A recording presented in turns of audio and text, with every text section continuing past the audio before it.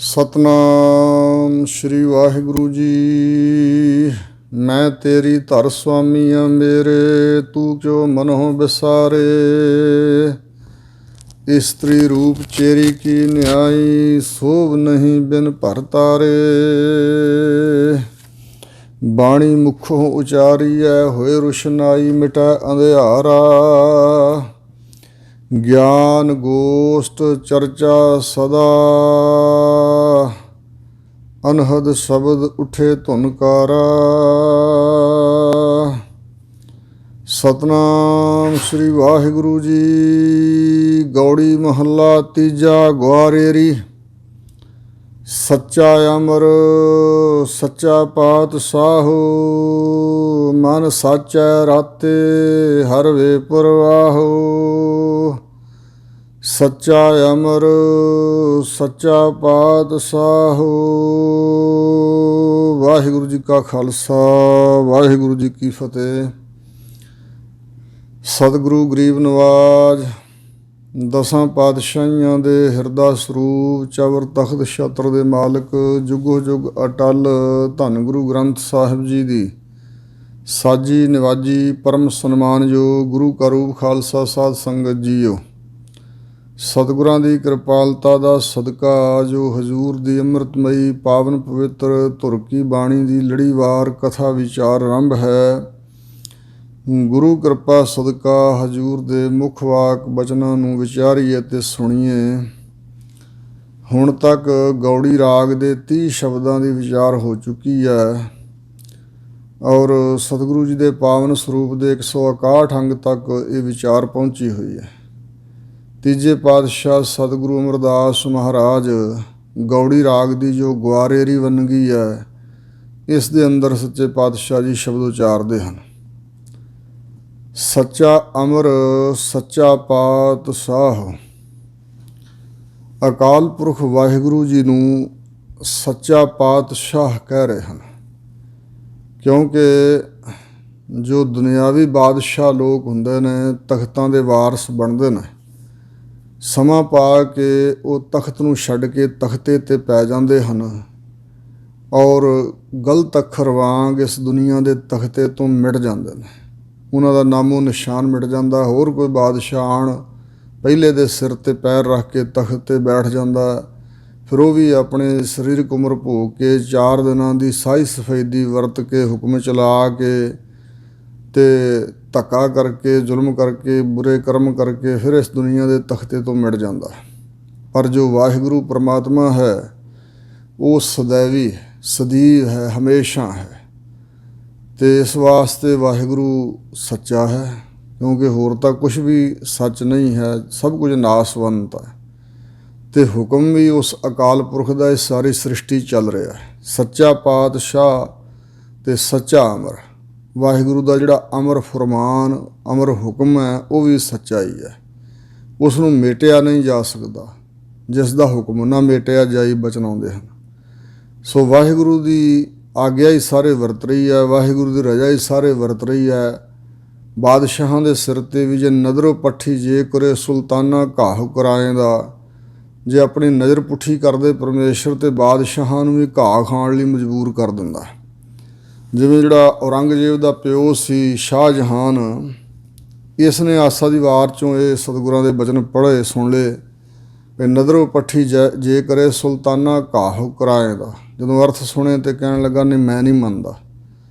ਫਿਰ ਵਾਹਿਗੁਰੂ ਨੇ ਕਲਾ ਵਰਤਾਈ। ਇਹਦਾ ਜਿਹੜਾ ਪੁੱਤ ਸੀ ਸ਼ਹਿਜ਼ਾਦਾ ਮੋਇਨਦੀਨ, ਜਿਹੜਾ ਬਾਅਦ 'ਚ ਤਖਤ ਦਾ ਵਾਰਸ ਬਣ ਕੇ ਜਿਹਨੇ ਆਪਣਾ ਨਾਮ ਔਰੰਗਜ਼ੇਬ ਰੱਖਿਆ। ਔਰੰਗ ਨਾਮ ਤਖਤ ਦਾ, ਜ਼ੇਬ ਨਾਮ ਸੋਭਾ ਦਾ, ਵੀ ਮੈਂ ਤਖਤ ਦੀ ਸੋਭਾ ਵਾਲਾ। ਜਦੋਂ ਉਹ ਤਖਤ 'ਤੇ ਬੈਠਾ ਆਪਣੇ ਪਿਓ ਨੂੰ ਨੇ ਕੈਦ 'ਚ ਪਾਇਆ ਸੀ, ਸ਼ਾਹਜਹਾਨ ਨੂੰ। ਅਤੇ ਸ਼ਾਹਜਹਾਨ ਨੂੰ ਬੜਾ ਦੁਖੀ ਕੀਤਾ ਉਸਨੇ। ਰੋਟੀ ਪਾਣੀ ਤੋਂ ਆਤੁਰ ਹੋ ਕੇ ਇਹ ਮਰਿਆ ਸੀ। ਔਰ ਜਿਸ ਵੇਲੇ ਇਹਨੂੰ ਦਿੱਲੀ ਤੋਂ ਆਗਰੇ ਸ਼ਿਫਟ ਕੀਤਾ ਗਿਆ, ਭੇਜਿਆ ਗਿਆ, ਰਸਤੇ ਦੇ ਵਿੱਚ ਇਹਦੇ ਜਿਹੜੇ ਬਾਦਸ਼ਾਹ ਦੇ ਅਹਿਲਕਾਰ ਸੀ ਇਹਨੂੰ ਲਈ ਜਾਂਦੇ ਸੀ ਨੇ ਸਿਪਾਹੀ। ਉਹ ਜਿਹੜੇ ਛੋਲਿਆਂ ਦੇ ਦਾਣੇ ਸੀ ਨਾ, ਜਿਹਨਾਂ ਨੂੰ ਡੱਡੇ ਕਹਿ ਦਿੰਦੇ ਹਾਂ ਜਾਂ ਬੱਕਲੀਆਂ ਕਹਿ ਦਿੰਦੇ ਹਾਂ, ਉਹ ਖਾਣ ਲੱਗੇ। ਅਤੇ ਇਹਨੇ ਕਿਹਾ ਵੀ ਮੈਨੂੰ ਵੀ ਦਿਓ, ਮੇਰਾ ਵੀ ਜੀਅ ਕਰਦਾ ਖਾਣ ਨੂੰ। ਤਾਂ ਉਹਨਾਂ ਨੇ ਕਿਹਾ ਵੀ ਸਾਨੂੰ ਔਰੰਗਜ਼ੇਬ ਬਾਦਸ਼ਾਹ ਦਾ ਹੁਕਮ ਨਹੀਂ, ਇਸ ਕਰਕੇ ਅਸੀਂ ਤੈਨੂੰ ਕੁਛ ਦੇ ਨਹੀਂ ਸਕਦੇ। ਤਾਂ ਫਿਰ ਜਿਹੜੇ ਛੋਲਿਆਂ ਦੇ ਬੂਟੇ ਸੀ ਨਾ, ਉਹਨਾਂ ਨੂੰ ਪੱਲਰ ਨੂੰ ਇਹਨੇ ਮੂੰਹ ਮਾਰਿਆ ਸੀ। ਸੋ ਇਸ ਪ੍ਰਕਾਰ ਫਿਰ ਉਸ ਵੇਲੇ ਨੂੰ ਯਾਦ ਆਇਆ ਵੀ ਜੋ ਸਤਿਗੁਰੂ ਨਾਨਕ ਦੇਵ ਦੇ ਬਚਨ ਹਨ ਸੱਚ ਹਨ। ਕਦੇ ਮੈਂ ਬਾਦਸ਼ਾਹ ਸੀ ਅਤੇ ਹੁਣ ਆ ਘਾਹ ਫੂਸ ਨੂੰ ਮੂੰਹ ਮਾਰਦਾ ਪਿਆ ਹਾਂ, ਭੁੱਖਾ ਹਾਂ ਮੈਂ। ਸੋ ਇਸ ਪ੍ਰਕਾਰ ਵਾਹਿਗੁਰੂ ਸੱਚਾ ਪਾਤਸ਼ਾਹ ਸਦੀਵੀ ਰਹਿਣ ਵਾਲਾ ਅਤੇ ਉਹਦੀ ਪਾਤਸ਼ਾਹੀ ਸਦਾ ਹੀ ਕਾਇਮ ਹੈ। ਇਸ ਪ੍ਰਕਾਰ ਉਸ ਪ੍ਰਮਾਤਮਾ ਦਾ ਹੁਕਮ ਵੀ ਸੱਚਾ ਹੈ। ਅਤੇ ਹਜ਼ੂਰ ਕਹਿੰਦੇ ਨੇ ਮਨ ਸਾਚੈ ਰਾਤੇ ਹਰ ਵੇ ਪ੍ਰਵਾਹ। ਉਹ ਜੋ ਹਰੀ ਅਕਾਲ ਪੁਰਖ ਹੈ ਉਹ ਵੇ ਪ੍ਰਵਾਹ ਹੈ। ਵੇ ਪ੍ਰਵਾਹ ਸੱਚ ਮੇਰਾ ਪਿਆਰਾ। ਉਹ ਮੇਰਾ ਪਿਆਰਾ ਪ੍ਰਮਾਤਮਾ ਕਿਸੇ ਦੀ ਪ੍ਰਵਾਹ, ਕਿਸੇ ਦੀ ਕਾਣ ਕਨੌੜ, ਕਿਸੇ ਦੀ ਮੁਥਾਜੀ, ਕਿਸੇ ਦੀ ਅਧੀਨਗੀ ਨਹੀਂ ਕਰਨ ਵਾਲਾ, ਕਿਉਂਕਿ ਸਭ ਤੋਂ ਉੱਪਰ ਹੈ। ਉਸ ਤੋਂ ਉੱਪਰ ਕੋ ਹੋਵੇ ਅਤੇ ਉਸ ਦੀ ਉਹ ਪ੍ਰਵਾਹ ਕਰੇ। ਕੋਈ ਉਹਦੇ ਬਰਾਬਰ ਦਾ ਨਹੀਂ, ਕੋਈ ਉਸ ਤੋਂ ਉੱਚਾ ਨਹੀਂ, ਉੱਤੇ ਨਹੀਂ ਹੈ। ਅਤੇ ਜਿਹੜੇ ਗੁਰਮੁਖ ਪਿਆਰੇ ਨੇ ਮਨ ਕਰਕੇ ਸੱਚੇ ਅਕਾਲ ਪੁਰਖ ਨਾਲ ਰੱਤੇ ਗਏ ਨੇ, ਉਹ ਵੀ ਹਰੀ ਬੇਪਰਵਾਹ ਦਾ ਰੂਪ ਹੀ ਬਣ ਜਾਂਦੇ ਆ। ਮਨ ਸੱਚ ਹੈ ਰਾਤੇ, ਮਨ ਕਰਕੇ ਜਿਹੜੇ ਸੱਚ ਸਰੂਪ ਪਰਮੇਸ਼ਰ ਨਾਲ ਰੰਗੇ ਹੋਏ ਨੇ ਮਨੋ ਤਨੋ, ਉਹ ਵੀ ਹਰੀ ਵਾਹਿਗੁਰੂ ਬੇਪਰਵਾਹ ਦਾ ਰੂਪ ਹੀ ਬਣ ਜਾਂਦੇ ਹਨ। ਬੇਪਰਵਾਹ ਸਦਾ ਰੰਗ ਹਰ ਕੈ ਜਾ ਕੋ ਪਾਖ ਸੁਆਮੀ। ਸੱਚਾ ਮਹਿਲ ਸੱਚ ਨਾਮ ਸਮਾਹੋ। ਔਰ ਜੋ ਸੱਚ ਸਰੂਪ ਹੈ ਅਕਾਲ ਪੁਰਖ, ਉਸ ਦਾ ਜਿਹੜਾ ਸਰੂਪ ਰੂਪੀ ਮਹੱਲ ਹੈ ਉਹ ਵੀ ਸੱਚਾ ਹੀ ਹੈ। ਅਤੇ ਸੱਚ ਨਾਮ ਦੇ ਨਾਲ ਜੁੜ ਕੇ ਹੀ ਉਸ ਸਰੂਪ ਰੂਪੀ ਮਹੱਲ ਵਿੱਚ ਸਮਾ ਜਾਈਦਾ ਹੈ। ਜਿਹੜੇ ਵਾਹਿਗੁਰੂ ਨਾਲ ਰੰਗੇ ਹੋਏ ਨੇ, ਮਨ ਕਰਕੇ ਰੰਗੇ ਹੋਏ ਨੇ, ਉਹ ਸੱਚ ਸਰੂਪ ਪਰਮੇਸ਼ਰ ਦੇ ਸੱਚੇ ਮਹੱਲ ਸੱਚਖੰਡ ਵਸੈ ਨਿਰੰਕਾਰ ਸਰੂਪ ਵਿੱਚ ਹੀ ਲੀਨਤਾ ਪ੍ਰਾਪਤ ਕਰਦੇ ਹਨ। ਸੱਚ ਨਾਮ ਸਮਾਹੋ, ਸਮਾਹੋ ਸਮਾੜਾ ਆਨੰਦ ਜਿਹੜਾ ਸੱਚੇ ਨਾਮ ਦੁਆਰਾ ਹੀ ਪ੍ਰਾਪਤ ਹੁੰਦਾ ਹੈ। ਹਜ਼ੂਰ ਕਹਿੰਦੇ ਨੇ ਸੁਣ ਮਨ ਮੇਰੇ ਸ਼ਬਦ ਵਿਚਾਰ। ਮਨ ਨੂੰ ਮੁਖਾਤਬ ਹੋ ਕੇ ਸਾਨੂੰ ਉਪਦੇਸ਼ ਦੇ ਰਹੇ ਆਪਣੇ ਮਨ ਨੂੰ ਸਮਝਾਓ ਕਿ ਇਹ ਮੇਰੇ ਪਿਆਰੇ ਮਨ, ਸੁਣ ਗੁਰਾਂ ਦਾ ਸ਼ਬਦ, ਗੁਰਾਂ ਦਾ ਉਪਦੇਸ਼ ਸੁਣ ਅਤੇ ਮਨ ਅੰਦਰ ਵਿਚਾਰ ਵੀ ਕਰ। ਗੁਰਾਂ ਦੇ ਸ਼ਬਦ ਦੀ ਵਿਚਾਰ ਨੂੰ ਮਨ ਕਰਕੇ ਸੁਣਿਆ ਕਰ। ਮਨ ਕਰਕੇ ਸੁਣ, ਇਹ ਮੇਰੇ ਮਨਾ ਸੁਣ ਅਤੇ ਵਿਚਾਰ ਆਪਣੇ ਮਨ ਦੇ ਅੰਦਰ ਵੀ। ਰਾਮ ਜਪੋ ਭਵਜਲ ਉਤਰੋ ਪਾਰ। ਗੁਰੂ ਕੇ ਸ਼ਬਦ ਵਿੱਚੋਂ ਇਹ ਸੰਦੇਸ਼ ਉਪਦੇਸ਼ ਮਿਲਦਾ ਹੈ ਵੀ ਰਾਮ ਜਿਹੜਾ ਰਮਿਆ ਹੋਇਆ ਪਰਮੇਸ਼ਰ ਹੈ, ਵਿਆਪਕ ਸਰੂਪ ਵਾਹਿਗੁਰੂ, ਉਸ ਨੂੰ ਜਪੋ। ਜਪ ਕੇ ਅਤੇ ਭਵਜਲ ਜਿਹੜਾ ਸੰਸਾਰ ਹੈ, ਭਵਜਲ ਜਗਤ ਸੰਸਾਰ ਹੈ, ਗੁਰ ਬੋਹਿਥ ਨਾਮ ਤਰਾਏ। ਸਤਿਗੁਰੂ ਜੀ ਨਾਮ ਰੂਪੀ ਜਹਾਜ਼ ਦੁਆਰਾ ਹੀ ਬੰਨੇ ਲਾਉਂਦੇ ਹਨ, ਆਪ ਮਲਾਹ ਬਣ ਕੇ। ਅਤੇ ਇਸ ਪ੍ਰਕਾਰ ਭਾਵ ਡਰਦਾ ਜਿੱਥੇ ਜਲ ਪਾਣੀ ਭਰਿਆ ਹੋਇਆ ਸੰਸਾਰ, ਜਿੱਥੇ ਜੰਮਣ ਮਰਨ ਦਾ ਪਾਣੀ ਭਰਿਆ ਹੋਇਆ, ਸੋ ਇੱਥੋਂ ਪਾਰ ਹੋ ਜਾਓ। ਉਂਝ ਨਹੀਂ ਪਾਰ ਉਤਰਿਆ ਜਾਣਾ। ਰਾਮ ਦੇ ਨਾਮ ਨੂੰ ਜਪ ਕੇ ਹੀ ਪਾਰ ਹੋਇਆ ਜਾ ਸਕਦਾ ਹੈ। ਰਹਾਓ ਵਿਸ਼ਰਾਮ ਦੇ ਕੇ ਫਰਮਾਉਂਦੇ ਹਨ ਹਜ਼ੂਰ, ਭਰਮੇ ਆਵੈ ਭਰਮੇ ਜਾਏ। ਇਹ ਜੋ ਸੰਸਾਰ ਵਿੱਚ ਜੀਵ ਹੈ, ਇਹ ਆਉਂਦਾ ਹੈ ਭਰਮ ਦੇ ਸਹਿਤ ਹੋਇਆ, ਭਟਕਣਾ 'ਚ ਪਿਆ ਹੋਇਆ ਹੀ। ਭਰਮ ਕਾਰਨ ਹੀ ਇਹ ਆਉਂਦਾ ਅਤੇ ਭਰਮੇ ਜਾਏ। ਭਰਮ ਦੇ ਵਿੱਚ ਹੀ ਜਨਮ ਲੈਂਦਾ, ਭਰਮ ਦੇ ਵਿੱਚ ਹੀ ਇੱਥੋਂ ਭਟਕਣਾ 'ਚ ਪਿਆ ਹੋਇਆ ਹੀ, ਰੋਂਦਾ ਕੁਰਲਾਉਂਦਾ ਹੀ, ਕਲੇਸ਼ ਦੇ ਵਿੱਚ ਪਿਆ ਹੋਇਆ ਇੱਥੋਂ ਚਲਿਆ ਜਾਂਦਾ ਹੈ। ਇਹੋ ਜਿਹਾ ਕਿ ਜਨਮਿਆ ਦੂਜਾ ਪਾਏ। ਇਹ ਸਾਰਾ ਜਿਹੜਾ ਜਗਤ ਸੰਸਾਰ ਹੈ, ਇਹ ਸਾਰਿਆਂ ਦਾ ਜਨਮ ਹੀ ਇਸ ਕਰਕੇ ਹੋਇਆ ਕਿਉਂਕਿ ਦੂਜਾ ਭਾਵ ਹੈ ਇਹਨਾਂ ਦੇ ਅੰਦਰ। ਦੂਜੇ ਮਾਇਆ ਦੇ ਮੋਹ ਕਾਰਨ ਹੀ ਜਨਮ ਹੁੰਦਾ ਹੈ। ਕਿਉਂਕਿ ਜੁਗ ਜੁਗ ਮੇਰ ਸਰੀਰ ਕਾ ਵਾਸ਼ ਨਾ ਬੱਧਾ ਆਵੈ ਜਾਵੈ। ਭਾਈ ਗੁਰਦਾਸ ਜੀ ਕਹਿੰਦੇ ਨੇ ਕਿ ਹਰੇਕ ਜੀਵ ਵਾਸ਼ਨਾ ਦਾ ਬੱਧਾ ਹੋਇਆ ਹੀ ਇਸ ਦੁਨੀਆ 'ਤੇ ਆਉਂਦਾ ਹੈ। ਅਤੇ ਫਰੀਦ ਨੇ ਕਿਹਾ, ਆਇਓ ਬੰਦਾ ਦੁਨੀ ਵਿੱਚ ਵੱਤ ਆ ਸੂਣੀ ਬੰਨ। ਆਸ ਊਣੀ ਹਿਰਦੇ ਰੂਪੀ ਪੱਲੇ 'ਚ ਬੰਨ੍ਹ ਕੇ ਫਿਰ ਚਲਿਆ ਜਾਂਦਾ, ਵੱਤ ਫਿਰ ਚਲਿਆ ਜਾਂਦਾ। ਆਉਂਦਾ ਵੀ ਵਾਸ਼ਨਾ ਇੱਛਾ 'ਚ ਬੱਝਾ ਹੋਇਆ ਅਤੇ ਜਾਂਦਾ ਵੀ ਇਸ ਤਰ੍ਹਾਂ ਵਾਸ਼ਨਾ ਵਿੱਚ ਬੱਧਾ ਹੋਇਆ ਹੀ ਹੈ। ਉਸ ਵਾਸ਼ਨਾ ਦੇ ਅਨੁਸਾਰ ਹੀ ਫਿਰ ਅਗਲਾ ਜਨਮ ਹੋ ਜਾਂਦਾ। ਮਨਮੁਖ ਨਾ ਚੇਤਾ ਆਵੈ ਜਾਏ। ਮਨਮੁਖਤਾ ਹੀ ਹੈ ਇਹਦੇ ਅੰਦਰ, ਯਾਨੀ ਆਪ ਹੁਦਰਾਪਣ ਹੈ, ਮਨ ਦੀ ਮਰਜ਼ੀ ਹੈ, ਮਨ ਨੂੰ ਮੁਖੀ ਬਣਾਇਆ ਹੋਇਆ। ਜਿਹੜਾ ਮਨ ਨੂੰ ਮੂਹਰੇ ਰੱਖ ਕੇ ਚੱਲਦਾ ਹੈ ਅਮੋੜ ਹੋ ਕੇ, ਸੋ ਚੇਤੇ ਨਹੀਂ ਕਰਦਾ ਵਾਹਿਗੁਰੂ ਪਰਮੇਸ਼ਰ ਨੂੰ। ਅਤੇ ਵਾਹਿਗੁਰੂ ਨੂੰ ਚੇਤੇ ਕਰਨ ਤੋਂ ਬਗੈਰ ਜੰਮਣਾ ਮਰਨਾ ਨਹੀਂ ਮਿਟਦਾ। ਮਨਮੁਖਤਾਈ ਕਰਕੇ ਵਾਹਿਗੁਰੂ ਨੂੰ ਨਹੀਂ ਚੇਤੇ ਕਰਦਾ, ਇਸ ਕਰਕੇ ਆਵੈ ਆਉਂਦਾ ਹੈ ਤਾਂ ਜਾਏ ਜਾਂਦਾ ਹੈ। ਆਪ ਭੁੱਲਾ ਕੇ ਪ੍ਰਭ ਆਪ ਭੁਲਾਇਆ। ਪ੍ਰਸ਼ਨਵਾਚਕ ਵਚਨ ਹਜ਼ੂਰ ਫਰਮਾਉਂਦੇ ਨੇ ਕਿ ਜੀਵ ਆਪ ਹੀ ਭੁੱਲਾ ਹੋਇਆ ਕਿ ਜਾਂ ਪ੍ਰਭੂ ਪਰਮੇਸ਼ਰ ਨੇ ਆਪ ਹੀ ਇਹਨੂੰ ਭੁਲਾਤਾ, ਕੁਰਾਹੇ ਪਾਤਾ। ਜਿਹੜਾ ਅਸਲ ਮਾਰਗ ਹੈ, ਜੀਵਨ ਦੀ ਜੋ ਜਾਚ ਹੈ, ਜਿਸ ਵਾਸਤੇ ਜਨਮ ਮਿਲਿਆ, ਜੀਵਨ ਮਿਲਿਆ, ਉਸ ਰਾਹ ਤੋਂ ਇਹ ਭੁੱਲਾ ਹੋਇਆ, ਖੁੰਝਿਆ ਹੋਇਆ ਆਪ ਖੁੰਝ ਗਿਆ ਕਿ ਪਰਮੇਸ਼ਰ ਅਕਾਲ ਪੁਰਖ ਨੇ ਆਪ ਹੀ ਖੁੰਝਾ ਦਿੱਤਾ, ਕੁਰਾਹੇ ਪਾ ਦਿੱਤਾ। ਤਾਂ ਹਜ਼ੂਰ ਇਸ ਪ੍ਰਸ਼ਨ ਦਾ ਜਵਾਬ ਦਿੰਦੇ ਨੇ, ਇਹੋ ਜੀਓ ਵਡਾਣੀ ਚਾਕਰੀ ਲਾਇਆ। ਇਹ ਜਿਹੜਾ ਜੀਵ ਆਤਮਾ ਹੈ, ਇਹ ਜਿਹੜੀ ਜਿੰਦ ਹੈ, ਇਸ ਜੀਵ ਨੇ ਆਪਣੇ ਭਲੇ ਵਾਸਤੇ ਨਹੀਂ ਇਸ ਸ਼ਕਤੀ ਨੂੰ ਵਰਤਿਆ। ਜਿਹੜੀ ਜਿੰਦ ਆ ਨਾ, ਇਹਨੂੰ ਆਪਣੇ ਭਲੇ ਵਾਲੇ ਰਾਹ 'ਤੇ ਨਹੀਂ ਤੋਰਿਆ। ਇਹ ਵਡਾਣੀ ਚਾਕਰੀ, ਵਡਾਣੀ ਸ਼ਬਦ ਦਾ ਅਰਥ ਇੱਕ ਅਚਰਜ ਵੀ ਹੁੰਦਾ ਅਤੇ ਇੱਕ ਵਡਾਣੀ ਦਾ ਅਰਥ ਹੈ ਬੇਗਾਨੀ ਚਾਕਰੀ 'ਚ ਲਾਇਆ ਹੋਇਆ ਹੈ। ਭਾਵ ਵਾਹਿਗੁਰੂ ਦਾ ਸਿਮਰਨ ਨਹੀਂ ਕਰਦਾ, ਜਿਹਦੇ ਰਾਹੀਂ ਆਪਣੀ ਆਤਮਾ ਦੀ ਕਲਿਆਣ ਹੋਣੀ ਹੈ, ਅਤੇ ਇਹ ਸੇਵਾ ਕਰਹਿ ਵਡਾਣੀ, ਹੋਰਨਾਂ ਦੀ ਚਾਕਰੀ 'ਚ ਲੱਗਾ ਹੋਇਆ, ਪਰਮੇਸ਼ਰ ਨੂੰ ਛੱਡ ਕੇ ਹੋਰ ਦੇਵੀ ਦੇਵਤਿਆਂ ਆਦਿਕਾਂ ਦੀ ਆਰਾਧਨਾ 'ਚ ਵੀ ਲੱਗਾ ਹੋਇਆ, ਅਤੇ ਪਰਿਵਾਰ ਦੇ ਮੋਹ 'ਚ ਗਰਸਿਆ ਹੋਇਆ। ਇਹ ਮਾਨੋ ਹੋਰਨਾਂ ਜੈਸੇ ਭਾਰ ਵਾਹਕ ਖੋਤ ਵੀ ਹਜ਼ੂਰ ਨੇ ਇਸ ਜੀਵ ਨੂੰ ਕਿਹਾ, ਜਿਵੇਂ ਭਾਰ ਢੋਣ ਵਾਲਾ ਖੋਤਾ ਹੁੰਦਾ, ਇਸ ਪ੍ਰਕਾਰ ਬਗਾਨੀ ਚਾਕਰੀ 'ਚ ਲੱਗਾ, ਨੌਕਰੀ 'ਚ ਲੱਗਾ ਹੋਇਆ ਇਹ ਜੀਵ। ਮਹਾਂ ਦੁੱਖ ਖੱਟੇ ਬਿਰਥਾ ਜਨਮ ਗਵਾਇਆ। ਇਸ ਨੇ ਮਹਾਨ ਦੁੱਖ ਹੀ ਖੱਟੇ ਹਨ, ਬਹੁਤ ਵੱਡਾ ਦੁੱਖ ਇਹ ਖੱਟ ਲੈਂਦਾ, ਆਪਣੇ ਪੱਲੇ ਬੰਨ੍ਹ ਲੈਂਦਾ। ਪਰਮੇਸ਼ਰ ਤੋਂ ਵਿਛੋੜੇ ਦਾ ਪਹਿਲਾਂ ਵਿਛੜਿਆ ਹੋਇਆ, ਅਤੇ ਇੱਥੇ ਆ ਕੇ ਮਾਤ ਲੋਕ 'ਤੇ ਫਿਰ ਇਹ ਦੁੱਖ ਹੀ ਦੁੱਖ ਸਹੇੜੀ ਜਾਂਦਾ। ਜਿੱਥੋਂ ਦੁੱਖ ਹੀ ਉਪਜਣਾ ਹੈ ਉਹ ਕਰਮ ਕਰਦਾ। ਸੋ ਵਿਛੋੜਾ ਹੋਰ ਵੱਧਦਾ ਜਾਣਾ, ਪਰਮਾਤਮਾ ਨਾਲੋਂ ਵਿੱਥ ਪਈ ਜਾਂਦੀ ਹੈ। ਬਹੁਤ ਵੱਡਾ ਦੁੱਖ ਇਹ ਖੱਟ ਲੈਂਦਾ, ਆਪਣੇ ਪੱਲੇ ਬੰਨ੍ਹ ਲੈਂਦਾ, ਸੁੱਖ ਨਹੀਂ ਖੱਟਦਾ। ਆਤਮਿਕ ਸੁੱਖ ਜਿਹੜਾ ਉਸ ਲਈ ਸੁੱਖ ਹੈ, ਅਤੇ ਜਿਹੜਾ ਇਹ ਵਿਛੋੜਾ ਪਰਮੇਸ਼ਰ ਤੋਂ ਪਿਆ ਹੋਇਆ, ਇੱਥੇ ਦੁੱਖ ਵਿਛੋੜਾ, ਇੱਕ ਦੁੱਖ ਭੂਖ, ਇੱਕ ਦੁੱਖ ਸਕਤ ਵਾਰ ਜਮਦੂਤ, ਇੱਕ ਦੁੱਖ ਰੋਗ ਲੱਗਾ ਤਨ ਧਾਏ, ਵੈਦ ਨਾ ਭੋਲੇ ਦਾਰੂ ਲਾਏ। ਇਹ 4 ਪ੍ਰਕਾਰ ਦਾ ਦੁੱਖ ਖਟਿਆ ਇਸ ਨੇ। ਮਨੁੱਖਾ ਜਨਮ ਬੜਾ ਦੁਰਲੱਭ ਸੀ, ਇਹਦੇ ਰਾਹੀਂ ਸੁੱਖ ਦੀ ਪ੍ਰਾਪਤੀ ਕਰਨੀ ਚਾਹੀਦੀ ਸੀ ਵਾਹਿਗੁਰੂ ਦੇ ਸਿਮਰਨ 'ਚ ਲੱਗ ਕੇ, ਪਰ ਇਹ ਮਹਾਨ ਵੱਡਾ ਦੁੱਖ ਇਸ ਨੇ ਖੱਟ ਲਿਆ, ਅਤੇ ਮਨੁੱਖਾ ਜਨਮ ਵਿਅਰਥ ਹੀ ਗਵਾ ਲਿਆ, ਐਵੇਂ ਕੌਡੀਆਂ ਦੇ ਭਾਅ ਅਜਾਈਂ ਗਵਾ ਲਿਆ। ਕਿਰਪਾ ਕਰ ਸਤਿਗੁਰੂ ਮਿਲਾਏ।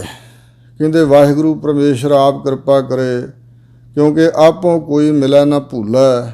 ਨਾ ਕੋਈ ਆਪ ਮਿਲਦਾ ਪਰਮੇਸ਼ਰ ਨੂੰ, ਨਾ ਕੋਈ ਭੁੱਲਦਾ। ਜੇ ਵਾਹਿਗੁਰੂ ਕਿਰਪਾ ਕਰ ਦੇਵੇ ਤਾਂ ਸਤਿਗੁਰੂ ਮਿਲਾਏ। ਕਿਰਪਾ ਕਰਕੇ ਆਪ ਸੱਚੇ ਗੁਰਾਂ ਦੇ ਨਾਲ ਮਿਲਾ ਦੇਵੇ ਪਰਮੇਸ਼ਰ। ਫਿਰ ਏਕੋ ਨਾਮ ਚੇਤੇ ਵਿੱਚੋਂ ਭਰਮ ਚੁਕਾਏ। ਇੱਕ ਤਾਂ ਵਾਹਿਗੁਰੂ ਦੀ ਕਿਰਪਾ ਹੈ, ਸਤਿਗੁਰੂ ਦਾ ਮਿਲਾਪ ਹੋ ਜਾਏ, ਅਤੇ ਫਿਰ ਵਾਹਿਗੁਰੂ ਦੀ ਇਹ ਬਖਸ਼ਿਸ਼ ਹੋਵੇ ਕਿ ਸਤਿਗੁਰਾਂ ਦੇ ਆਖੇ ਲੱਗਣਾ ਨੂੰ ਆ ਜਾਏ। ਸਤਿਗੁਰੂ ਦੇ ਉਪਦੇਸ਼ ਦੁਆਰਾ ਇੱਕੋ ਇੱਕ ਪਰਮੇਸ਼ਰ ਦੇ ਨਾਮ ਨੂੰ ਚੇਤੇ ਕਰਦਾ ਰਹੇ। ਸਿਮਰੇ ਹਿਰਦੇ ਅੰਦਰ, ਹਰ ਜਨ ਸਿਮਰੋ ਹਿਰਦਾ ਰਾਮ, ਹਰ ਜਨ ਕੋ ਉਪਦਾ ਨਿਕਟ ਨ ਆਵੈ, ਪੂਰਨ ਦਾਸ ਕੇ ਕਾਮ। ਵਿੱਚੋਂ ਭਰਮ ਚੁਕਾਏ। ਇੱਕ ਨਾਮ ਦੁਆਰਾ ਹੀ ਹਿਰਦੇ ਦੇ ਅੰਦਰੋਂ ਜਿਹੜੀ ਭ੍ਰਾਂਤੀ ਹੈ, ਭਰਮ ਹੈ, ਮਾਧਵੇ ਕਿਆ ਕਹੀਐ ਭਰਮ ਐਸਾ, ਜੈਸਾ ਮਾਨੀਐ ਹੋਏ ਨਾ ਤੈਸਾ। ਜਿਹੜਾ ਭਰਮ ਜਗਤ ਨੂੰ ਹੋਰ ਦਾ ਹੋਰ ਮੰਨਿਆ ਹੋਇਆ, ਸੱਚਾ ਮੰਨ ਕੇ ਇਹਦੇ ਵਿੱਚ ਗਲਤਾਨ ਹੋਇਆ, ਇਹ ਜਿਹੜਾ ਭਰਮ ਹੈ, ਜੀਵ ਦੀ ਭਟਕਣਾ ਹੈ, ਸੰਸਾਰ ਦੇ ਵਿੱਚ ਖਚਤ ਹੋਣਾ, ਇਹ ਦੂਰ ਕਰ ਸਕਦਾ ਹੈ ਇੱਕ ਨਾਮ ਨੂੰ ਚੇਤੇ ਕਰਕੇ। ਨਾਨਕ ਨਾਮ ਜਪੇ ਨਾਉ ਨੌ ਨਿਧ ਪਾਏ। ਅਤੇ ਹਜ਼ੂਰ ਸਤਿਗੁਰੂ ਅਮਰਦਾਸ ਮਹਾਰਾਜ ਕਹਿੰਦੇ ਨੇ, ਫਿਰ ਜਿਹੜਾ ਐਸਾ ਸਤਿਗੁਰੂ ਦਾ ਮਿਲਾਪੀ ਹੈ ਨਾ, ਭਗਤ ਸੇਵਕ ਜੀਵ ਸਿੱਖ ਭਾਵ, ਇਹ ਫਿਰ ਵਾਹਿਗੁਰੂ ਪਰਮੇਸ਼ਰ ਦੇ ਨਾਮ ਨੂੰ ਜਪਦਾ ਹੋਇਆ ਨਾਉ ਨੌ ਨਿਧ ਪਾਏ, ਆਪਣੇ ਹਿਰਦੇ ਅੰਦਰ ਨਾਮ ਦੀ ਪ੍ਰਾਪਤੀ ਕਰ ਲੈਂਦਾ। ਰਸਨਾ ਤੋਂ ਜਪਦਾ ਹੋਇਆ ਜਿਹੜਾ ਗੁਪਤ ਨਾਮ ਹੈ। ਹੋਂ ਬਲਿਹਾਰੀ ਸਤਿਗੁਰੇ ਆਪਣੇ ਜਨ ਗੁਪਤ ਨਾਮ ਪ੍ਰਗਾਜਾ। ਜਿਹੜਾ ਗੁਪਤ ਨਾਮ ਛੁਪਿਆ ਹੋਇਆ ਇੱਕ ਰਸ ਵਾਹਿਗੁਰੂ ਦਾ ਨਾਮ ਹਿਰਦੇ 'ਚ ਗਿਆਨ, ਉਹ ਸਤਿਗੁਰੂ ਜੀ ਪ੍ਰਗਟ ਕਰ ਦਿੰਦੇ ਆ। ਅਤੇ ਨਾਮ ਰੂਪੀ 9 ਨਿਧਾਂ, 9 ਖਜ਼ਾਨੇ ਹੀ ਮਤਲਬ ਇਹਨੇ ਮਨ ਨੂੰ ਪ੍ਰਾਪਤ ਕਰ ਲਏ। ਨਾਮ ਵੱਡਾ ਖਜ਼ਾਨਾ ਹੈ। ਨਾਮ ਐਸਾ ਖਜ਼ਾਨਾ ਮਤਲਬ ਵੀ ਦੁਨੀਆ ਸੰਸਾਰ ਦੇ ਸਾਰੇ 9 ਦੇ 9 ਖਜ਼ਾਨੇ ਹੀ ਜਿਸ ਦੀ ਪਰਿਕਰਮਾ ਕਰਦੇ ਪਏ ਨੇ। ਨਾਮ ਰੂਪੀ ਵੱਡਾ ਨਾਮ ਦਾ ਖਜ਼ਾਨਾ ਇਹ ਪ੍ਰਾਪਤ ਕਰ ਲੈਂਦਾ 9 ਨਿਧਾਂ ਰੂਪੀ। ਗੌੜੀ ਗੁਆਰੇਰੀ ਮਹੱਲਾ ਤੀਜਾ। ਗੁਆਰੇਰੀ ਗੌੜੀ ਰਾਗ ਹੈ, ਅਤੇ ਗੁਆਰੇਰੀ ਇਸ ਰਾਗ ਦੀ ਵੰਨਗੀ ਹੈ। ਤੀਜੇ ਪਾਤਸ਼ਾਹ ਸਤਿਗੁਰੂ ਅਮਰਦਾਸ ਮਹਾਰਾਜ ਅਗਲਾ ਸ਼ਬਦ ਉਚਾਰਦੇ ਹਨ, ਜਿਨ੍ਹਾਂ ਗੁਰਮੁਖ ਧਿਆਇਆ ਤਿਨ ਪੂਛੋਂ ਜਾਏ। ਜਿਵੇਂ ਬਚਨ ਹਨ, ਪੰਥ ਦਸਾਵਾਂ ਨਿਤ ਖੜੀ, ਮੁੱਧ ਜੋਬਨ ਬਾਲੀ ਰਾਮ ਰਾਜੇ, ਹਰ ਹਰ ਨਾਮ ਚੇਤਾਏ, ਗੁਰ ਹਰ ਮਾਰਗ ਚਾਲੀ। ਇਸ ਪ੍ਰਕਾਰ ਇੱਥੇ ਜਗਿਆਸਾ ਪ੍ਰਗਟ ਕੀਤੀ ਹੈ ਹਜ਼ੂਰ ਨੇ। ਭਾਈ ਇਹੋ ਜਿਹੀ ਤਮੰਨਾ ਹਿਰਦੇ ਧਾਰਨ ਕਰੋ, ਜਿਨ੍ਹਾਂ ਗੁਰਮੁਖ ਧਿਆਇਆ, ਜਿਨ੍ਹਾਂ ਨੇ ਗੁਰਾਂ ਦੇ ਸਨਮੁਖ ਹੋ ਕੇ ਗੁਰੂਮੁਖ ਤੋਂ ਉਪਦੇਸ਼ ਪ੍ਰਾਪਤ ਕਰਕੇ ਗੁਰੂ ਸਾਹਿਬ ਨੂੰ ਆਪਣਾ ਆਪ ਸਮਰਪਣ ਕੀਤਾ ਹੋਇਆ, ਐਸੇ ਗੁਰਮੁਖ ਜਨਾਂ ਨੇ ਜਿਨ੍ਹਾਂ ਧਿਆਇਆ ਸਿਮਰਿਆ ਵਾਹਿਗੁਰੂ ਨੂੰ। ਪਹਿਲਾਂ ਰਸਨਾ ਦੇ ਨਾਲ ਤਾਂ ਜਾਪ ਹੁੰਦਾ, ਅਤੇ ਜਾਪ ਤੋਂ ਫਿਰ ਇਹ ਬੈਖੜੀ ਬਾਣੀ ਰਾਹੀਂ ਫਿਰ ਮੱਧਮਾ ਬਾਣੀ ਤੱਕ ਚਲਿਆ ਜਾਂਦਾ। ਗਲੇ 'ਚ ਜਾਪ ਹੁੰਦਾ, ਫਿਰ ਪਸੰਤੀ ਬਾਣੀ ਹਿਰਦੇ 'ਚ, ਫਿਰ ਪਰਾ ਬਾਣੀ ਦਾ ਜਾਪ ਹੈ ਜਿਹੜਾ ਸਵਾਸ ਜਿੱਥੋਂ ਧੁਨੀ 'ਚੋਂ ਚੱਲਦੇ ਆ ਅਤੇ ਨਾਭੀ 'ਚੋਂ। ਫਿਰ ਇਸੇ ਪ੍ਰਕਾਰ ਜਿਵੇਂ ਭੋਜਨ ਪਚ ਕੇ ਖੂਨ ਬਣਦਾ, ਇਸੇ ਤਰ੍ਹਾਂ ਫਿਰ ਗੁਰਮੁਖ ਰੋਮ ਰੋਮ ਹਰ ਧਿਆਵੈ। ਧਿਆਉਣਾ ਮਨ ਦਾ ਵਿਸ਼ਾ, ਧਿਆਉਣਾ ਜਾਂ ਸਿਮਰਨਾ ਇੱਕੋ ਹੀ ਗੱਲ ਹੈ। ਚੇਤਨਾ, ਅਰਾਧਨਾ, ਧਿਆਉਣਾ, ਜਪਣਾ ਰਸਨਾ ਦਾ ਵਿਸ਼ਾ ਹੈ, ਅਤੇ ਜਪ ਜਪ ਕੇ ਫਿਰ ਇਹ ਸਿਮਰਨ ਬਣਦਾ, ਫਿਰ ਮਨ ਦਾ ਧਿਆਨ ਬਣ ਜਾਂਦਾ। ਸੋ ਧਿਆਤਾ ਧਿਆਨ ਧੇ ਦੀ ਤ੍ਰਿਕੁਟੀ ਮੇਟ ਕੇ ਜਿਨ੍ਹਾਂ ਗੁਰਮੁਖਾਂ ਨੇ ਮਨੋ ਤਨੋ ਹੋ ਕੇ ਪਰਮੇਸ਼ਰ ਨੂੰ ਸਿਮਰਿਆ ਹੈ, ਤਿਨ ਪੁੱਛੋਂ ਜਾਏ। ਅਤੇ ਉਹਨਾਂ ਦੇ ਤਾਈਂ ਮੈਂ ਜਾ ਕੇ ਪੁੱਛਣਾ ਚਾਹੁੰਦਾ, ਮੈਂ ਉਹਨਾਂ ਨੂੰ ਜਾ ਕੇ ਪੁੱਛਾਂਗਾ ਗੁਰ ਸੇਵਾ ਅਤੇ ਮਨ ਪਤੀਏ। ਜਦੋਂ ਉਹਨਾਂ ਨੂੰ ਮੈਂ ਪੁੱਛਦਾ ਹਾਂ ਤਾਂ ਉਹ ਫਿਰ ਕੀ ਦੱਸਦੇ ਆ ਵੀ ਕਿੰਝ ਕਰਨਾ ਚਾਹੀਦਾ। ਗੁਰ ਸੇਵਾ ਅਤੇ ਮਨ ਪਤੀ ਆਏ, ਉਹ ਗੁਰਮੁਖ ਪਿਆਰੇ ਦੱਸਦੇ ਨੇ ਵੀ ਜੇ ਨਹੀਂ ਨਾ ਮਨ ਜੁੜਦਾ, ਮਨ ਪਤੀਜਦਾ ਨਹੀਂ, ਨਾਮ ਵਿੱਚ ਲੱਗਦਾ ਨਹੀਂ ਹੈ, ਮਨ ਨੂੰ ਵਿਸ਼ਵਾਸ ਨਹੀਂ ਆਉਂਦਾ, ਭਰੋਸਾ ਨਹੀਂ ਆਉਂਦਾ, ਤਾਂ ਗੁਰ ਸੇਵਾ ਅਤੇ ਮਨ ਪਤੀ ਆਏ। ਗੁਰਾਂ ਦੀ ਸੇਵਾ ਕਰੋ। ਸਤਿਗੁਰੂ ਮਹਾਰਾਜ ਸੱਚੇ ਪਾਤਸ਼ਾਹ ਦੀ ਟਹਿਲ ਸੇਵਾ ਕਰਨ ਦੇ ਨਾਲ ਜਿਹੜਾ ਮਨ ਹੈ ਸਾਡਾ ਇਹ ਪਤੀਜਦਾ ਹੈ, ਇਹ ਨਿਸ਼ਚੇ 'ਚ ਆ ਜਾਂਦਾ, ਭਰੋਸੇ 'ਚ ਆ ਜਾਂਦਾ, ਨਾਮ ਵਿੱਚ ਗਿੱਝ ਜਾਂਦਾ। ਇਹਦੀ ਮੈਲ ਉਤਰਦੀ ਹੈ ਨਾ ਸੇਵਾ ਕਰਨ ਦੇ ਨਾਲ। ਸਤਿਗੁਰਾਂ ਦੀ ਸੇਵਾ, ਗੁਰ ਸੇਵਾ ਤਪਾਂ ਸਿਰ ਤਪ ਸਾਰ, ਔਰ ਤਪਨ ਤਪ ਗੁਰ ਗਿਆਨ। ਸਤਿਗੁਰ ਕੀ ਸੇਵਾ ਗਾਖੜੀ ਸਿਰ ਦੀਜੈ ਆਪ ਗਵਾਏ। ਸੋ ਇਸ ਪ੍ਰਕਾਰ ਸਤਿਗੁਰੂ ਕੀ ਸੇਵਾ ਸਫਲ ਹੈ ਜੇ ਕੋ ਕਰੇ ਚਿਤ ਲਾਏ। ਮਨ ਚਿੰਦਿਆ ਫਲ ਪਾਵਣਾ ਹਉਮੈ ਵਿੱਚੋਂ ਜਾਏ। ਜੇ ਭਾਈ ਰੀਝ ਹੈ, ਤੁਹਾਨੂੰ ਇੱਛਾ ਹੈ ਵੀ ਸਾਡੇ ਮਨ 'ਚ ਵੀ ਨਾਮ ਵਸ ਜਾਏ, ਸਾਡਾ ਮਨ ਵੀ ਪਤੀਜ ਜਾਏ, ਤਾਂ ਗੁਰਾਂ ਦੀ ਸੇਵਾ ਕਰੋ। ਉੱਥੋਂ ਜਾ ਕੇ ਮਨ ਪਤੀਜਦਾ ਹੈ। ਸੇ ਧਨਵੰਤ ਹਰ ਨਾਮ ਕਮਾਏ। ਜਿਹੜੇ ਗੁਰਮੁਖ ਪਿਆਰੇ ਹਰੀ ਪਰਮੇਸ਼ਰ ਦੇ ਨਾਮ ਵਿੱਚ ਜੁੜ ਜਾਂਦੇ ਆ ਗੁਰਾਂ ਦੀ ਸੇਵਾ ਦੁਆਰਾ, ਜਿਨ੍ਹਾਂ ਦਾ ਮਨ ਪਤੀਜ ਜਾਂਦਾ, ਉਹ ਹਰੀ ਨਾਮ ਨੂੰ ਕਮਾ ਕੇ, ਕਮਾਈ ਕਰਕੇ ਫਿਰ ਉਹ ਵੱਡੇ ਧਨਵਾੜ ਬਣ ਜਾਂਦੇ ਨੇ। ਧਨਵਾਨ ਧਨਵੰਤ ਨਾਮ ਕੇ ਵਣਜਾਰੇ। ਸੇ ਧਨਵੰਤ ਹਮ ਧਨਵੰਤ ਭਾਗਠ ਸਚ ਨਾਏ। ਹਰ ਗੁਣ ਗਾਵਹਿ ਸਹਿਜ ਸੁਭਾਏ। ਜਿਵੇਂ ਦੁਨਿਆਵੀ ਧਨ ਕਿਸੇ ਨੇ ਜਮ੍ਹਾਂ ਕੀਤਾ ਅਤੇ ਉਹਨੂੰ ਧਨਾੜ, ਸ਼ਾਹੂਕਾਰ, ਧਨੀ, ਧਨਵੰਤ ਐਸੇ ਨਾਮਾਂ ਨਾਲ ਪੁਕਾਰਿਆ ਜਾਂਦਾ ਹੈ। ਪਰ ਇਹ ਜਿਹੜਾ ਦੁਨਿਆਵੀ ਧਨ ਹੈ, ਕਾਚਾ ਧਨ ਸੰਚੈ ਮੂਰਖ ਗਾਵਾਰ। ਮਨਮੁਖ ਭੂਲੇ ਅੰਧ ਗਾਵਾਰ। ਵਿਖਿਆ ਕਹਿ ਧਨ ਸਦਾ ਦੁੱਖ ਹੋਏ। ਨਾ ਸਾਥ ਜਾਏ ਨਾ ਪ੍ਰਾਪਤ ਹੋਏ। ਸਾਚਾ ਧਨ ਗੁਰਮਤੀ ਪਾਏ। ਕਾਚਾ ਧਨ ਫੁਨ ਆਵੈ ਜਾਏ। ਸੋ ਇਸ ਪ੍ਰਕਾਰ ਸੇ ਧਨਵੰਤ ਹਰ ਨਾਮ ਕਮਾਏ। ਹਰੀ ਨਾਮ ਦੀ ਕਮਾਈ ਜਿਹਨਾਂ ਕੀਤੀ ਆਪਣੇ ਜੀਵਨ 'ਚ, ਉਹ ਧਨਾੜ ਬਣ ਜਾਂਦੇ ਹਨ, ਧਨਵੰਤ ਬਣ ਜਾਂਦੇ। ਉਹਨਾਂ ਦੇ ਹਿਰਦੇ ਅੰਦਰ ਨਾਮ ਧਨ ਬਹੁਤ ਜ਼ਿਆਦਾ ਇਕੱਠਾ ਹੋ ਜਾਂਦਾ, ਜਿਹਦੇ ਬਾਰੇ ਹਜ਼ੂਰ ਨੇ ਕਿਹਾ ਸੰਚਨ ਕਰੋ ਨਾਮ ਧਨ ਨਿਰਮਲ। ਥਾਤੀ ਜਗਮ ਅਪਾਰ। ਬਿਲਸ਼ ਵਿਨੋਦ ਆਨੰਦ ਸੁਖ ਮਾਣੋ ਖਾਏ। ਜੀਵੋ ਸਿੱਖ ਪਰਿਵਾਰ। ਪੂਰੇ ਗੁਰ ਤੇ ਸੋਝੀ ਪਾਏ। ਮਹਾਰਾਜ ਕਹਿੰਦੇ ਨੇ ਵੀ ਪੂਰਿਆਂ ਗੁਰਾਂ ਦੁਆਰਾ ਹੀ ਇਹ ਅੰਦਰ ਸੋਝੀ ਪ੍ਰਾਪਤ ਹੁੰਦੀ ਹੈ, ਹਿਰਦੇ ਦੇ ਅੰਦਰ ਗਿਆਤ ਪ੍ਰਾਪਤ ਹੋ ਜਾਂਦੀ ਹੈ ਵੀ ਜਿਨ੍ਹਾਂ ਦੇ ਕੋਲ ਵਾਹਿਗੁਰੂ ਦੇ ਨਾਮ ਦਾ ਧਨ ਹੈ ਉਹ ਹੀ ਧਨਵੰਤ ਨੇ। ਰੱਬ ਦੇ ਨਾਮ ਨੂੰ ਜਪਣ ਵਾਲੇ ਧਨਾੜ ਨੇ। ਹੋਰ ਜਿਹੜੇ ਦੁਨਿਆਵੀ ਸ਼ਾਹੂਕਾਰ ਹਨ, ਅਮੀਰ ਲੋਕ ਨੇ, ਤਾਂ ਕੁਛ ਵੀ ਨਹੀਂ ਹੈ।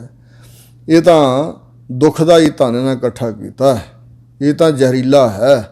ਸੋ ਇਸ ਪ੍ਰਕਾਰ ਇਹ ਦੁਖੀ ਕਰ ਸਕਦਾ ਜਿਨ੍ਹਾਂ ਕੋਲ ਕੇਵਲ ਦੁਨਿਆਵੀ ਧਨ ਹੈ। ਜਿਵੇਂ ਸਤਿਗੁਰੂ ਅਮਰਦਾਸ ਮਹਾਰਾਜ ਦੇ ਚਰਨਾਂ ਦੀ ਰੇਖਾ ਵੇਖਣ ਵਾਲਾ ਜਿਹੜਾ ਦੁਰਗਾ ਬ੍ਰਾਹਮਣ ਸੀ, ਜਦੋਂ ਹਜ਼ੂਰ ਨੇ ਕਿਹਾ ਸੀ ਵੀ ਪੰਡਤਾ ਦੱਸ ਕੀ ਦਈਏ ਤੈਨੂੰ, ਤਾਂ ਉਹਨੇ ਕਿਹਾ ਸੀ ਮਹਾਰਾਜ ਜਦੋਂ ਇਸ ਪਦਵੀ 'ਤੇ ਪਹੁੰਚੋਗੇ ਨਾ, ਜੋ ਮੇਰਾ ਜੋਤਿਸ਼ ਕਹਿ ਰਿਹਾ, ਉਦੋਂ ਜੋ ਮੰਗਾਂਗਾ ਉਹ ਦਿਓ, ਬਚਨ ਕਰੋ। ਹਜ਼ੂਰ ਨੇ ਬਚਨ ਕਰਤਾ ਸੀ। ਅਤੇ ਫਿਰ ਜਿਸ ਵੇਲੇ ਹਜ਼ੂਰ ਨੂੰ ਦੁਬਾਰਾ ਉਹ ਮਿਲਿਆ, ਜਦੋਂ ਤੀਰਥਾਂ ਦੇ ਉੱਪਰ ਜਾ ਕੇ ਸਤਿਗੁਰੂ ਨੇ ਭਲਾ ਕੀਤਾ, ਸੰਸਾਰ ਦਾ ਵਾਪਸ ਆ ਰਹੇ ਸੀ, ਬਹੁਤ ਜ਼ਿਆਦਾ ਸੰਗਤ ਆਪਦੇ ਮਗਰ ਸੀ, ਤਾਂ ਮਿਹੜੇ ਨਗਰ ਦਾ ਜਿਹੜਾ ਸੀ ਦੁਰਗਾ ਬ੍ਰਾਹਮਣ ਦੇ ਪਿੰਡ ਦੇ ਬਾਹਰ ਵਾਰੀ ਡੇਰਾ ਲਾਇਆ ਹਜ਼ੂਰ ਨੇ। ਉਹ ਫਿਰ ਆਇਆ ਸੀ ਅਤੇ ਕਹਿਣ ਲੱਗਾ ਜੀ ਮੈਂ ਤੁਹਾਨੂੰ ਪਛਾਣ ਲਿਆ, ਤੁਸੀਂ ਮੈਨੂੰ ਪਛਾਣਿਆ? ਕਹਿੰਦੇ ਹਜ਼ੂਰ ਹਾਂ। ਕਹਿਣ ਲੱਗਾ ਫਿਰ ਆਪਣਾ ਵਜਨ ਪੂਰਾ ਕਰੋ। ਮਹਾਰਾਜ ਕਹਿੰਦੇ ਪੰਡਤਾ ਦੱਸ ਇਸ ਲੋਕ ਦੇ ਸੁੱਖ ਕੇ ਪਰਲੋਕ ਦੇ। ਕਹਿਣ ਲੱਗਾ ਮਹਾਰਾਜ ਇਹ ਕੀ ਕਹਿ ਰਹੇ ਹੋ, ਤੁਹਾਡੇ ਘਰ 'ਚ ਕੋਈ ਘਾਟਾ ਨਹੀਂ। ਜੋ ਧਨ ਦੇਵੋ ਤਾਂ ਨਾਮ ਨ ਦੇਵੋ। ਨਾਮ ਬਿਨਾ ਨਰ ਜੰਪੁਰ ਜਾਏ। ਜੋ ਨਾਮ ਦੇਵੋ ਤਾਂ ਧਨ ਨਾ ਦੇਵੋ। ਧਨ ਬਿਨਾ ਨਰ ਜਗ ਨਾ ਸੁਹਾਏ। ਜੇ ਮਹਾਰਾਜ ਤੁਸੀਂ ਕੇਵਲ ਨਾਮ ਧਨ ਹੀ ਮੈਨੂੰ ਦਿੱਤਾ ਅਤੇ ਤੁਹਾਡੀ ਜਿਹੜੀ ਦਾਤ ਇਸ ਦੁਨੀਆ ਦੇ ਸਾਹਮਣੇ ਪ੍ਰਗਟ ਨਹੀਂ ਹੋਣੀ, ਮੇਰੀ ਸੋਭਾ ਨਹੀਂ ਹੋਣੀ, ਦੁਨੀਆ ਦੇ ਧਨਾੜ ਨਹੀਂ ਹੋਣਾ, ਮੈਂ ਧਨਵਾਦ ਨਹੀਂ ਹੋਣਾ, ਅਤੇ ਲੋਕ ਕਹਿਣਗੇ ਕੀ ਪਤਾ ਗੁਰੂ ਸਾਹਿਬ ਨੇ ਕੁਛ ਦਿੱਤਾ ਕਿ ਨਹੀਂ। ਜੇ ਤੁੱਠੇ ਹੋ ਤਾਂ ਇਸ ਦੁਨੀਆ ਦੇ ਵਿੱਚ ਵੀ ਮੈਨੂੰ ਸੁੱਖ ਬਖਸ਼ੋ, ਤੇ ਹੁਣ ਜੇ ਮੈਂ ਇਕੱਲਾ ਇਹ ਸੁੱਖ ਮੰਗਦਾ ਤਾਂ ਮੈਂ ਗ੍ਰੰਥਾਂ 'ਚੋਂ ਪੜ੍ਹਿਆ ਜਿਹੜੇ ਇਸ ਦੁਨੀਆ 'ਚ ਬਾਹਲੇ ਸੁਖੀ ਰਹਿੰਦੇ ਆ ਉਹ ਅਗਲੇ ਜਹਾਨ 'ਚ ਫਿਰ ਦੁੱਖ ਪਾਉਂਦੇ ਨੇ। ਮਹਾਰਾਜ ਕਹਿੰਦੇ ਉਹ ਤਾਂ ਦੁੱਖ ਪਾਉਂਦੇ ਕਿਉਂਕਿ ਪਰਮੇਸ਼ਰ ਭੁੱਲ ਜਾਂਦਾ। ਫਿਰ ਕਹਿਣ ਲੱਗਾ ਜੀ ਉਹ ਵੀ ਦਾਤ ਦਿਓ ਜਿਸ ਕਰਕੇ ਵਾਹਿਗੁਰੂ ਭੁੱਲੇ ਨਾ। ਫਿਰ ਮਹਾਰਾਜ ਕਹਿੰਦੇ ਨਾਮ ਧਨ ਵੀ ਦੇ ਦਿੱਤਾ ਤੇ ਦੁਨਿਆਵੀ ਧਨ ਵੀ ਦੇ ਦਿੱਤਾ। ਸੋ ਇਸ ਪ੍ਰਕਾਰ ਨਾਮ ਧਨ ਉੱਪਰ ਹੈ, ਦੁਨਿਆਵੀ ਧਨ ਥੱਲੇ ਹੈ। ਸੋ ਇਸ ਪ੍ਰਕਾਰ ਨਾਮ ਧਨ ਜਿਨ੍ਹਾਂ ਦੇ ਪਾਸ ਹੈ, ਪਦਾਰਥ ਵੀ ਭਾਵੇਂ ਬਹੁਤ ਹੋਣ ਫਿਰ ਵੀ ਵਾਹਿਗੁਰੂ ਦੇ ਨਾਮ ਨਾਲ ਜੁੜੇ ਰਹਿਣ ਜਿਹੜੇ। ਸੋ ਫਰੀਦਾ ਉਮਰ ਸੁਹਾਵੜੀ ਸੰਗ ਸਵੰਨੜੀ ਦੇ, ਵਿਰਲੇ ਕਈ ਪਾਈਨ ਜਿਨ੍ਹਾਂ ਪਿਆਰੇ ਨੇ। ਐਸੇ ਤਾਂ ਵਿਰਲੇ ਵਿਰਲੇ ਹੀ ਹੈ ਭਈ ਉਮਰ ਵੀ ਸ਼ੋਭਨੀਕ ਹੋਵੇ ਜਵਾਨੀ ਦੀ, ਧਨ ਵੀ ਬਹੁਤ ਹੋਵੇ, ਅਮੀਰੀ ਵੀ ਹੋਵੇ, ਤੇ ਉਹ ਵਿਰਲੇ ਵਿਰਲੇ ਜਿਹੜੇ ਫਿਰ ਪਰਮੇਸ਼ਰ ਨਾਲ ਪ੍ਰੇਮ ਹੋਵੇ ਜਿਨ੍ਹਾਂ ਦਾ। ਸੋ ਇਸ ਪ੍ਰਕਾਰ ਹਜੂਰ ਨੇ ਦੋਵੇਂ ਦਾਤਾਂ ਬਖਸ਼ੀਆਂ ਸੀ ਦੁਰਗੇ ਪੰਡਤ ਨੂੰ। ਸੋ ਇਸ ਪ੍ਰਕਾਰ ਮਹਾਰਾਜ ਸੱਚੇ ਪਾਤਸ਼ਾਹ ਨੇ ਉੱਪਰ ਦੱਸਿਆ ਇਸ ਨਾਮ ਰੂਪੀ ਧਨ ਨੂੰ। ਬਾਕੀ ਜਿਹੜਾ ਦੁਨਿਆਵੀ ਧਨ ਹੈ ਉਹ ਤਾਂ ਵਰਤੋਂ ਵਿਹਾਰ ਹੈ। ਹਜ਼ੂਰ ਫਰਮਾਉਂਦੇ ਨੇ ਭਈ ਇਹ ਸੋਝੀਏ ਗਿਆਤ ਤੇ ਸਮਝ ਨਾਮ ਧਨ ਦੀ ਮਹਿਮਾ ਦੀ ਪੂਰਿਆਂ ਗੁਰਾਂ ਦੁਆਰਾ ਪ੍ਰਾਪਤ ਹੁੰਦੀ ਹੈ। ਹਰ ਹਰ ਨਾਮ ਜਪੋ ਮੇਰੇ ਭਾਈ। ਹੁਣ ਸੱਚੇ ਪਾਤਸ਼ਾਹ ਰਹਾਉ ਦੀਆਂ ਪੰਕਤੀਆਂ 'ਚ ਸਾਨੂੰ ਉਪਦੇਸ਼ ਦੇ ਰਹੇ ਨੇ ਕਿ ਹੇ ਮੇਰੇ ਭਾਈ। ਵੇਖੋ ਸਤਿਗੁਰੂ ਮਹਾਰਾਜ ਨੇ ਤਮਾਮ ਸੰਸਾਰ ਦੇ ਜੀਆਂ ਨੂੰ ਇਕੱਠਾ ਉਪਦੇਸ਼ ਦਿੱਤਾ, ਸਾਰਿਆਂ ਨੂੰ ਪਰਮੇਸ਼ਰ ਦੀ ਅੰਸ਼ ਜਾਣ ਕੇ ਭਾਈ ਕਿਹਾ ਹੈ, ਕੋਈ ਵਿਤਕਰਾ ਨਹੀਂ ਕਿਸੇ ਨਾਲ। ਕਿ ਹੇ ਮੇਰੇ ਭਰਾਤਾ ਜੀ, ਹੇ ਭਾਈ ਗੁਰਸਿੱਖ ਪਿਆਰਿਓ, ਦੁਨੀਆ ਦੇ ਲੋਕੋ, ਰਸਨਾ ਕਰਕੇ ਮਨ ਕਰਕੇ ਬਚਨਾ ਕਰਕੇ ਵਾਹਿਗੁਰੂ ਵਾਹਿਗੁਰੂ ਪਰਮੇਸ਼ਰ ਅਕਾਲ ਪੁਰਖ ਦਾ ਨਾਮ ਹੀ ਸਿਮਰੋ। ਨਾਮ ਜਪੋ ਨਾਮੋ ਔਰਧੋ ਨਾਮੇ ਹੀ ਸੁਖ ਹੋਈ। ਸੋ ਗੁਰਮੁਖ ਸੇਵਾ ਹਰ ਘਾਲ ਥਾਏ ਪਾਈ। ਜਿਹੜੇ ਗੁਰਾਂ ਦੇ ਸਨਮੁਖ ਹੋ ਕੇ ਤੇ ਹਰੀ ਪਰਮੇਸ਼ਰ ਦੇ ਨਾਮ ਸਿਮਰਨ ਦੀ ਸੇਵਾ ਕਰਦੇ ਆ, ਉਹਨਾਂ ਦੀ ਇਹ ਹਰੀ ਪ੍ਰਮਾਤਮਾ ਦੀ ਭਗਤੀ ਸੇਵਾ ਕੀਤੀ ਹੋਈ ਦੀ ਜਿਹੜੀ ਘਾਲ ਮਿਹਨਤ ਹੈ ਉਹ ਥਾਂ ਪਾਈ ਜਾਂਦੀ ਹੈ। ਪਰਮੇਸ਼ਰ ਅਕਾਲ ਪੁਰਖ ਥਾਂ ਪਾ ਦਿੰਦਾ, ਭਾਵ ਸਫਲੀ ਕਰ ਦਿੰਦਾ ਵਾਹਿਗੁਰੂ। ਪਰ ਜੇ ਗੁਰਾਂ ਦੇ ਅਨੁਸਾਰੀ ਹੋ ਕੇ ਚੱਲੀਏ ਤਾਂ, ਜੇ ਆਪਣੇ ਮਨ ਦੀ ਮਰਜ਼ੀ ਅਨੁਸਾਰ ਚੱਲੀਏ ਤਾਂ ਫਿਰ ਕੀਤੀ ਘਾਲਣਾ ਥਾਂ ਨਹੀਂ ਪੈਂਦੀ ਹੈ। ਸੋ ਇਸ ਪ੍ਰਕਾਰ ਗੁਰਾਂ ਦੇ ਅਨੁਸਾਰੀ ਹੋ ਕੇ ਜੋ ਸਤਿਗੁਰੂ ਬਚਨ ਗੁਰੂ ਜੋ ਪੂਰਾ ਕਹਿਓ ਮੈਂ ਸ਼ੀਕ ਗਾਂਠੜੀ ਵਾਧਾ, ਇਸ ਤਰ੍ਹਾਂ ਵਾਹਿਗੁਰੂ ਦਾ ਨਾਮ ਜਪੋ ਤੇ ਕੀਤੀ ਹੋਈ ਸੇਵਾ ਘਾਲ ਜਿਹੜੀ ਵਾਹਿਗੁਰੂ ਦੀ ਭਗਤੀ ਰੂਪੀ ਘਾਲ ਮਿਹਨਤ ਹੈ ਵਾਹਿਗੁਰੂ ਥਾਂ ਪਾਉਂਦਾ ਹੈ। ਰਹਾਓ ਆਪ ਪਛਾਣੈ ਮਨ ਨਿਰਮਲ ਹੋਏ। ਜਿਹੜਾ ਗੁਰਮੁਖ ਪਿਆਰਾ ਸਤਿਗੁਰਾਂ ਦੇ ਅਨੁਸਾਰੀ ਹੋ ਕੇ ਚੱਲਦਾ ਹੈ ਸੋ ਉਹਦਾ ਮਨ ਨਿਰਮਲ ਹੋ ਜਾਂਦਾ ਹੈ। ਜਦੋਂ ਮਨ ਨਿਰਮਲ ਹੁੰਦਾ ਤੇ ਫਿਰ ਆਪਣਾ ਆਪਾ ਸਰੂਪ ਹੈ ਨਾ ਜਿਹੜਾ ਆਤਮਾ, ਉਸ ਨੂੰ ਉਹ ਪਛਾਣ ਲੈਂਦਾ। ਮਨ ਨਿਰਮਲ ਹੋਵੇਗਾ ਤਾਂ ਆਤਮਾ ਦਾ ਝਲਕਾਰਾ ਪਏਗਾ। ਫਿਰ ਅਸੰਗ ਅਦੋਸ਼ ਜੋ ਆਤਮਾ ਸਰੀਰਾਂ ਤੋਂ ਇੰਦਰੀਆਂ ਤੋਂ ਪਰੇ ਉਹ ਜਿਹੜਾ ਸਰੂਪ ਹੈ ਉਹਨੂੰ ਉਹ ਪਛਾਣ ਲੈਂਦਾ ਹੈ। ਜੀਵਨ ਮੁਕਤ ਹਰ ਪਾਵੈ ਸੋਏ, ਉਹਨੂੰ ਜਿਉਂਦਿਆਂ ਹੀ ਮੁਕਤੀ ਮਿਲ ਜਾਂਦੀ ਹੈ। ਜੀਵਨ ਮੁਕਤ ਸਚਾਵਾਂ ਚੋਲਾ, ਜਿਵੇਂ ਹਜ਼ੂਰ ਗੁਰੂ ਅਰਜਨ ਸਾਹਿਬ ਨੇ ਕਿਹਾ ਹੈ, ਪ੍ਰਭ ਕੀ ਆਗਿਆ ਆਤਮ ਹਿਤਾਵੈ, ਜੀਵਨ ਮੁਕਤ ਸੋਈ ਕਹਾਵੈ। ਤੈਸਾ ਹਰਖ ਤੈਸਾ ਉਸ ਸੋਗ, ਸਦਾ ਆਨੰਦ ਤੈ ਨਹੀਂ ਵਿਯੋਗ। ਤੈਸਾ ਸਵਰਨ ਤੈਸੀ ਉਸ ਮਾਟੀ, ਤੈਸਾ ਅੰਮ੍ਰਿਤ ਤੈਸੀ ਬਿਖ ਖਾਟੀ। ਤੈਸਾ ਮਾਨ ਤੈਸਾ ਅਭਿਮਾਨ, ਤੈਸਾ ਰੰਕ ਤੈਸਾ ਰਾਜਾਨ। ਜੋ ਵਰਤਾਏ ਸਾਈ ਜੁਗਤ, ਨਾਨਕ ਉਹ ਪੁਰਖ ਕਹੀਐ ਜੀਵਨ ਮੁਕਤ। ਸੋ ਇਸ ਪ੍ਰਕਾਰ ਜੀਵਨ ਹੁੰਦਿਆਂ ਹੋਇਆਂ ਹੀ ਮੁਕਤ ਸੁਤੰਤਰ ਹੋ ਜਾਣਾ, ਮੁਕਤੀ ਮਿਲ ਜਾਣੀ, ਸੁਤੰਤਰਤਾ, ਆਜ਼ਾਦੀ, ਬੰਦ ਖਲਾਸੀ।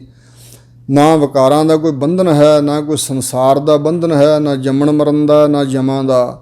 ਇਹ ਕੋਈ ਬੰਧਨ ਨਹੀਂ ਰਹਿ ਜਾਂਦਾ। ਸਿਰਫ ਸਰੀਰ ਦੀ ਪ੍ਰਾਰਬਧ ਹੋਣ ਕਰਕੇ ਜਦੋਂ ਤੱਕ ਹੈ ਉਹ ਸਰੀਰ ਤਾਂ ਕਾਇਮ ਰਹਿੰਦਾ ਉਹਨਾਂ ਦਾ, ਪਰ ਮੁਕਤ ਰੂਪ ਹੁੰਦੇ ਨੇ। ਜਿਵੇਂ ਸਿੰਘ ਪੁਰਾਣੇ ਦੱਸਦੇ ਨੇ ਵੀ ਸੰਤ ਗੁਰਬਚਨ ਸਿੰਘ ਖਾਲਸਾ ਪਿੰਡਰਾਂ ਵਾਲੇ ਮਹਾਂਪੁਰਸ਼ਾਂ ਨੇ ਇੱਕ ਵਾਰੀ ਸਾਰੇ ਜਥੇ ਦੇ ਸਿੰਘ ਇਕੱਠੇ ਕਰਕੇ ਕੁਝ ਬਚਨ ਕੀਤੇ ਸਾਰੇ ਸਿੰਘਾਂ ਨੂੰ, ਤੇ ਵੀ ਕਿਹਾ ਸੀ ਜੋ ਪੁੱਛਣਾ ਪੁੱਛ ਲਵੋ। ਤੇ ਇਕੱਲੇ ਇਕੱਲੇ ਸਿੰਘ ਨੂੰ ਦੱਸੀ ਜਾਂਦੇ ਸੀ ਵੀ ਤੇਰੇ ਕਿੰਨੇ ਜਨਮ ਬਾਕੀ ਰਹਿੰਦੇ ਆ। ਤੇ ਇੱਕ ਬਾਪੂ ਜਗੀਰ ਸਿੰਘ ਜੀ ਸਨ, ਉਹਨਾਂ ਮੈਨੂੰ ਇਹ ਬਚਨ ਸੁਣਾਇਆ ਸੀ ਵੀ ਮੈਨੂੰ ਮਹਾਂਪੁਰਸ਼ ਕਹਿਣ ਲੱਗੇ, ਭਾਈ ਜਗੀਰ ਸਿੰਘ ਜੀ ਤੁਹਾਡਾ ਇੱਕ ਹੀ ਜਨਮ ਬਾਕੀ ਰਹਿ ਗਿਆ, ਔਰ ਉਹ ਇਸ ਜਨਮ ਵਿੱਚ ਤੁਸੀਂ 75 ਸਾਲ ਉਮਰ ਭੋਗੋਗੇ ਤੇ ਅਗਲਾ ਜਨਮ ਬੜੇ ਧਨਾੜ ਗੁਰਸਿੱਖ ਸ਼ਾਹੂਕਾਰਾਂ ਦੇ ਘਰ 'ਚ ਹੋਣਾ, ਤੇ ਉੱਥੇ ਤੁਸੀਂ 25 ਸਾਲ ਤੱਕ ਉਮਰ ਭੋਗੋਗੇ, ਜਵਾਨੀ ਦੀ ਉਮਰ ਤੱਕ। ਫਿਰ ਚੜ੍ਹਾਈ ਕਰ ਜਾਓਗੇ, ਫਿਰ ਦੁਬਾਰਾ ਤੁਹਾਡਾ ਦੁਨੀਆ 'ਤੇ ਆਉਣਾ ਜਾਣਾ ਨਹੀਂ ਹੋਵੇਗਾ। ਇਹ ਬਚਨ ਉਹਨਾਂ ਪਹਿਲਾਂ ਮੈਨੂੰ ਸੁਣਾਇਆ ਸੀ। ਤੇ ਫਿਰ ਉਹਨਾਂ ਨੇ ਜਦੋਂ ਮੈਂ ਅਮਰੀਕਾ ਨੂੰ ਆਉਣਾ ਸੀ 1997 'ਚ ਇਹ ਫਿਰ ਦੁਬਾਰਾ ਬਚਨ ਸੁਣਾਇਆ, ਤਾਂ ਉਦੋਂ ਇਹ ਵੀ ਕਿਹਾ ਸੀ ਵੀ ਹੁਣ ਮੈਨੂੰ ਆਪ ਨੂੰ ਪਤਾ ਲੱਗ ਚੁੱਕਾ ਮੇਰਾ ਜਨਮ ਕਿੱਥੇ ਹੋਣਾ। ਤੇ ਮੈਂ ਕਿਹਾ ਬਾਪੂ ਜੀ ਦੱਸ ਦਿਓ ਕਹਿਣ ਲੱਗੇ ਨਹੀਂ ਇਹ ਦੱਸਣਾ ਨਹੀਂ ਬਚਨ, ਮੈਨੂੰ ਪਤਾ ਲੱਗ ਗਿਆ ਉਸ ਪਰਿਵਾਰ ਨਾਲ ਮੇਰਾ ਲੈਣਾ ਦੇਣਾ, ਅਤੇ ਇਸ ਕਰਕੇ ਮੇਰਾ ਜਨਮ ਹੋਵੇਗਾ ਅਤੇ ਹੁਣ ਬਸ ਉਮਰ ਪੁੱਗਣ ਵਾਲੀ, ਛੇਤੀ ਮੈਂ ਹੁਣ ਚੜ੍ਹਾਈ ਕਰ ਜਾਣਾ। ਅਤੇ ਉਹਨਾਂ ਨੇ ਇਹ ਵਚਨ ਸੁਣਾਇਆ ਸੀ ਕਿ ਬਾਬਾ ਠਾਕੁਰ ਸਿੰਘ ਜੀ ਦੇ ਤਾਈਂ ਮਹਾਂਪੁਰਸ਼ਾਂ ਕਿਹਾ ਸੀ, ਭਾਈ ਠਾਕੁਰ ਸਿੰਘ ਜੀ ਤੁਹਾਡਾ ਹੋਰ ਕੋਈ ਜਨਮ ਨਹੀਂ ਹੈ, ਇਹ ਜਨਮ ਵੀ ਤੁਹਾਡਾ ਸਿਰਫ ਸੇਵਾ ਵਾਸਤੇ ਹੋਇਆ ਹੈ। ਤਾਂ ਇਹ ਬਾਬਾ ਜੀ ਨੇ ਇੱਕ ਵਾਰੀ ਇਹ ਵੀ ਵਚਨ ਮੈਨੂੰ ਦਾਸ ਨੂੰ ਸੁਣਾਇਆ ਸੀ ਵੀ ਮਹਾਂਪੁਰਸ਼ ਇਸ਼ਨਾਨ ਕਰਦੇ ਸੀ ਅਤੇ ਜਿਸ ਵੇਲੇ ਮੈਂ ਉਹਨਾਂ ਨੂੰ ਕਛਹਿਰਾ ਫੜਾਉਣ ਲੱਗਾ ਉਦੋਂ ਮੈਂ ਇਕੱਲਾ ਹੀ ਸੀ ਕੋਲ। ਮੈਂ ਮਹਾਂਪੁਰਸ਼ ਨੂੰ ਪੁੱਛਿਆ ਵੀ ਮੇਰਾ ਅਗਲਾ ਜਨਮ ਕਿੱਥੇ ਹੋਵੇਗਾ ਜੀ? ਤਾਂ ਮਹਾਂਪੁਰਸ਼ ਹੱਸ ਪਏ ਸੀ, ਕਹਿਣ ਲੱਗੇ ਭਾਈ ਠਾਕੁਰ ਸਿੰਘ ਜੀ ਤੁਹਾਡਾ ਹੋਰ ਕੋਈ ਜਨਮ ਨਹੀਂ, ਤੁਸੀਂ ਤਾਂ ਸਿਰਫ ਮੇਰੇ ਕਰਕੇ ਆਏ ਹੋ, ਮੇਰੀ ਸੇਵਾ ਕਰਨ ਲਈ, ਅਤੇ ਹੁਣ ਸਾਡੀ ਇੱਛਾ ਜਦੋਂ ਜਾਈਏ ਤੁਹਾਨੂੰ ਨਾਲ ਲੈ ਚੱਲੀਏ। ਤਾਂ ਬਾਬਾ ਜੀ ਕਹਿੰਦੇ ਮੇਰੇ ਮਨ 'ਚ ਇੱਕ ਫੁਰਨਾ ਆ ਗਿਆ ਵੀ ਮਹਾਂਪੁਰਸ਼ੋ ਤੁਹਾਡੀ ਸੇਵਾ ਕਰਕੇ ਤਾਂ ਖੁਸ਼ੀ ਲੈ ਲਈ ਹੈ, ਪਰ ਜਿਹੜੇ ਤੁਹਾਡੇ ਵਿਦਿਆਰਥੀ ਸਿੰਘ ਆ ਉਹ ਵੀ ਬੜੇ ਭਜਨੀਕ ਹਨ, ਸੇਵਾਦਾਰ ਗੁਰਮੁਖ ਪਿਆਰੇ, ਉਹਨਾਂ ਦੀ ਸੇਵਾ ਕਰਕੇ ਮੈਂ ਖੁਸ਼ੀ ਲੈਣੀ ਚਾਹੁੰਦਾ। ਤਾਂ ਮਹਾਂਪੁਰਸ਼ ਹੱਸ ਪਏ, ਕਹਿੰਦੇ ਮੈਂ ਬੋਲਿਆ ਨਹੀਂ ਸੀ, ਸਿਰਫ ਫੁਰਨਾ ਆਇਆ ਸੀ ਮਨ 'ਚ। ਹੱਸ ਕੇ ਕਹਿਣ ਲੱਗੇ ਭਾਈ ਠਾਕੁਰ ਸਿੰਘ ਜੀ ਤੁਸੀਂ ਫੁਰਨਾ ਕਰ ਲਿਆ, ਹੁਣ ਤੁਸੀਂ ਰੱਜ ਰੱਜ ਕੇ ਸੇਵਾ ਕਰਿਓ, ਜਦੋਂ ਤੁਹਾਡੀ ਇੱਛਾ ਹੋਵੇਗੀ ਉਦੋਂ ਸਰੀਰ ਤਿਆਗ ਕੇ ਤੁਸੀਂ ਆ ਜਾਣਾ ਸਾਡੇ ਪਿੱਛੋਂ, ਅਤੇ ਤੁਹਾਨੂੰ ਲੈਣ ਨਹੀਂ ਕਿਸੇ ਨੇ ਆਉਣਾ। ਤੁਹਾਡੀ ਆਪਣੀ ਇੱਛਾ ਹੋਵੇਗੀ, ਜਦੋਂ ਉਮਰ ਪੁੱਗ ਉਦੋਂ ਸਰੀਰ ਤਿਆਗ ਦਿਓ, ਜਦੋਂ ਤੁਹਾਡੀ ਇੱਛਾ ਬਣੇਗੀ। ਸੋ ਇਸ ਪ੍ਰਕਾਰ ਇਉਂ ਬਾਬਾ ਜੀ ਕਹਿੰਦੇ ਸੀ ਫੁਰਨਾ ਕਰਕੇ ਮੈਂ ਜ਼ਿੰਮੇਵਾਰੀ 'ਚ ਫਸ ਗਿਆ, ਜੇ ਫੁਰਨਾ ਨਾ ਕਰਦਾ ਤਾਂ ਫਿਰ ਮੈਂ ਚਲਾ ਹੀ ਜਾਂਦਾ ਤਾਂ ਚੰਗਾ ਸੀ। ਅਤੇ ਇਸ ਪ੍ਰਕਾਰ ਇਉਂ ਗੁਰਮੁਖ ਪਿਆਰਿਆਂ ਜੀਵਨ ਮੁਕਤ ਜਿਹੜੀ ਅਵਸਥਾ ਹੈ ਉਹ ਮਾਣਦੇ ਨੇ। ਜੀਵਨ ਮੁਕਤ ਹਰ ਪਾਵੈ ਸੋਏ, ਉਹ ਹਰੀ ਉਸ ਪਰਮੇਸ਼ਰ ਅਕਾਲ ਪੁਰਖ ਨੂੰ ਪ੍ਰਾਪਤ ਕਰ ਲੈਂਦਾ ਗੁਰਮੁਖ ਪਿਆਰਾ, ਜਿਹਦਾ ਮਨ ਨਿਰਮਲ ਹੋ ਜਾਂਦਾ। ਆਮ ਤੌਰ 'ਤੇ ਸੰਸਾਰ ਦੇ ਲੋਕ ਕਈ ਡੀਂਗਾਂ ਮਾਰਦੇ ਸੁਣੇ ਗਏ ਨੇ, ਸਾਡਾ ਮਨ ਬੜਾ ਨਿਰਮਲ ਹੈ, ਸਾਡਾ ਮਨ ਨਿਰਮਲ ਹੈ, ਸਾਫ਼ ਹੈ, ਸਾਡਾ ਮਨ ਸਾਫ਼ ਹੈ। ਨਹੀਂ, ਮਨ ਨਿਰਮਲ ਸਿਰਫ ਬ੍ਰਹਮ ਗਿਆਨੀ ਦਾ ਹੁੰਦਾ ਹੈ, ਜਿਹਦਾ ਮਨ ਨਿਰਮਲ ਹੋ ਗਿਆ ਉਸ ਨੂੰ ਵਾਹਿਗੁਰੂ ਮਿਲ ਪੈਂਦਾ। ਬਲਕਿ ਕਬੀਰ ਜੀ ਕਹਿੰਦੇ ਪਰਮੇਸ਼ਰ ਤਾਂ ਆਵਾਜ਼ਾਂ ਮਾਰਦਾ ਫਿਰਦਾ ਹੈ, ਕਬੀਰ ਮਨ ਨਿਰਮਲ ਭਇਆ ਜੈਸਾ ਗੰਗਾ ਨੀਰ, ਪਾਤਸ਼ਾਹ ਲਾਗੋ ਹਰ ਫਿਰੈ ਕਹਿਤ ਕਬੀਰ ਕਬੀਰ। ਕਹਿੰਦੇ ਹੁਣ ਉਹ ਆਪ ਆਵਾਜ਼ਾਂ ਮਾਰਦਾ, ਆਓ ਕਬੀਰ ਜੀ ਮੇਰੀ ਛਾਤੀ ਨਾਲ ਲੱਗੋ।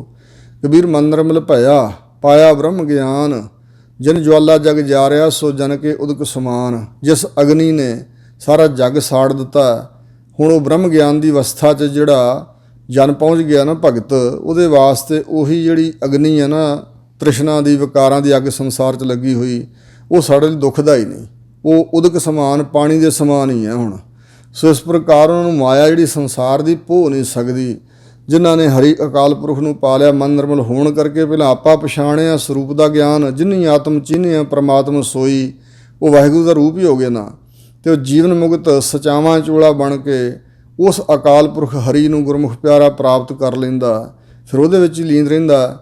ਹਰ ਗੁਣ ਗਾਵੈ ਮਤ ਊਤਮ ਹੋਏ, ਜਿਹੜਾ ਹਰੀ ਪਰਮੇਸ਼ਰ ਦੇ ਗੁਣ ਗਾਉਂਦਾ ਨਾ ਉਹਦੀ ਮੱਤ ਬਹੁਤ ਉੱਚੀ ਹੋ ਜਾਂਦੀ। ਊਤਮ ਸੋ ਊਤਮ ਮਤ ਮੇਰੇ ਹਿਰਦੈ ਤੂੰ ਆਓ, ਧਿਆਵੋ ਗਾਵੋ ਗੁਣ ਗੋਵਿੰਦਾਤ ਪ੍ਰੀਤਮ ਲਾਗਿਆ ਨਾ। ਸਾਡੀ ਸੰਸਾਰੀਆਂ ਦੀ ਜਿਹੜੀ ਬੁੱਧ ਅਸੀਂ ਮੰਨੀ ਹੈ ਨਾ ਵੀ ਫਲਾਨਾ ਡਾਕਟਰ ਬਣ ਗਿਆ, ਬੜਾ ਅਕਲ ਵਾਲਾ, ਬੜਾ ਦਿਮਾਗ, ਬੜੀ ਚਤੁਰਤਾ ਦੇ ਵਿੱਚ, ਫਲਾਣਾ ਜਿਹੜਾ ਬੱਚਾ ਸੀ ਉਹਨੇ ਇੰਜੀਨੀਅਰਿੰਗ ਕਰ ਲਈ ਹੈ, ਫਲਾਣਾ ਜੱਜ ਲੱਗ ਗਿਆ, ਫਲਾਣਾ ਵਕੀਲ ਬਣ ਗਿਆ, ਇਹ ਦੁਨਿਆਵੀ ਬੁੱਧ ਹੈ। ਸੰਸਾਰੀ ਵਿਦਿਆ ਪੜ੍ਹਨ ਦੇ ਨਾਲ ਬੁੱਧੀ ਸਾਣ 'ਤੇ ਤਾਂ ਚੜ੍ਹ ਜਾਂਦੀ ਹੈ, ਤਿੱਖੀ ਹੋ ਜਾਂਦੀ ਹੈ, ਦਿਮਾਗ ਚਤੁਰਾਈ ਬਹੁਤ ਆ ਜਾਂਦੀ ਹੈ। ਪਰ ਜਿਹੜੀ ਉਜਲ ਬੁੱਧ ਹੈ ਨਾ, ਇਹ ਵਾਹਿਗੁਰੂ ਦੀ ਬਖਸ਼ਿਸ਼ ਨਾਲ ਮਿਲਦੀ ਹੈ, ਜਾਂ ਮਨ ਨੂੰ ਭਗਤੀ ਵਾਲੇ ਕਰਮ ਜਿਨ੍ਹਾਂ ਕੀਤੇ ਉਹਨਾਂ ਨੂੰ ਪ੍ਰਾਪਤ ਹੁੰਦੀ ਹੈ। ਅਤੇ ਇਸ ਬੁੱਧੀ ਨਾਲ ਹੀ ਵਾਹਿਗੁਰੂ ਜਪਿਆ ਜਾਂਦਾ। ਸਾ ਬੁੱਧ ਦੀਜੈ ਜਿਤ ਵਿਸਰਹਿ ਨਾਹੀਂ, ਉਹ ਬੁੱਧੀ ਮਹਾਰਾਜ ਬਖਸ਼ੋ ਆਤਮ ਵਿਸ਼ੈਣੀ ਬੁੱਧੀ। ਸਾਰੀ ਦੁਨੀਆ ਨੂੰ ਪਤਾ ਹੈ ਸੰਸਾਰ ਤੋਂ ਚਲੇ ਜਾਣਾ। ਡਾਕਟਰ ਜਿਹੜੇ ਵੱਡੇ ਵੱਡੀ ਡਿਗਰੀਆਂ ਕਰਕੇ ਬਣੇ ਆ, ਇੰਜੀਨੀਅਰ ਬਣੇ ਨੇ, ਵਕੀਲ, ਜੱਜ, ਕਿ ਉਹਨਾਂ ਅੰਦਰੋਂ ਕਾਮ ਕ੍ਰੋਧ ਲੋਭ ਹੰਕਾਰ ਮਰ ਗਿਆ, ਕੀ ਲਾਲ ਛੱਡ ਦਿੱਤਾ ਉਹਨਾਂ ਨੇ? ਇੰਨੀ ਵੀ ਅਕਲ ਨਹੀਂ ਸਾਨੂੰ ਆਈ ਇੰਨੇ ਕਿਤਾਬਾਂ ਪੜ੍ਹ ਕੇ, ਇੱਥੋਂ ਜਾਣਾ ਤਾਂ ਕੁਛ ਹੈ ਨਹੀਂ ਨਾਲ। ਅਤੇ ਫਿਰ ਵੀ ਜਿੰਨੀ ਮਰਜ਼ੀ ਵਿੱਦਿਆ ਪੜ੍ਹੀ ਆ, ਮਾਇਆ ਧਨ ਇਕੱਠਾ ਕਰਨ 'ਚ ਮਨੁੱਖੀ ਮਨ ਲੱਗਾ ਹੋਇਆ, ਇਹ ਬੁੱਧੀ ਇਸ ਪਾਸੇ ਲੱਗੀ ਹੋਈ ਹੈ। ਇਸ ਕਰਕੇ ਜਿਹੜਾ ਹਰੀ ਦੇ ਗੁਣ ਗਾਉਂਦਾ ਨਾ, ਉਹਦੀ ਮੱਤ ਸਭ ਤੋਂ ਉੱਚੀ ਹੈ। ਜਿਵੇਂ ਜਿਵੇਂ ਕੋਈ ਹਰੀ ਦੇ ਗੁਣ ਗਾਉਂਦਾ, ਸਿਮਰਨ ਕਰਦਾ ਮਨੋ ਹੋ ਕੇ, ਉਹਦੀ ਮੱਤ ਉੱਚੀ ਹੋਈ ਜਾਂਦੀ ਹੈ। ਸਹਿਜੇ ਸਹਿਜ ਸਮਾਵੈ ਸੋਏ, ਉਹ ਫਿਰ ਸਹਿਜੇ ਹੀ ਬਹੁਤ ਹੱਠ ਕਰਕੇ, ਯਤਨ ਕਰਕੇ, ਕਰੋੜਾਂ ਕੋਸ਼ਿਸ਼ਾਂ ਨਾਲ ਨਹੀਂ, ਸਹਿਜ ਸੁਭਾਵਕ ਹੀ ਸਹਿਜ ਆਤਮਿਕ ਅਡੋਲਤਾ, ਮਾਨਸਿਕ ਅਡੋਲਤਾ ਵਾਲੀ ਅਵਸਥਾ 'ਚ ਗਿਆਨ ਸਰੂਪ ਪਰਮੇਸ਼ਰ ਵਿੱਚ ਹੀ, ਗਿਆਨ ਦੁਆਰਾ ਗਿਆਨ ਸਰੂਪ ਪਰਮੇਸ਼ਰ ਵਿੱਚ ਹੀ ਉਹ ਸਮਾ ਜਾਂਦਾ ਹੈ। ਦੂਜਾ ਭਾਏ ਨਾ ਸੇਵਿਆ ਜਾਏ, ਭਾਈ ਜਦੋਂ ਤੱਕ ਮਨ ਦੇ ਅੰਦਰ ਮਨਮੁਖ ਦੂਜਾ ਭਾਵ ਹੈ, ਜਿਹੜਾ ਮਨਮੁਖਤਾਈ ਕਰਕੇ ਦੂਜਾ ਭਾਵ ਹੈ ਨਾ, ਪ੍ਰੇਮ ਖੋਟਾ ਮਾਇਆ ਦਾ ਮੋਹ, ਇੱਕ ਪਰਮੇਸ਼ਰ ਹੈ ਤੇ ਦੂਜੀ ਮਾਇਆ। ਦੂਜੀ ਮਾਇਆ ਜਗਤ ਚਿਤ ਵਾਸ, ਕਾਮ ਕ੍ਰੋਧ ਅਹੰਕਾਰ ਵਿਨਾਸ਼। ਇਹ ਜਿਹੜਾ ਮੋਹ ਹੈ ਸੰਸਾਰ ਦਾ, ਇਹਦੇ ਜਦੋਂ ਤੱਕ ਮਨ ਲੱਗਾ ਹੋਇਆ ਉਦੋਂ ਤੱਕ ਸਿਮਰਿਆ ਨਹੀਂ ਜਾਂਦਾ ਪਰਮੇਸ਼ਰ ਨੂੰ। ਵਾਹਿਗੁਰੂ ਦੀ ਭਗਤੀ ਨਹੀਂ ਉਦੋਂ ਤੱਕ ਅਸਲ ਮਹਿਨੇ 'ਚ ਹੋ ਸਕਦੀ। ਹਉਮੈ ਮਾਇਆ ਮਹਾਂ ਬਿਖ ਖਾਏ। ਜੀਵ ਨੂੰ ਹੰਗਤਾ ਰੂਪੀ ਮਾਇਆ ਚੰਬੜੀ ਹੋਈ ਹੈ। ਹੰਗਤਾ ਤੇ ਮਾਇਆ ਜੋ ਦ੍ਰਿਸ਼ਮਾਨ ਪ੍ਰਪੰਚ ਦਾ ਲਗਾਓ ਹੈ। ਸੋ ਇਹ ਮਾਇਆ ਮਹਾਂ ਬਿਖ ਖਾਏ, ਇਹ ਮਹਾਨ ਵੱਡਾ ਬਿਖ ਜ਼ਹਿਰ ਹੈ। ਸੋ ਇਹ ਜੀਵ ਜ਼ਹਿਰ ਖਾਂਦਾ ਪਿਆ। ਇੱਕ ਤਾਂ ਇਹ ਅਰਥ ਹੈ। ਖਾਏ ਦਾ ਅਰਥ ਦੂਜਾ ਕੀਤਾ ਵੀ ਮਹਾਨ ਬਿਖ ਜ਼ਹਿਰ, ਜਿਹੜੀ ਹੰਗਤਾ ਤੇ ਮਮਤਾ ਸੰਸਾਰ ਦਾ ਲਗਾਓ, ਇਹ ਜੀਵ ਨੂੰ ਮਾਰ ਮਕਾਉਂਦਾ ਹੈ, ਖਾ ਜਾਂਦਾ ਇਸ ਨੂੰ। ਸੋ ਇਸ ਪ੍ਰਕਾਰ ਇੱਕ ਤਾਂ ਅਰਥ ਹੈ ਵੀ ਹੰਗਤਾ ਤੇ ਮਮਤਾ ਰੂਪੀ ਜ਼ਹਿਰ ਖਾਂਦਾ ਹੈ ਜੀਵ, ਮਹਾਨ ਵੱਡੀ ਜ਼ਹਿਰ ਇਹ ਖਾਈ ਜਾ ਰਿਹਾ। ਦੂਸਰਾ ਅਰਥ ਹੈ ਵੀ ਜਿਹਦੇ 'ਚ ਲੱਗਾ ਹੋਇਆ ਨਾ ਹੰਗਤਾ ਤੇ ਮਮਤਾ 'ਚ, ਇਹ ਮਹਾਨ ਬਿਖ ਜ਼ਹਿਰ ਬਣ ਕੇ ਇਸ ਨੂੰ ਮਾਰ ਮਕਾਉਂਦਾ ਹੈ। ਪੁੱਤ ਕੁਟੰਬ ਗ੍ਰਹਿ ਮੋਹਿਆ ਮਾਇਆ ਮਾਏ। ਇਹ ਜਿਹੜਾ ਪੁੱਤਰ ਧੀਆਂ ਆਦਿਕ ਤੇ ਕੁਟੰਬ, ਇਸਤਰੀ ਤੋਂ ਵਧਿਆ ਪਰਿਵਾਰ, ਧਰਮ ਪਤਨੀ, ਪੁੱਤਰ ਧੀਆਂ, ਗ੍ਰਹਿ ਘਰ, ਸੋ ਇਹ ਤੇ ਆਦਿਕ ਮਾਏ ਮਾਇਆ ਹੀ ਹੈ। ਤੇ ਇਸ ਮਾਇਆ 'ਚ ਦਾ ਮਨ ਜਿਹੜਾ ਹੈ ਨਾ ਮੋਹਿਆ ਹੋਇਆ। ਰਹਿਣਾ ਤਾਂ ਵਿੱਚ ਆ ਸੰਸਾਰ ਦੇ, ਪਰਿਵਾਰ ਦੀ ਪਰਵਰਿਸ਼ ਕਰਨੀ ਹੈ, ਬੱਚਿਆਂ ਨੂੰ ਪੜ੍ਹਾਉਣਾ ਹੈ, ਖਾਣ ਪੀਣ ਵਾਸਤੇ ਰੋਜੀ ਰੋਟੀ ਕਮਾਉਣੀ, ਕੋਈ ਬੁਰੀ ਗੱਲ ਨਹੀਂ ਹੈ। ਤੇ ਵਿੱਚੇ ਗ੍ਰਹਿ ਸਦਾ ਰਹਿ ਉਦਾਸੀ, ਜੋ ਕਮਲ ਰਹਿ ਵਿੱਚ ਪਾਣੀ ਹੈ। ਹਜ਼ੂਰ ਨੇ ਉਪਦੇਸ਼ ਦਿੱਤਾ, ਜੈਸੇ ਜਲ ਮੈਂ ਕਮਲ ਨਿਰਾਲਮ ਮੁਰਗਾਈ ਨੇ ਸਾਣੇ, ਸੁਰਤ ਸ਼ਬਦ ਭਵ ਸਾਗਰ ਤਰੀਆ, ਨਾਨਕ ਨਾਮ ਵਿਖਾਣੇ। ਇਸ ਤਰ੍ਹਾਂ ਦੇ ਬਣਨ ਦਾ ਤਾਂ ਉਪਦੇਸ਼ ਦਿੱਤਾ। ਪਰ ਜਦੋਂ ਮੋਹੇ ਗਏ ਪੁੱਤਰ ਕਲਤਰ ਗ੍ਰਸਤ ਕਾ ਫਾਸਾ, ਹੋਣ ਨਾ ਪਾਈਆ ਰਾਮ ਕੇ ਦਾਸਾ। ਫਿਰ ਇਹ ਇੰਜ ਹੈ, ਰਾਮ ਦੇ ਦਾਸ ਨਹੀਂ ਬਣਿਆ ਜਾਂਦਾ ਫਿਰ ਜਿਹਨਾਂ ਦੇ ਮੋਹ 'ਚ ਗ੍ਰਸੇ ਜਾਈਏ। ਮਨਮੁਖ ਅੰਧਾ ਆਵੈ ਜਾਏ। ਮਨ ਨੂੰ ਮੁਖੀ ਬਣਾ ਕੇ ਚੱਲਣ ਵਾਲਾ ਜੋ ਜੀਵ ਹੈ ਉਹ ਅੰਨਾ ਹੈ। ਸੋ ਇਸ ਪ੍ਰਕਾਰ ਅੰਦਰੋਂ ਅੰਨਾ ਬਾਹਰੋਂ ਅੰਨਾ, ਕੂੜੀ ਕੂੜੀ ਗਾਵੈ, ਦੇਹੀ ਧੋਏ ਚੱਕਰ ਬਣਾਏ, ਮਾਇਆ ਨੂੰ ਬਹੁਤਾਵੈ। ਸੋ ਇਸ ਪ੍ਰਕਾਰ ਅੰਧੇ ਨਾ ਆਖਿਨ ਜਿਨ ਮੁਖ ਲੋਇਣ ਨਾ ਹੈ, ਅੰਧੇ ਸਹੀ ਨਾਨਕ ਅਜੇ ਖਸਮੋਂ ਕੁੱਥੇ ਜਾਹੇ। ਖਸਮ ਪਰਮੇਸ਼ਰ ਨੂੰ ਜਾਨਣਾ ਹੀ ਕੁਛ ਨਾ, ਤੇ ਹਾਏ ਮਾਇਆ ਸੰਸਾਰ ਨੂੰ ਸੱਚਾ ਜਾਣ ਕੇ ਵਿੱਚ ਗਲਤਾਨ ਰਹਿਣਾ, ਕੁਛ ਵਿਚਾਰਨਾ ਇਹਨਾਂ ਦੀਰਘ ਦ੍ਰਿਸ਼ਟੀ ਨਾਲ, ਇਹ ਅੰਨਾਪੁਣਾ ਹੈ। ਮਨ ਦੇ ਪਿੱਛੇ ਲੱਗਣ ਕਰਕੇ ਜੀਵ ਅੰਨਾ ਹੋ ਰਿਹਾ, ਤੇ ਇਸ ਅੰਧਤਾਈ ਕਰਕੇ ਆਵਿਆ ਜਾਏ ਆਉਂਦਾ ਜਾਂਦਾ। ਆਮਣ ਜਾਣਾ ਜੰਮਣਾ ਮਰਨਾ ਇਹ ਗਲ ਪਿਆ ਰਹਿੰਦਾ। ਹਰ ਹਰ ਨਾਮ ਦੇਵੈ ਜਨ ਸੋਏ। ਤੇ ਜਿਹਨੂੰ ਵਾਹਿਗੁਰੂ ਪਰਮਾਤਮਾ ਆਪਣਾ ਹਰੀ ਹਰੀ ਨਾਮ, ਵਾਹਿਗੁਰੂ ਵਾਹਿਗੁਰੂ ਨਾਮ ਹਰੀ, ਅਕਾਲ ਪੁਰਖ ਪਰਮਾਤਮਾ ਜੋ ਦੁੱਖਾਂ ਦਾ ਹਾਰਕ ਹੈ ਤੇ ਸ਼ੁਭ ਗੁਣਾਂ ਦੀ ਹਰਿਆਵਲਤਾ ਬਖਸ਼ਣ ਵਾਲਾ ਹੈ, ਆਪਣਾ ਨਾਮ ਜਿਸ ਨੂੰ ਦੇ ਦਿੰਦਾ ਨਾ ਪਰਮੇਸ਼ਰ ਬਖਸ਼ ਦਿੰਦਾ, ਜਨ ਸੋਏ। ਉਹੀ ਉਸ ਪਰਮਾਤਮਾ ਦਾ ਸੇਵਕ ਸਦਵਾ ਸਕਦਾ। ਜਿਸ ਨੂੰ ਵਾਹਿਗੁਰੂ ਆਪਣਾ ਨਾਮ ਨਹੀਂ ਬਖਸ਼ਦਾ, ਉਹ ਆਪਣੇ ਆਪ 'ਚ ਭਾਵੇਂ ਕਹਾਈ ਜਾਏ ਕਿ ਮੈਂ ਵੀ ਵਾਹਿਗੁਰੂ ਦਾ ਜਨ ਹਾਂ, ਭਗਤ ਹਾਂ, ਸੇਵਕ ਹਾਂ, ਸੰਤ ਹਾਂ, ਬ੍ਰਹਮ ਗਿਆਨੀ ਹਾਂ, ਉਹ ਜਨ ਕੋਈ ਨਹੀਂ। ਹਜ਼ੂਰ ਕਹਿੰਦੇ ਨੇ, ਜਾਂ ਕਿ ਭਗਤ ਮੇਰਾ ਪ੍ਰਭ ਮਨ ਹੈ, ਜਾਂ ਸੋਈ ਭਗਤ ਗਿਆਨੀ ਧਿਆਨੀ ਤਪਾ ਸੋਈ, ਨਾਨਕ ਜਾਗੋ ਕਿਰਪਾ ਕੀ ਜਾ। ਜਿਸ ਦੇ ਉੱਪਰ ਕਿਰਪਾ ਕਰਦਾ, ਜਿਹਨੂੰ ਨਾਮ ਬਖਸ਼ ਦਿੰਦਾ, ਸੇਵਕ ਤਾਂ ਉਹ ਹੀ ਹੈ ਨਾ। ਮਾਨ ਅਭਿਮਾਨ ਮੰਦੇ ਸੋ ਸੇਵਕ ਨਾਹੀ, ਤਤ ਸਮਦਰਸੀ ਸੰਤੋ ਕੋਈ ਕੋਟ ਮੰਦਾਹੀ। ਆਨੰਦਨ ਭਗਤ ਗੁਰ ਸ਼ਬਦੀ ਹੋਏ। ਜਿਹੜਾ ਗੁਰ ਸ਼ਬਦੀਆ ਬਣ ਜਾਂਦਾ ਨਾ, ਗੁਰੂ ਦੇ ਸ਼ਬਦ ਨਾਲ ਜੁੜਦਾ ਹੈ, ਉਹਦੇ ਹਿਰਦੇ 'ਚ ਰੋਜ਼ ਰੋਜ਼ ਹਰੀ ਦੀ ਭਗਤੀ ਹੁੰਦੀ ਹੈ। ਆਨੰਦਨ ਸ਼ਬਦ ਦਾ ਅਰਥ ਦੋ ਤਰ੍ਹਾਂ ਨਾਲ ਕੀਤਾ, ਆਨੰਦਨ ਰੋਜ਼ ਰੋਜ਼, ਤੇ ਅਨ ਰਹਿਤ ਦਿਨ ਦਿਨ, ਦਿਨ ਦੇ ਉਲਟਾ ਰਾਤ, ਰਾਤ ਦਿਨ ਗੁਰੂ ਦੇ ਸ਼ਬਦ ਰਾਹੀਂ ਉਹਦੇ ਹਿਰਦੇ 'ਚ ਵਾਹਿਗੁਰੂ ਜੀ ਦੀ ਭਗਤੀ ਹੁੰਦੀ ਰਹਿੰਦੀ ਹੈ, ਭਗਤੀ ਸਮਾਈ ਰਹਿੰਦੀ ਹੈ ਉਹਦੇ ਹਿਰਦੇ 'ਚ। ਗੁਰਮਤਿ ਵਿਰਲਾ ਬੂਝੈ ਕੋਇ। ਕੋਈ ਵਿਰਲਾ ਹੀ ਗੁਰਮਤੀਆ ਹੈ ਜਿਹੜਾ ਗੁਰੂ ਦੀ ਮੱਤ ਸਿੱਖਿਆ ਦੁਆਰਾ ਬੁੱਝਦਾ ਇਸ ਭੇਦ ਨੂੰ, ਭਈ ਜੀਵਨ ਦਾ ਲਕਸ਼, ਜੀਵਨ ਦਾ ਨਿਸ਼ਾਨਾ, ਜੀਵਨ ਦਾ ਮਨੋਰਥ ਤਾਂ ਵਾਹਿਗੁਰੂ ਦੀ ਭਗਤੀ ਹੀ ਹੈ। ਜਿਹਨੇ ਗੁਰਮਤਿ ਲੈ ਲਈ, ਗੁਰਾਂ ਦੀ ਸਿੱਖਿਆ ਲੈ ਲਈ, ਧਾਰਨ ਕਰ ਲਈ, ਉਹ ਕੋਈ ਵਿਰਲਾ ਹੀ ਬੁੱਝਦਾ ਇਸ ਭੇਦ ਨੂੰ। ਨਾਨਕ ਨਾਮ ਸਮਾਵੈ ਸੋਏ। ਹਜ਼ੂਰ ਗੁਰੂ ਅਮਰਦਾਸ ਮਹਾਰਾਜ ਕਹਿੰਦੇ, ਉਹ ਜਿਹੜਾ ਵਿਰਲਾ ਪੁਰਸ਼ ਹੈ ਨਾ, ਵਾਹਿਗੁਰੂ ਦੇ ਨਾਮ ਦੁਆਰਾ ਨਾਮੀ ਪਰਮੇਸ਼ਰ ਵਿੱਚ ਹੀ ਸਮਾ ਜਾਂਦਾ। ਨਾਮ ਵਿੱਚ ਸਮਾਇਆ ਰਹਿਣ ਕਰਕੇ ਫਿਰ ਵਾਹਿਗੁਰੂ ਵਿੱਚ ਹੀ ਸਮਾਉਂਦਾ ਜੋ ਨਾਮੀ ਹੈ ਪਰਮੇਸ਼ਰ। ਗੌੜੀ ਗਵਾਰੇਰੀ ਮਹੱਲਾ ਤੀਜਾ। ਧੰਨ ਗੁਰੂ ਅਮਰਦਾਸ ਮਹਾਰਾਜ ਗੌੜੀ ਰਾਗ ਦੀ ਜੋ ਵੰਨਗੀ ਹੈ ਗਵਾਰੇਰੀ, ਇਸ ਦੇ ਅੰਦਰ ਸੱਚੇ ਪਾਤਸ਼ਾਹ ਉਪਦੇਸ਼ ਦੇ ਰਹੇ, ਗੁਰ ਸੇਵਾ ਜੁਗ ਚਾਰੇ ਹੋਈ, ਹਜੂਰ ਕਹਿੰਦੇ ਭਾਈ ਗੁਰਾਂ ਦੀ ਜਿਹੜੀ ਸੇਵਾ ਹੈ ਚੌਂ ਯੁੱਗਾਂ ਵਿੱਚ ਹੀ ਕੀਤੀ ਹੋਈ ਸਫਲੀ ਹੈ। ਭਾਵੇਂ ਯੁੱਗ ਸਤਯੁਗ ਹੈ, ਦੁਆਪਰ, ਤ੍ਰੇਤਾ, ਕਲਯੁਗ ਕੋਈ ਵੀ ਹੈ, ਸਾਰਿਆਂ ਜ਼ਮਾਨੇ ਯੁੱਗ ਜ਼ਮਾਨੇ ਅੰਦਰ ਸਾਰਿਆਂ ਸਮਿਆਂ ਅੰਦਰ ਹੀ ਗੁਰਾਂ ਦੀ ਸੇਵਾ ਦੀ ਮਹਾਨਤਾ ਪ੍ਰਗਟ ਹੋਈ ਹੈ। ਪੂਰਾ ਜਨ ਕਾਰ ਕਮਾਵੇ ਕੋਈ ਜਿਹੜਾ ਪੂਰਾ ਜਨ ਹੈ ਨਾ, ਪੂਰਨ ਪੁਰਖ, ਪੂਰਾ ਭਾਂਡਾ, ਉਹ ਕੋਈ ਹੈ ਜਿਹੜਾ ਸਤਿਗੁਰਾਂ ਦੀ ਦੱਸੀ ਕਾਰ ਨੂੰ ਕਮਾਉਂਦਾ ਹੈ। ਹਰ ਨਾਮੈ ਕੀ ਹਮਕੋ ਸਤਿਗੁਰ ਕਾਰ ਕੁੰਨੀ ਦੀ। ਸੋ ਇਸ ਕਾਰੋਬਾਰ ਨੂੰ, ਇਸ ਕੰਮ ਨੂੰ ਸੱਚੇ ਪਾਤਸ਼ਾਹ ਨੇ ਬਖਸ਼ਿਆ ਆਪਣੇ ਸੇਵਕਾਂ ਨੂੰ, ਤੇ ਜਿਨ੍ਹਾਂ ਨੂੰ ਬਖਸ਼ਿਆ ਜੋ ਇਸ ਕਾਰ 'ਚ ਲਾਏ ਹੋਏ ਨੇ, ਸੋ ਉਹ ਪੂਰੇ ਭਾਂਡੇ ਨੇ। ਕੋਈ ਵਿਰਲਾ ਹੈ ਜੋ ਇਸ ਕਾਰ ਨੂੰ ਕਮਾਉਂਦਾ। ਅਖੁੱਟ ਨਾਮ ਧਨ ਹਰ ਤੋਟ ਨਾ ਹੋਈ। ਹਰ ਤੇ ਵਿਸ਼ਰਾਮ ਹੈ। ਅਖੁੱਟ ਦਾ ਅਰਥ ਹੈ ਅਮੁੱਕ। ਅਖੁੱਟ ਖਜ਼ਾਨਾ ਸਤਿਗੁਰ ਦੀਆ, ਤੋਟ ਨਹੀਂ ਰੇ ਮੁਕੇ। ਨਾ ਤੋਟ ਆਉਂਦੀ ਇਸ ਦੀ, ਨਾ ਮੁੱਕਦਾ ਹੀ ਹੈ। ਸੋ ਇਸ ਪ੍ਰਕਾਰ ਹਜੂਰ ਨੇ ਕਿਹਾ ਹੈ ਕਿ ਜਿਹੜਾ ਵਾਹਿਗੁਰੂ ਦਾ ਨਾਮ ਹੈ ਇਹ ਅਖੁੱਟ ਅਮੁੱਕ ਹੈ। ਜਿਹੜੇ ਦੁਨਿਆਵੀ ਧਨ ਹਨ, ਜਿੰਨੇ ਮਰਜ਼ੀ ਖਜ਼ਾਨੇ ਭਰੇ ਹੋਣ, ਸੋਨਾ ਚਾਂਦੀ ਹੀਰੇ ਲਾਲ ਜਵਾਹਰਾਤ ਹੋਣ, ਜੇ ਉੱਥੋਂ ਖਜ਼ਾਨੇ 'ਚੋਂ ਕੱਢ ਕੇ ਲੋਕਾਂ ਨੂੰ ਵਰਤਾਈ ਜਾਈਏ ਤਾਂ ਚਿੰਤਾ ਵੀ ਨਾਲ ਲੱਗੀ ਰਹੇਗੀ ਵੀ ਮੁੱਕ ਜਾਏਗਾ। ਜੇ ਸਦਾ ਵਰਤ ਲਾਤਾ, ਪ੍ਰਵਾਹ ਹੀ ਨਾ ਕੀਤੀ ਤੇ ਮੁੱਕ ਜਾਏਗਾ। ਪਰ ਵਾਹਿਗੁਰੂ ਪਰਮੇਸ਼ਰ ਦੇ ਨਾਮ ਦਾ ਖਜ਼ਾਨਾ ਐਸਾ ਹੈ ਕਿ ਜਿਹੜਾ ਮਰਜ਼ੀ ਇਹਨੂੰ ਵਰਤਾਈ ਜਾਏਗੇ, ਭਾਵ ਪ੍ਰਚਾਰ ਹੀ ਕਰਨਾ ਨਾ, ਲੋਕਾਂ ਨੂੰ ਹੋਰ ਪ੍ਰੇਰਨਾ ਕਰਨੀ ਹੈ ਵਾਹਿਗੁਰੂ ਦੇ ਨਾਮ ਨਾਲ ਜੁੜਨ ਦੀ, ਤਾਂ ਫਿਰ ਉਹਨਾਂ ਦੇ ਹਿਰਦੇ 'ਚ ਤਿਉਂ ਵੱਧਦਾ ਹੈ। ਸੋ ਇਸ ਪ੍ਰਕਾਰ ਤੋਟ ਨਾ ਆਵੇ ਵੱਧ ਦੋ ਜਾਈ, ਉਹ ਖਾਵਹਿ ਖਰਚਾ ਹੈ ਰਲ ਮਿਲ ਭਾਈ, ਤੋਟ ਨਾ ਆਵੇ ਵੱਧ ਦੋ ਜਾਈ। ਹੋਰ ਪਰਪੱਕ ਹੁੰਦਾ ਜਾਂਦਾ, ਹੋਰ ਨਾਮ ਦਾ ਨਿਵਾਸ ਹੋਈ ਜਾਂਦਾ। ਸੋ ਇਸ ਪ੍ਰਕਾਰ ਇਹ ਮੁੱਕਣ ਵਾਲਾ ਖਜ਼ਾਨਾ ਨਹੀਂ। ਸੋ ਇਸ ਪ੍ਰਕਾਰ ਹਜੂਰ ਕਹਿੰਦੇ ਨੇ ਅਖੁੱਟ ਨਾਮ ਧਨ ਹਰ। ਹਰੀ ਪਰਮੇਸ਼ਰ ਦੇ ਨਾਮ ਦਾ ਜਿਹੜਾ ਧਨ ਹੈ ਇਹ ਅਖੁੱਟ ਅਮੁੱਕ ਹੈ, ਤੋਟ ਨਾ ਹੋਈ। ਇਸ ਦੀ ਕਦੇ ਵੀ ਤੋਟ ਨਹੀਂ ਹੁੰਦੀ ਹੈ। ਇੱਥੇ ਸਦਾ ਸੁਖ ਦਰ ਸੋਭਾ ਹੋਈ। ਜਿਨ੍ਹਾਂ ਨੇ ਇਸ ਨਾਮ ਰੂਪੀ ਧਨ ਨੂੰ ਆਪਣੇ ਹਿਰਦੇ 'ਚ ਇਕੱਠਾ ਕੀਤਾ, ਇੱਥੇ ਇਸ ਦੁਨੀਆ 'ਚ ਰਹਿੰਦਿਆਂ ਹਿਰਦੇ ਵਾਲਾ ਜਿਹੜਾ ਅੰਦਰੂਨੀ ਸੁਖ ਹੈ ਨਾ, ਆਨੰਦ, ਉਹ ਸਦਾ ਵਾਸਤੇ ਉਹਨਾਂ ਨੂੰ ਪ੍ਰਾਪਤ ਹੋ ਗਿਆ ਹੈ। ਦਰ ਸੋਭਾ ਹੋਈ। ਤੇ ਵਾਹਿਗੁਰੂ ਪਰਮੇਸ਼ਰ ਦੇ ਦਰ 'ਤੇ, ਦਰਗਾਹ ਦੇ ਅੰਦਰ, ਵਾਹਿਗੁਰੂ ਦੀ ਹਜ਼ੂਰੀ ਅੰਦਰ ਉਹਨਾਂ ਦੀ ਸੋਭਾ ਹੁੰਦੀ ਹੈ। ਉਹਨਾਂ ਦੀ ਸੋਭਾ ਜੁਗ ਜੁਗ ਹੋਈ, ਕੋਈ ਨਾ ਮੇਟਣ ਹਾਰਾ। ਸੋ ਇਸ ਪ੍ਰਕਾਰ ਇੱਥੇ ਵਿਰੇਰੇ ਦਰਗਹਿ ਕਹੈ ਨਾ ਕੋਊ, ਆਓ ਬੈਠ ਆਦਰ ਸੁਭ ਦੇਊ, ਵਾ ਮਹਿਲੀ ਪਾਵਹਿ ਤੂੰ ਬਾਸਾ, ਜਨਮ ਮਰਨ ਨਾ ਹੋਏ ਬਿਨਾਸਾ।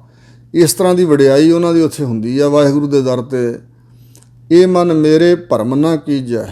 ਹਜ਼ੂਰ ਕਹਿੰਦੇ ਮਨ ਨੂੰ ਉਪਦੇਸ਼ ਦਿਓ, ਹੇ ਮੇਰੇ ਮਨਾ ਭਰਮ ਨਾ ਕਰ, ਭ੍ਰਾਂਤੀ ਵਿੱਚ ਨਾ ਪੈ, ਭਟਕਣਾ ਨਾ ਕਰ। ਭਟਕਣਾ ਵਿੱਚ ਪੈ ਗਿਆ ਐਵੇਂ ਨਾ ਭਰਮਦਾ ਫਿਰ ਤੁਰਿਆ ਨਾ ਫਿਰ। ਗੁਰਮੁਖ ਸੇਵਾ ਅੰਮ੍ਰਿਤ ਰਸ ਪੀਜੈ। ਜਿਹੜੀ ਗੁਰਾਂ ਨੇ ਦੱਸੀ ਸੇਵਾ ਹੈ ਨਾ, ਸਿਮਰਨ ਭਗਤੀ, ਇਸ ਵਿੱਚ ਲੱਗ ਕੇ ਜਿਹੜਾ ਵਾਹਿਗੁਰੂ ਦੇ ਨਾਮ ਵਿੱਚੋਂ ਆਤਮਿਕ ਜੀਵਨ ਦੇਣ ਵਾਲਾ ਰਸ ਪ੍ਰਾਪਤ ਹੁੰਦਾ, ਉਹਨੂੰ ਪੀਣਾ ਕਰ, ਉਹਨੂੰ ਪੀ ਲੈ। ਉਹ ਪੀਣਾ ਚਾਹੀਦਾ ਹੈ। ਗੁਰਾਂ ਨੂੰ ਮੁਖੀ ਬਣਾ ਕੇ, ਗੁਰਾਂ ਦੇ ਅਨੁਸਾਰੀ ਹੋ ਕੇ, ਗੁਰਾਂ ਨੂੰ ਆਪਣਾ ਆਪ ਸਮਰਪਣ ਕਰਕੇ, ਗੁਰੂ ਦੇ ਸਨਮੁਖ ਹੋ ਕੇ ਜਿਹੜੀ ਸੇਵਾ ਕਮਾਉਣੀ ਹੈ। ਸੇਵਾ ਇਹ ਭਗਤ ਸੇਵਾ ਸਾਰ ਤਤ। ਸੋ ਤਤ ਸਾਰ ਰੂਪ ਸੇਵਾ ਜਿਹੜੀ ਸਿਮਰਨ ਹੈ ਪਰਮੇਸ਼ਰ ਦਾ, ਇਹਦੇ ਰਾਹੀਂ ਅੰਮ੍ਰਿਤ ਰਸ ਪੀਣਾ ਚਾਹੀਦਾ ਹੈ। ਰਹਾਓ ਸਤਿਗੁਰ ਸੇਵਹਿ ਸੇ ਮਹਾਂਪੁਰਖ ਸੰਸਾਰੇ। ਜਿਹੜੇ ਪੁਰਖ ਸਤਿਗੁਰਾਂ ਦੀ ਸੇਵਾ ਕਰਦੇ ਹਨ, ਸੇਵਾ ਹੈ ਬਹੁਵਚਨ ਹੈ, ਸੇ ਬਹੁਵਚਨ ਹੈ, ਉਹ ਸੰਸਾਰ ਦੇ ਅੰਦਰ ਮਹਾਂਪੁਰਖ ਕਰਕੇ ਜਾਣੇ ਜਾਂਦੇ ਨੇ। ਉਹਨਾਂ ਨੂੰ ਮਹਾਂਪੁਰਖ ਸੰਤ ਸਾਧੂ ਬ੍ਰਹਮ ਗਿਆਨੀ ਆਦਿਕ ਲਕਬ ਲੋਕ ਦਿੰਦੇ, ਵਡਿਆਈ ਕਰਦੇ ਨੇ। ਆਪ ਉਧਰੇ ਕੁਲ ਸਗਲ ਨਿਸਤਾਰੇ। ਕਿਉਂਕਿ ਗੁਰਾਂ ਦੀ ਸੇਵਾ ਕਰਕੇ ਆਪ ਤਾਂ ਉਧਰੇ ਹੀ ਹੈ, ਸੰਸਾਰ ਤੋਂ ਤਰੇ ਹੀ ਹੋਏ ਨੇ, ਤੇ ਉਹਨਾਂ ਨੇ ਸਾਰੀਆਂ ਕੁਲਾਂ ਵੀ ਆਪਣੀਆਂ ਨਿਸਪ੍ਰਪੰਚ ਸੰਸਾਰ ਤੋਂ ਤਾਰ ਲਈਆਂ। ਨਿਸਤਾਰਨਾ ਸੰਸਾਰ ਪ੍ਰਪੰਚ ਤੋਂ ਤਰ ਜਾਣਾ, ਪਾਰਲੇ ਕੰਢੇ ਲੱਗ ਜਾਣਾ, ਜੰਮਣ ਮਰਨ ਤੋਂ ਰਹਿਤ ਹੋ ਜਾਣਾ। ਵਿਕਾਰਾਂ ਤੋਂ ਰਹਿਤ ਹੋਣ ਕਰਕੇ ਜੰਮਣਾ ਮਰਨਾ ਮਿਟਦਾ। ਸੋ ਇਸ ਪ੍ਰਕਾਰ ਜਿਹੜੇ ਦੁਆਲੇ ਸਾਡੇ ਚੰਬੜੇ ਹੋਏ ਆ, ਕਾਮ ਕ੍ਰੋਧ ਮੋਹ ਹੰਕਾਰ, ਸ਼ਬਦ ਸਪਰਸ਼ ਰੂਪ ਰਸ ਗੰਧ, ਆਸਾ ਵਾਸ਼ਨਾ ਤ੍ਰਿਸ਼ਨਾ, ਸੋ ਇਹ ਆਦਿਕ ਵੈਰ ਵਿਰੋਧ ਨਿੰਦਿਆ ਚੁਗਲੀ, ਇਹ ਸਾਰਾ ਕੁਝ ਦੁਆਲੇ ਸਾਡੇ ਚੰਬੜਿਆ ਹੋਇਆ। ਇਹ ਇਸ ਤੋਂ ਪਾਰ ਹੋਣ ਦਾ ਨਾਂ ਹੀ ਹੈ ਮੁਕਤ ਹੋਣਾ। ਸੋ ਇਸ ਪ੍ਰਕਾਰ ਕੁਲਾਂ ਦਾ ਤਰ ਜਾਣਾ, ਆਪਣਾ ਤਰ ਜਾਣਾ ਇਹੀ ਹੈ। ਹਰ ਕਾ ਨਾਮ ਰੱਖਿਆ ਹੈ ਉਰ ਧਾਰੇ। ਉਹ ਗੁਰਮੁਖ ਪਿਆਰਿਆਂ ਦੀ ਕੀ ਅਵਸਥਾ ਹੈ ਕਿ ਵਾਹਿਗੁਰੂ ਦੇ ਨਾਮ ਨੂੰ ਔਰ ਹਿਰਦੇ ਦੇ ਅੰਦਰ ਧਾਰਨ ਕਰਕੇ ਰੱਖਦੇ, ਮਿੰਟ ਸਕਿੰਟ ਵੀ ਤਿਆਗਦੇ ਨਹੀਂ। ਛਿਨ ਮਾਤਰ ਵੀ ਵਾਹਿਗੁਰੂ ਦਾ ਨਾਮ ਉਹਨਾਂ ਦੀ ਸਿਮਰਤੀ 'ਚੋਂ ਭੁੱਲਦਾ ਨਹੀਂ ਹੈ। ਕੋਟਨ ਮੈਂ ਨਾਨਕ ਕਉ ਨਾਰਾਇਣ ਜਿਹ ਚੀਤ, ਸਾਡੇ ਚਿੱਤ ਵਿੱਚ ਤਾਂ ਹੋਰ ਹੀ ਕੁਝ ਵਸਿਆ ਹੁੰਦਾ, ਸੰਸਾਰ ਦੀਆਂ ਗੱਲਾਂ ਵਸੀਆਂ ਰਹਿੰਦੀਆਂ।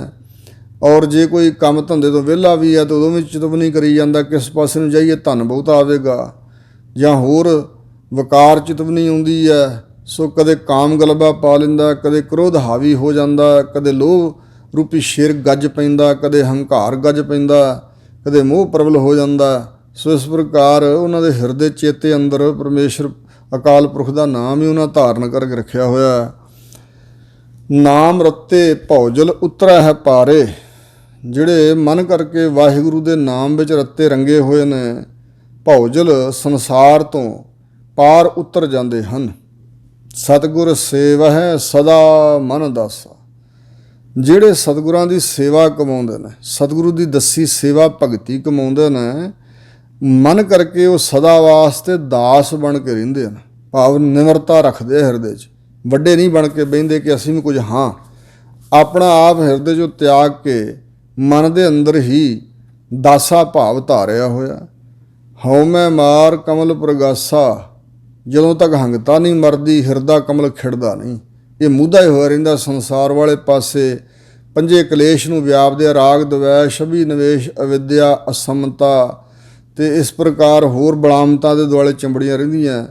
ਜਿਨ੍ਹਾਂ ਨੇ ਹਿਰਦੇ 'ਚ ਹਉਮੈ ਮਾਰ ਲਈ ਹੈ ਨਾ ਗੁਰੂ ਦੇ ਸ਼ਬਦ ਰਾਹੀਂ, ਉਹਨਾਂ ਦਾ ਹਿਰਦਾ ਕਮਲ ਵਾਂਗ ਪ੍ਰਗਾਸਾ ਖਿੜ ਆਉਂਦਾ, ਪ੍ਰਗਾਸ਼ ਹੋ ਜਾਂਦਾ, ਚਾਨਣ ਹੋ ਜਾਂਦਾ ਹਿਰਦੇ ਕਮਲ 'ਚ। ਅਨਹਦ ਵਾਜੈ ਨਿਜ ਘਰ ਵਾਸਾ, ਉਹਨਾਂ ਦੇ ਹਿਰਦੇ 'ਚ ਹੱਦ ਤੋਂ ਰਹਿਤ ਇੱਕ ਰਸ ਵਾਹਿਗੁਰੂ ਦੇ ਨਾਮ ਦਾ, ਗੁਰੂ ਕੇ ਸ਼ਬਦ ਦਾ ਵਾਜਾ ਵੱਜਦਾ ਹੈ। ਇਕਤਾਹਤ ਸ਼ਬਦ ਹੁੰਦੇ ਨੇ 5 ਪ੍ਰਕਾਰ ਦੇ। ਸੋ ਤਦ ਤੰਤੀ ਬ੍ਰਤ ਚਰਮ ਕਾ ਘਨ ਕਾਂਸੀ ਕੋ ਜਾਨ, ਨਾਦ ਸ਼ਬਦ ਘਟ ਕੋ ਕਹਿਤ ਸਵਾਸ ਸੁਖਰ ਪਹਿਚਾਨ। ਇਹ 5 ਤਰ੍ਹਾਂ ਦੇ ਬਾਹਰੀ ਵਾਜੇ ਹੈ। ਉਸ ਅਵਸਥਾ ਜਾ ਕੇ ਨਿਰਯਤਨ, ਦਿਸਦੇ ਨਹੀਂ ਸਾਜ਼ ਵਜਾਉਣ ਵਾਲੇ ਗਾਉਣ ਵਾਲੇ, ਬਹਿਕੁੰਠੀ ਕੀਰਤਨ, ਬ੍ਰਹਿਮੰਡ ਦੇ ਵਿੱਚ ਕੁਕੀਰਤਨ ਹੋ ਰਿਹਾ। ਅਨਹਦ ਹੱਦ ਤੋਂ ਰਹਿਤ ਇੱਕ ਰਸ ਦਿਨੇ ਰਾਤ ਉਹਨਾਂ ਨੂੰ ਕੀਰਤਨ ਸੁਣਦਾ ਹੈ। ਸੋ ਇਸ ਪ੍ਰਕਾਰ ਅਨਹਦ ਧੁਨ ਵੱਜਦੀ ਹੈ ਪਰਮੇਸ਼ਰ ਦੇ ਨਾਮ ਦੀ। ਤੇ ਨਿਜ ਘਰ, ਜਿਹੜਾ ਆਪਣਾ ਅਸਲ ਘਰ ਹੈ ਨਾ, ਨਿਜ ਸਰੂਪ ਰੂਪੀ ਘਰ, ਉੱਥੇ ਉਹਨਾਂ ਦਾ ਵਾਸਾ ਹੋਇਆ ਰਹਿੰਦਾ ਹੈ। ਸੋ ਇਸ ਪ੍ਰਕਾਰ ਬਾਹਰ ਢੂੰਡਣ ਤੇ ਛੂਟ ਪਰੇ, ਗੁਰ ਘਰ ਹੀ ਮਾਹੇ ਦਿਖਾਇਆ ਥਾ। ਅਨਭਉ ਅਚਰਜ ਰੂਪ ਪ੍ਰਭ ਵੇਖਿਆ, ਮੇਰਾ ਮਨ ਛੋੜ ਨਾ ਕਤ ਹੀ ਜਾਇਆ ਥਾ। ਇਸ ਪ੍ਰਕਾਰ ਉੱਥੇ ਘਰ ਵਿੱਚ ਵਾਸਾ ਹੋ ਜਾਂਦਾ। ਨਾਮ ਰਤੇ ਘਰ ਮਾਹੇ ਉਦਾਸਾ, ਜਿਹੜੇ ਵਾਹਿਗੁਰੂ ਦੇ ਨਾਮ ਰੰਗ ਵਿੱਚ ਰੱਤੇ ਹੋਏ ਨੇ, ਉਹ ਘਰ 'ਚ ਰਹਿੰਦੇ ਹੋਏ ਹੀ ਉਦਾਸ ਨੇ। ਸੰਸਾਰ ਤੋਂ ਉਪਰਾਮਤਾ ਧਾਰਨ ਕਰਨ ਵਾਸਤੇ ਵੀ ਮਨ ਕਿਸੇ ਤਰ੍ਹਾਂ ਉਦਾਸ ਹੋ ਜੇ, ਲੋਕਾਂ ਦੁਨੀਆ ਛੱਡੀ। ਜਿਹੜੇ ਪਰਮਾਰਥ ਦੇ ਰਾਹ 'ਤੇ ਚੱਲਣਾ ਚਾਹੁੰਦੇ ਸੀ ਲੋਕ, ਦੁਨੀਆ ਛੱਡ ਕੇ ਵੀ ਜੰਗਲਾਂ ਜਾ ਬੈਠੀਏ, ਪਹਾੜਾਂ 'ਤੇ ਜਾ ਚੜ੍ਹੀਏ, ਕੰਦਰਾਂ 'ਚ ਵੜ ਜਾਈਏ, ਫਿਰ ਵੀ ਮਨ 'ਚ ਉਦਾਸੀ ਨਾ ਆਈ। ਮਨ ਫਿਰ ਵੀ ਸੰਸਾਰ ਵੱਲ ਹੀ ਰਿਹਾ, ਦ੍ਰਿਸ਼ਮਾਨ ਪ੍ਰਪੰਚ ਹੀ ਰਿਹਾ। ਉੱਥੇ ਚੇਲੇ ਚਾਟੜੇ ਰੱਖ ਲਏ, ਇਸ ਪ੍ਰਕਾਰ ਦੀਆਂ ਰਿੱਧੀਆਂ ਸਿੱਧੀਆਂ 'ਚ ਫਸ ਗਏ, ਤੇ ਫਿਰ ਵੀ ਮਾਇਆ ਨੇ ਪਿੱਛਾ ਨਾ ਛੱਡਿਆ। ਤਾਂ ਸਤਿਗੁਰੂ ਮਹਾਰਾਜ ਦਾ ਸਿਧਾਂਤ ਇਹ ਨਹੀਂ ਵੀ ਦੁਨੀਆ ਛੱਡ ਕੇ ਜਾਓ ਤੇ ਫਿਰ ਮਨ ਉਦਾਸ ਹੋਏਗਾ। ਮਹਾਰਾਜ ਕਹਿੰਦੇ ਗੁਰੂ ਦੇ ਸ਼ਬਦ ਰਾਹੀਂ ਜੁੜੋ। ਜੋਗ ਨਾ ਭਗਵੀ ਕੱਪੜੇ, ਜੋਗ ਨਾ ਮੈਲੇ ਵੇਸ, ਨਾਨਕ ਘਰ ਬੈਠਿਆ ਜੋਗ ਪਾਈਆ ਸਤਿਗੁਰ ਕੈ ਉਪਦੇਸ਼।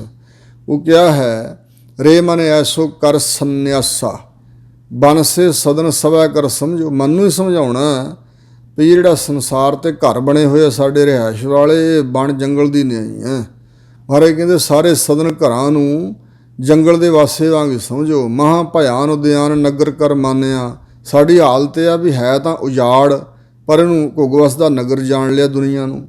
ਸੋ ਇਸ ਪ੍ਰਕਾਰ ਝੂਠ ਸਮੱਗਰੀ ਪੇਖ ਸੱਚ ਕਰ ਜਾਣਿਆ, ਇੱਧਰੋਂ ਹਟਣਾ। ਜਿਹਨੂੰ ਸੱਚ ਕਰਕੇ ਜਾਣਿਆ, ਝੂਠੀ ਸਮੱਗਰੀ ਨੂੰ, ਇਹਨੂੰ ਛੱਡਣਾ ਮਨ ਵਿੱਚੋਂ। ਸੋ ਇਸ ਪ੍ਰਕਾਰ ਹਜ਼ੂਰ ਕਹਿੰਦੇ ਨੇ, ਬਨਸੇ ਸਦਨ ਸਭਾ ਕਰ ਸਮਝੋ, ਮਨ ਹੀ ਮਾਹੇ ਉਦਾਸਾ। ਜਤ ਕੀ ਜਟਾ ਜੋਗ ਕੋ ਮੱਜਨ ਨੇਮ ਕੇ ਨਖਨ ਬੜਾਓ, ਗਿਆਨ ਗੁਰੂ ਆਤਮ ਉਪਦੇਸੋ ਧਿਆਨ ਵਿਭੂਤ ਚੜਾਓ। ਸੋ ਇਸ ਪ੍ਰਕਾਰ ਮਹਾਰਾਜ ਕਹਿੰਦੇ ਨੇ ਕਿ ਵਾਹਿਗੁਰੂ ਵੱਲ ਧਿਆਨ ਹੋਣਾ ਚਾਹੀਦਾ। ਸੋ ਨਾਮ ਰਤੇ ਘਰ ਮਾਹੇ ਉਦਾਸਾ, ਗੁਰਸਿੱਖ ਜੋਗੀ ਜਾਗਦੇ ਮਾਇਆ ਅੰਦਰ ਕਰਨ ਉਦਾਸੀ। ਮਾਇਆ ਦੇ ਵਿੱਚ ਰਹਿ ਕੇ ਨਿਰਲੇਪ ਰਹਿੰਦੇ ਆ ਗੁਰਮੁਖ। ਸਤਿਗੁਰ ਸੇਵਾ ਹੈ ਤਨ ਕੀ ਸੱਚੀ ਬਾਣੀ, ਜਿਹੜੇ ਸਤਿਗੁਰੂ ਦੀ ਸੇਵਾ ਭਗਤੀ ਕਮਾਉਂਦੇ ਨੇ ਨਾ, ਸਤਿਗੁਰਾਂ ਦੀ ਦੱਸੀ ਸੇਵਾ ਭਗਤੀ ਕਮਾਉਂਦੇ ਆ, ਸਤਿਗੁਰੂ ਦੀ ਟਹਿਲ ਕਰਦੇ ਨੇ, ਉਹਨਾਂ ਦੀ ਜਿਹੜੀ ਮੁਖ ਤੋਂ ਉਚਾਰੀ ਹੋਈ ਬਾਣੀ ਹੈ ਬਚਨ ਜਾਨੀ, ਉਹ ਸੱਚ ਹੁੰਦੇ ਨੇ। ਭਾਵ ਉਹ ਸੱਚਾ ਉਪਦੇਸ਼ ਹੀ ਦਿੰਦੇ। ਜਿਹੜੇ ਆਪ ਰੰਗੇ ਹੋਏ ਨੇ ਉਹਨਾਂ ਦੇ ਮੁਖ ਤੋਂ ਵੀ ਜੋ ਨਿਕਲਦਾ ਸੱਚ ਹੀ ਹੁੰਦਾ। ਜੁਗ ਜੁਗ ਭਗਤੀ ਆਖ ਵਖਾਣੀ।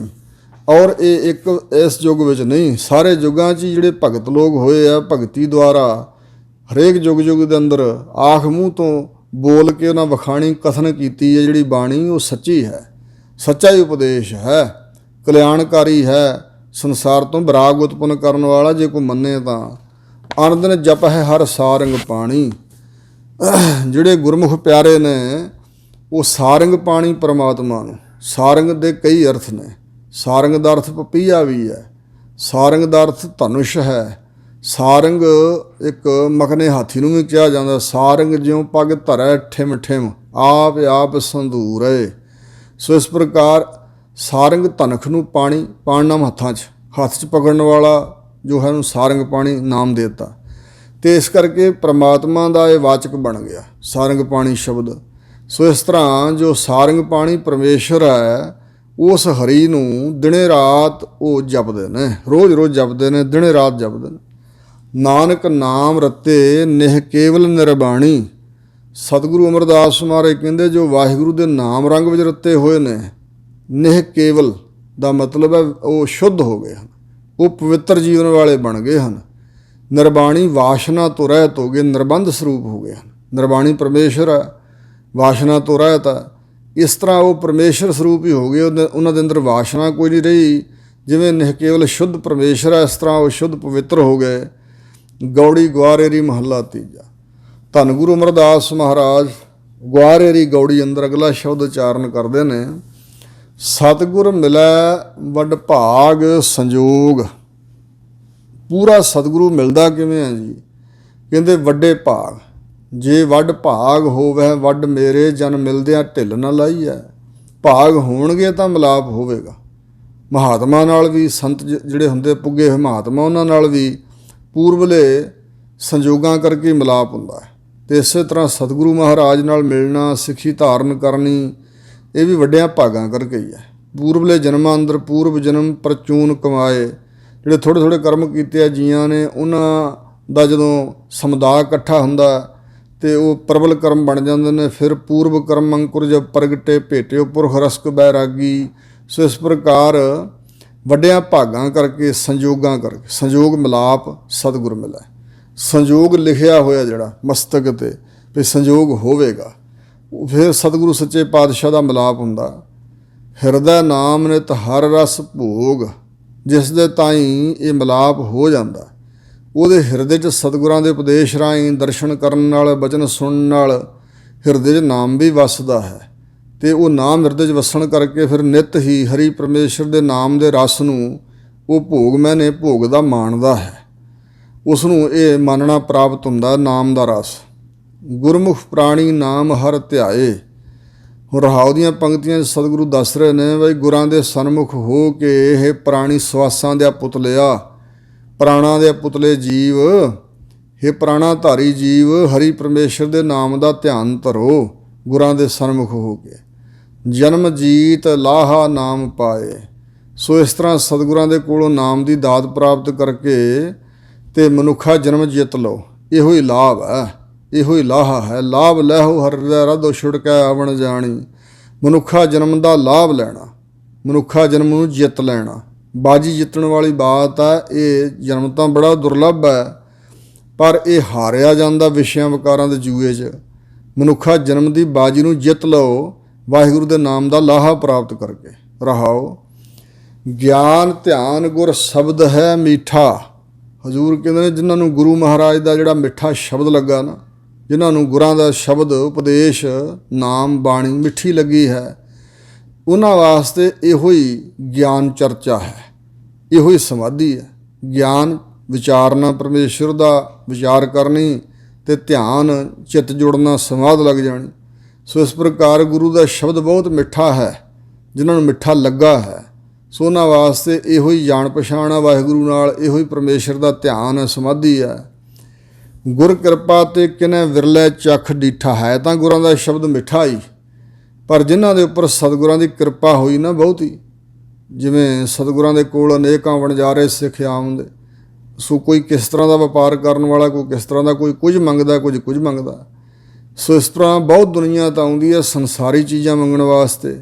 ਵਿਰਲੇ ਟਾਵੇਂ ਜਿਨ੍ਹਾਂ ਦੇ ਉੱਪਰ ਗੁਰਾਂ ਦੇ ਉਪਦੇਸ਼ ਦਾ ਅਸਰ ਪੈ ਜਾਂਦਾ ਅਤੇ ਉਹ ਫਿਰ ਸਮਝਦਾਰ ਬਣ ਕੇ ਇਸ ਨਾਮ ਰੂਪ ਮਿੱਠੇ ਰਸ ਨੂੰ, ਗੁਰੂ ਦੇ ਸ਼ਬਦ ਨੂੰ, ਬਾਣੀ ਨੂੰ, ਇਹ ਦਾਤ ਨੂੰ ਮੰਗਦੇ ਨੇ। ਅਤੇ ਗੁਰਾਂ ਦੀ ਕਿਰਪਾ ਹੁੰਦੀ ਹੈ ਅਤੇ ਕਿਸੇ ਵਿਰਲੇ ਨੇ ਚੱਖ ਕੇ ਗੁਰਾਂ ਦਾ ਸ਼ਬਦ ਜੋ ਮਿੱਠਾ ਲੱਗਦਾ, ਇਹ ਚੱਖ ਕੇ ਡੀਠਾ ਵੇਖਿਆ ਹੈ, ਚੱਖ ਕੇ ਵੇਖਿਆ ਹੈ। ਆਨ ਸਾਧ ਚੱਖ ਸਗਲੇ ਦੇਖੇ, ਮਨ ਹਰ ਰਸ ਸਭ ਤੇ ਮੀਠਾ ਜੀਓ। ਹੋਰ ਵੀ ਕਹਿੰਦੇ ਸਵਾਦ ਚੱਖ ਕੇ ਵੇਖੇ ਹਨ। ਹਰ ਬਿਨ ਕਛੂ ਨਾ ਲਾਗੇ, ਭਗਤਨ ਕੋ ਮੀਠਾ।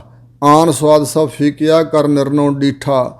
ਇਸ ਪ੍ਰਕਾਰ ਵਾਹਿਗੁਰੂ ਦਾ ਨਾਮ, ਗੁਰਾਂ ਦਾ ਸ਼ਬਦ ਹੀ ਮਿੱਠਾ ਲੱਗਿਆ ਹੈ। ਕਰਮ ਕਾਂਡ ਬਹੁ ਕਰਹਿ ਅਚਾਰ। ਕਰਮ ਕਾਂਡ ਸਨਾਤਨ ਮਤ ਦੇ ਅੰਦਰ 3 ਚੀਜ਼ਾਂ ਨੇ। ਇੱਕ ਪਹਿਲਾ ਕਰਮ ਕਾਂਡ ਹੈ, ਦੂਸਰਾ ਉਪਾਸ਼ਨਾ ਕਾਂਡ ਹੈ, ਤੀਸਰਾ ਗਿਆਨ ਕਾਂਡ ਹੈ।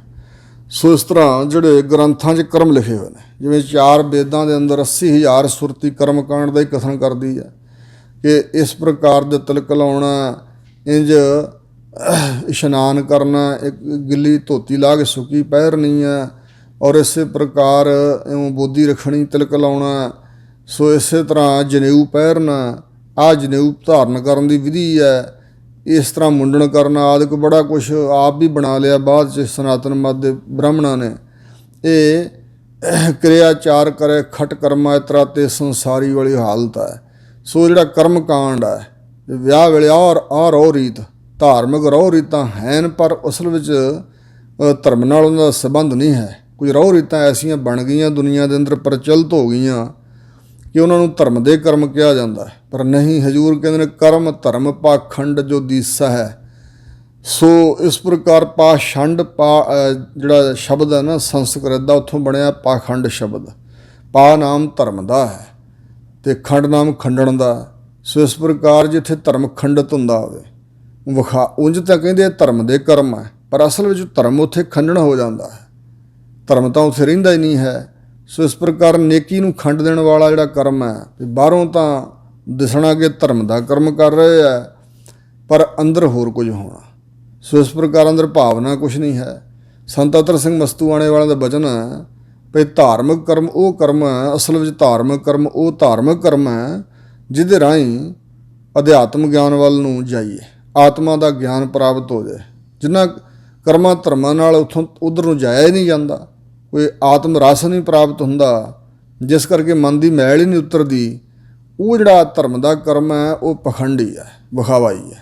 ਕਰਮ ਕਾਂਡ ਬਹੁ ਕਰੇ ਅਚਾਰ, ਕਰਦੇ ਹਨ ਬੜੇ ਅਚਾਰ ਕਰਤੱਵ, ਵੀ ਤੀਰਥਾਂ ਦੇ ਜਾਓ ਅਤੇ ਜਿਸ ਵੇਲੇ ਸੂਰਜ ਗ੍ਰਹਿਣ ਲੱਗਾ ਹੋ ਉਦੋਂ ਦਾਨ ਇੰਨਾ ਕਰੋ, ਫਲਾਣੇ ਵੇਲੇ ਦਾਨ ਕਰੋ, ਇਤਿਆਦਿਕ ਬੜੇ ਅਚਾਰ ਵੀ ਕਰਦੇ ਆ ਲੋਕ, ਪਰ ਵਾਹਿਗੁਰੂ ਦਾ ਨਾਮ ਹੈ ਹੀ ਨਹੀਂ।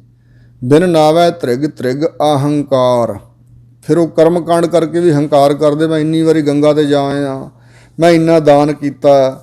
ਇਸ ਪ੍ਰਕਾਰ ਹਜ਼ੂਰ ਕਹਿੰਦੇ ਨੇ ਬਿਨਾਂ ਨਾਮ ਤੋਂ ਉਹਨਾਂ ਦਾ ਇਹ ਹੰਕਾਰ ਧਾਰਨਾ ਤ੍ਰਿਗ ਤ੍ਰਿਗ ਹੈ। ਉਸ ਨੂੰ 100 ਵਾਰੀ ਫਿਟੇ ਮੂੰਹ ਕਹੀਏ ਨਾ, ਫਿਟਕਾਰ ਪਾਈਏ ਅਤੇ ਇੱਕ ਲਾਹਣਤ ਬਣਦੀ ਹੈ, 100 ਲਾਹਣਤ ਪਾਈਏ ਅਤੇ ਇੱਕ ਤ੍ਰਿਗ ਬਣਦੀ ਹੈ। ਬਹੁਤਾ ਹੀ ਨਿੰਦਣਯੋਗ ਹੈ ਉਹਨਾਂ ਦਾ ਧਾਰਨ ਕੀਤਾ ਹੰਕਾਰ। ਹੰਕਾਰ ਧਾਰ ਕੇ ਕੀਤੇ ਇਹੋ ਜਿਹੇ ਆਚਾਰ ਕਰਤੱਵ ਕਰਮ ਕਾਂਡ ਸਭ ਕੁਝ ਨਿੰਦਣਯੋਗ ਹੈ। ਬੰਧਨ ਬਾਧਿਓ ਮਾਇਆ ਫਾਸ। ਹਜ਼ੂਰ ਕਹਿੰਦੇ ਮਾਇਆ ਦੀ ਫਾਹੀ ਹੀ ਗਲ 'ਚ ਪਈ ਹੋਈ ਹੈ, ਅਤੇ ਮਾਇਆ ਦੀ ਫਾਹੀ ਗਲ 'ਚ ਪਾ ਕੇ ਤੁਰੇ ਫਿਰਦੇ ਆ, ਹੋਰ ਬੰਧਨਾਂ 'ਚ ਵੱਜ ਗਏ ਹਨ। ਇਹ ਜਿਹੜੇ ਕਰਮ ਹਨ ਨਾ, ਹੋਰ ਇਹ ਬੰਧਨ ਬਣ ਕੇ ਗਲ 'ਚ ਪੈ ਗਏ ਹਨ। ਮਾਇਆ ਦੀ ਫਾਹੀ ਅਤੇ ਕਰਮਾਂ ਦੇ ਬੰਧਨਾਂ 'ਚ ਵੱਜ ਗਿਆ ਉਹ ਜੀ। ਜਨ ਨਾਨਕ ਛੂਟੈ ਗੁਰ ਪ੍ਰਗਾਸ।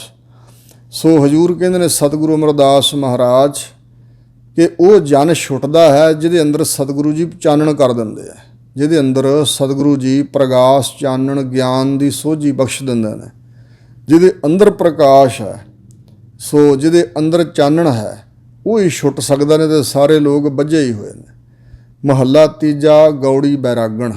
ਤੀਸਰੇ ਪਾਤਸ਼ਾਹ ਗੌੜੀ ਰਾਗ ਦੀ ਜਿਹੜੀ ਵੰਨਗੀ ਹੈ ਬੈਰਾਗਣ ਗੌੜੀ, ਉਹਦੇ ਵਿੱਚ ਸਤਿਗੁਰੂ ਜੀ ਸ਼ਬਦ ਉਚਾਰਨ ਕਰਦੇ ਨੇ।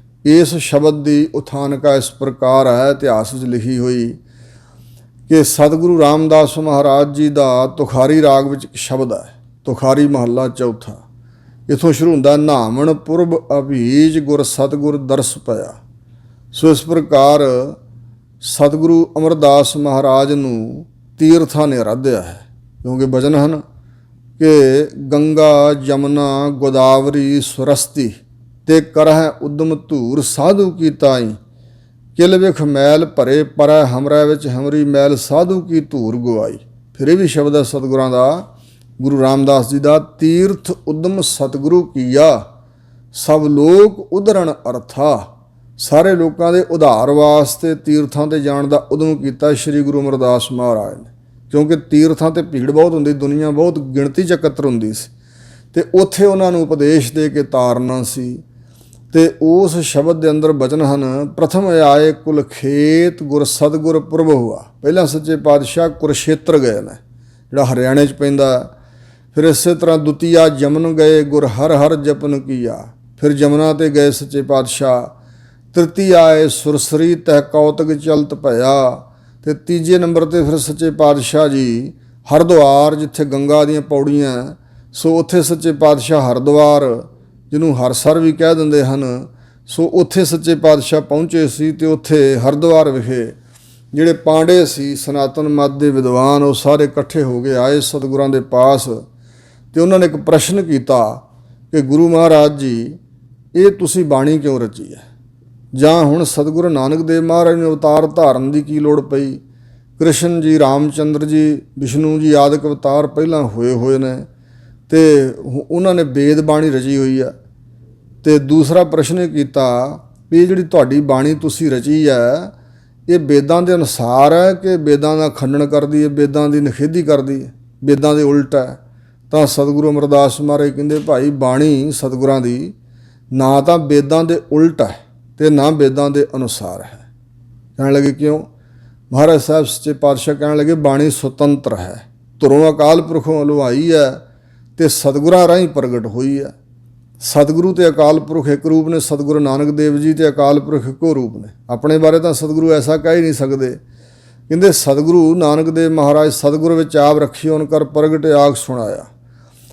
ਔਰ ਜਿਹੜੇ ਵੇਦ ਨੇ ਉਹ ਹਨ ਆਸਤਕ, ਆਸਤਕਤਾ ਦਾ ਪ੍ਰਚਾਰ ਉਹਨਾਂ ਰਾਹੀਂ ਹੁੰਦਾ, ਅਤੇ ਬਾਣੀ ਵੀ ਆਸਤਕਤਾ ਹੀ ਫੈਲਾਉਂਦੀ ਹੈ। ਜੇ ਕਈ ਵੇਦਾਂ ਦੇ ਉਲਟ ਹੈ ਤਾਂ ਗੁਰਬਾਣੀ ਵੇਦਾਂ ਦੇ ਉਲਟ ਨਹੀਂ ਹੈ, ਅਤੇ ਨਾ ਹੀ ਵੇਦਾਂ ਦੇ ਅਨੁਸਾਰ ਹੈ, ਵੇਦਾਂ ਦੇ ਅਧੀਨ ਵੀ ਨਹੀਂ ਹੈ, ਸੁਤੰਤਰ ਹੈ। ਸੋ ਫਿਰ ਜਿਹੜਾ ਤੁਸੀਂ ਕਹਿੰਦੇ ਵੀ ਗੁਰੂ ਨਾਨਕ ਸਾਹਿਬ ਨੂੰ ਅਵਤਾਰ ਕਿਉਂ ਧਾਰਨਾ ਪਿਆ, ਤਾਂ ਮਹਾਰਾਜ ਕਹਿੰਦੇ ਕ੍ਰਿਸ਼ਨ ਸਦਾ ਅਵਤਾਰੀ ਰੁੱਧਾ ਕਿਤ ਲਗ ਤਰੈ ਸੰਸਾਰਾ। ਇਹ ਸਤਿਗੁਰਾਂ ਦੇ ਬਚਨ। ਕ੍ਰਿਸ਼ਨ ਜੀ ਤਾਂ ਅਵਤਾਰ ਧਾਰਨ 'ਚ ਰੁੱਝੇ ਹੋਏ ਆ, ਅਤੇ ਸੰਸਾਰ ਕਿਵੇਂ ਤਰ ਸਕਦਾ ਸੀ?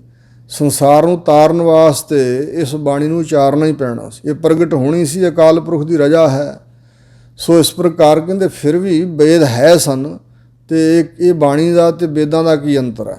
ਤਾਂ ਸਤਿਗੁਰੂ ਦੱਸ ਰਹੇ ਨੇ, ਜੈਸੀ ਧਰਤੀ ਉੱਪਰ ਮੇਘ ਲਾ ਬਰਸਤ ਹੈ। ਮਹਾਰਾਜ ਕਹਿੰਦੇ ਭਾਈ ਤੁਹਾਡਾ ਪੰਡਤ ਤੋਂ ਪ੍ਰਸ਼ਨ ਇੰਝ ਹੈ, ਜੇ ਕੋਈ ਕਵੇ ਵੀ ਜਿਹੜਾ ਇਹ ਧਰਤੀ ਦੇ ਉੱਪਰ ਬੱਦਲ ਵਰਦਾ ਪਿਆ, ਬੱਦਲ ਘੁਲ ਕੇ ਆਏ, ਵਰਖਾ ਕਰਦੇ ਪਏ, ਇਹਨਾਂ ਦੀ ਕੀ ਲੋੜ ਆ? ਕਿਆ ਧਰਤੀ ਮੱਧੇ ਪਾਣੀ ਨਾ ਹੈ? ਕੀ ਧਰਤੀ ਦੇ ਅੰਦਰ ਪਾਣੀ ਹੈ ਨਹੀਂ ਸੀ? ਧਰਤੀ ਵਿੱਚ ਤਾਂ ਪਾਣੀ ਸਮਾਇਆ ਹੋਇਆ, ਅਤੇ ਹੁਣ ਬੱਦਲ ਵਰਨ ਦੀ ਕੀ ਲੋੜ ਪਈ? ਇਹ ਪ੍ਰਸ਼ਨ ਤੁਹਾਡਾ ਇੰਝ ਹੈ। ਹਾਂ ਵੇਖੋ ਹੁਣ ਇਸ ਪ੍ਰਸ਼ਨ ਦਾ ਜਵਾਬ, ਭਈ ਧਰਤੀ ਦੇ ਵਿੱਚ ਪਾਣੀ ਤਾਂ ਸਮਾਇਆ ਹੋਇਆ, ਪਰ ਧਰਤੀ ਵਿਚਲਾ ਪਾਣੀ ਬੜੇ ਯਤਨਾਂ ਦੇ ਨਾਲ ਕੱਢਣਾ ਪੈਂਦਾ। ਪੁਰਾਣੇ ਸਮੇਂ ਤੋਂ ਉਦੋਂ ਹੁੰਦੇ ਹੀ ਵੱਧ ਤੋਂ ਖੂਹ ਸਨ, ਅਤੇ ਜਿਹੜਾ ਧਰਤੀ 'ਚ ਪਾਣੀ ਸਮਾਇਆ ਉਹਨੂੰ ਬਹੁਤ ਡੂੰਘਾ ਖੂਹ ਪੁੱਟ ਕੇ ਕੱਢਣਾ ਪੈਂਦਾ। ਇਸੇ ਤਰ੍ਹਾਂ ਜਿਹੜੀ ਵੇਦ ਬਾਣੀ ਹੈ ਸੰਸਕ੍ਰਿਤ ਭਾਸ਼ਾ ਵਿੱਚ ਹੈ। ਪਹਿਲੀ ਗੱਲ ਤਾਂ ਉਹ ਸੰਸਕ੍ਰਿਤ ਭਾਸ਼ਾ ਕੋਈ ਸਿੱਖੇਗਾ ਬੜੇ ਯਤਨ ਦੇ ਨਾਲ, ਫਿਰ ਇਸੇ ਪ੍ਰਕਾਰ ਕੋਸ਼ ਪੜ੍ਹੇਗਾ, ਫਿਰ ਅਰਥ ਪੜ੍ਹਨੇ ਇਸੇ ਤਰ੍ਹਾਂ, ਫਿਰ ਉਹਦੇ 'ਚ ਸਿੱਖਿਆ ਕੀ ਹੈ, ਸਿੱਖਿਆ, ਨਿਰੁਕਤ, ਕਲਪ, ਇਸੇ ਪ੍ਰਕਾਰ ਫਿਰ ਉਹਦੇ ਅੰਦਰ ਵਿਆਕਰਨ ਦਾ ਗਿਆਨ ਹੋਣਾ ਚਾਹੀਦਾ, ਫਿਰ ਪਿੰਗਲ, ਜੋਤਿਸ਼। ਸੋ ਇਸ ਪ੍ਰਕਾਰ ਇਹ ਸਾਰਾ ਕੁਝ ਪੜ੍ਹ ਕੇ, ਅਤੇ ਫਿਰ ਵੀ ਜਿਵੇਂ ਘੜੇ ਦੇ ਵਿੱਚ ਰੋੜ ਖੜਕਦੇ ਆ, ਜੋ ਇੱਥੇ ਬੋਲੀ ਜਾਵੇ ਵੇਦਾਂ ਦੇ ਸ਼ਲੋਕ, ਅਤੇ ਕਿਸੇ ਆਲੇ ਦੁਆਲੇ ਬੈਠੇ ਲੋਕਾਂ ਨੂੰ ਕੀ ਪਤਾ ਲੱਗੇਗਾ ਵੀ ਕੀ ਬੋਲ ਰਿਹਾ? ਸੋ ਇਸ ਪ੍ਰਕਾਰ ਕੁਝ ਫਾਇਦਾ ਨਹੀਂ ਉਹਦਾ ਲੋਕਾਂ ਨੂੰ, ਆਮ ਜਨਤਾ ਨੂੰ। ਉਹ ਤਾਂ ਭਾਸ਼ਾ ਦੇ ਵਿੱਚ ਆਮ ਬੋਲ ਚਾਲ ਦੀ ਬੋਲੀ ਵਿੱਚ ਹੀ ਕੋਈ ਸੁਣਾਏਗਾ ਨਾ ਪ੍ਰਗਟ ਕਰਕੇ, ਅਤੇ ਫਿਰ ਹੀ ਪਤਾ ਲੱਗੇਗਾ। ਫਿਰ ਦੂਜੀ ਗੱਲ ਵੀ ਸੰਸਕ੍ਰਿਤ ਜਿਹੜੀ ਭਾਸ਼ਾ ਅਤੇ ਉਹਦੇ 'ਚ ਲਿਖੇ ਹੋਏ ਵੇਦ ਨੇ, ਉਹਨਾਂ ਨੂੰ ਦੇਵ ਭਾਸ਼ਾ ਕਹਿ ਕੇ ਤੇ ਦੇਵਾਂ ਦੀ ਜਿਹੜੇ ਹਨ ਦੇਵਤੇ ਉਹਨਾਂ ਦੀ ਵਿਦਿਆ ਕਹਿ ਕੇ ਕਬਜ਼ਾ ਕੀਤਾ ਹੋਇਆ ਬ੍ਰਾਹਮਣਾਂ ਨੇ। ਤਾਂ ਕਹਿੰਦੇ ਜਿਹੜੇ ਖੱਤਰੀ ਆ ਉਹ ਪੜ੍ਹ ਸਕਦੇ, ਅੱਗੇ ਨਹੀਂ ਪੜ੍ਹਾ ਸਕਦੇ, ਤੇ ਵੈਸ਼ ਸਿਰਫ ਸੁਣ ਸਕਦੇ ਹਨ, ਨਾ ਪੜ੍ਹ ਸਕਦੇ ਅੱਖਰਾਂ ਨੂੰ, ਨਾ ਪੜ੍ਹਾ ਸਕਦੇ ਆ। ਜਿਹੜੇ ਸ਼ੂਦਰਾ ਤਾਂ ਸੁਣ ਵੀ ਨਹੀਂ ਸਕਦੇ, ਤੇ ਉਪਦੇਸ਼ ਦੇਣਾ ਤਾਂ ਦੂਰ ਦੀ ਬਾਤ ਹੈ।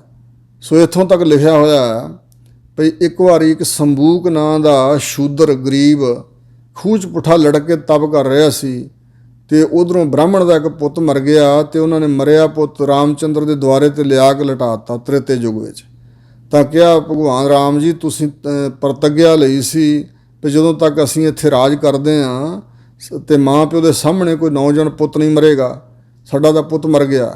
ਤਾਂ ਫਿਰ ਵਿਚਾਰ ਕੀਤਾ ਕਿਉਂ ਐਸਾ ਹੋਇਆ। ਕਹਿੰਦੇ ਜੀ ਹੋਣਾ ਹੀ ਸੀ, ਮਰਿਆਦਾ ਤੋੜੀ, ਇਹ ਸ਼ੂਦਰ ਤਪ ਕਰ ਰਿਹਾ।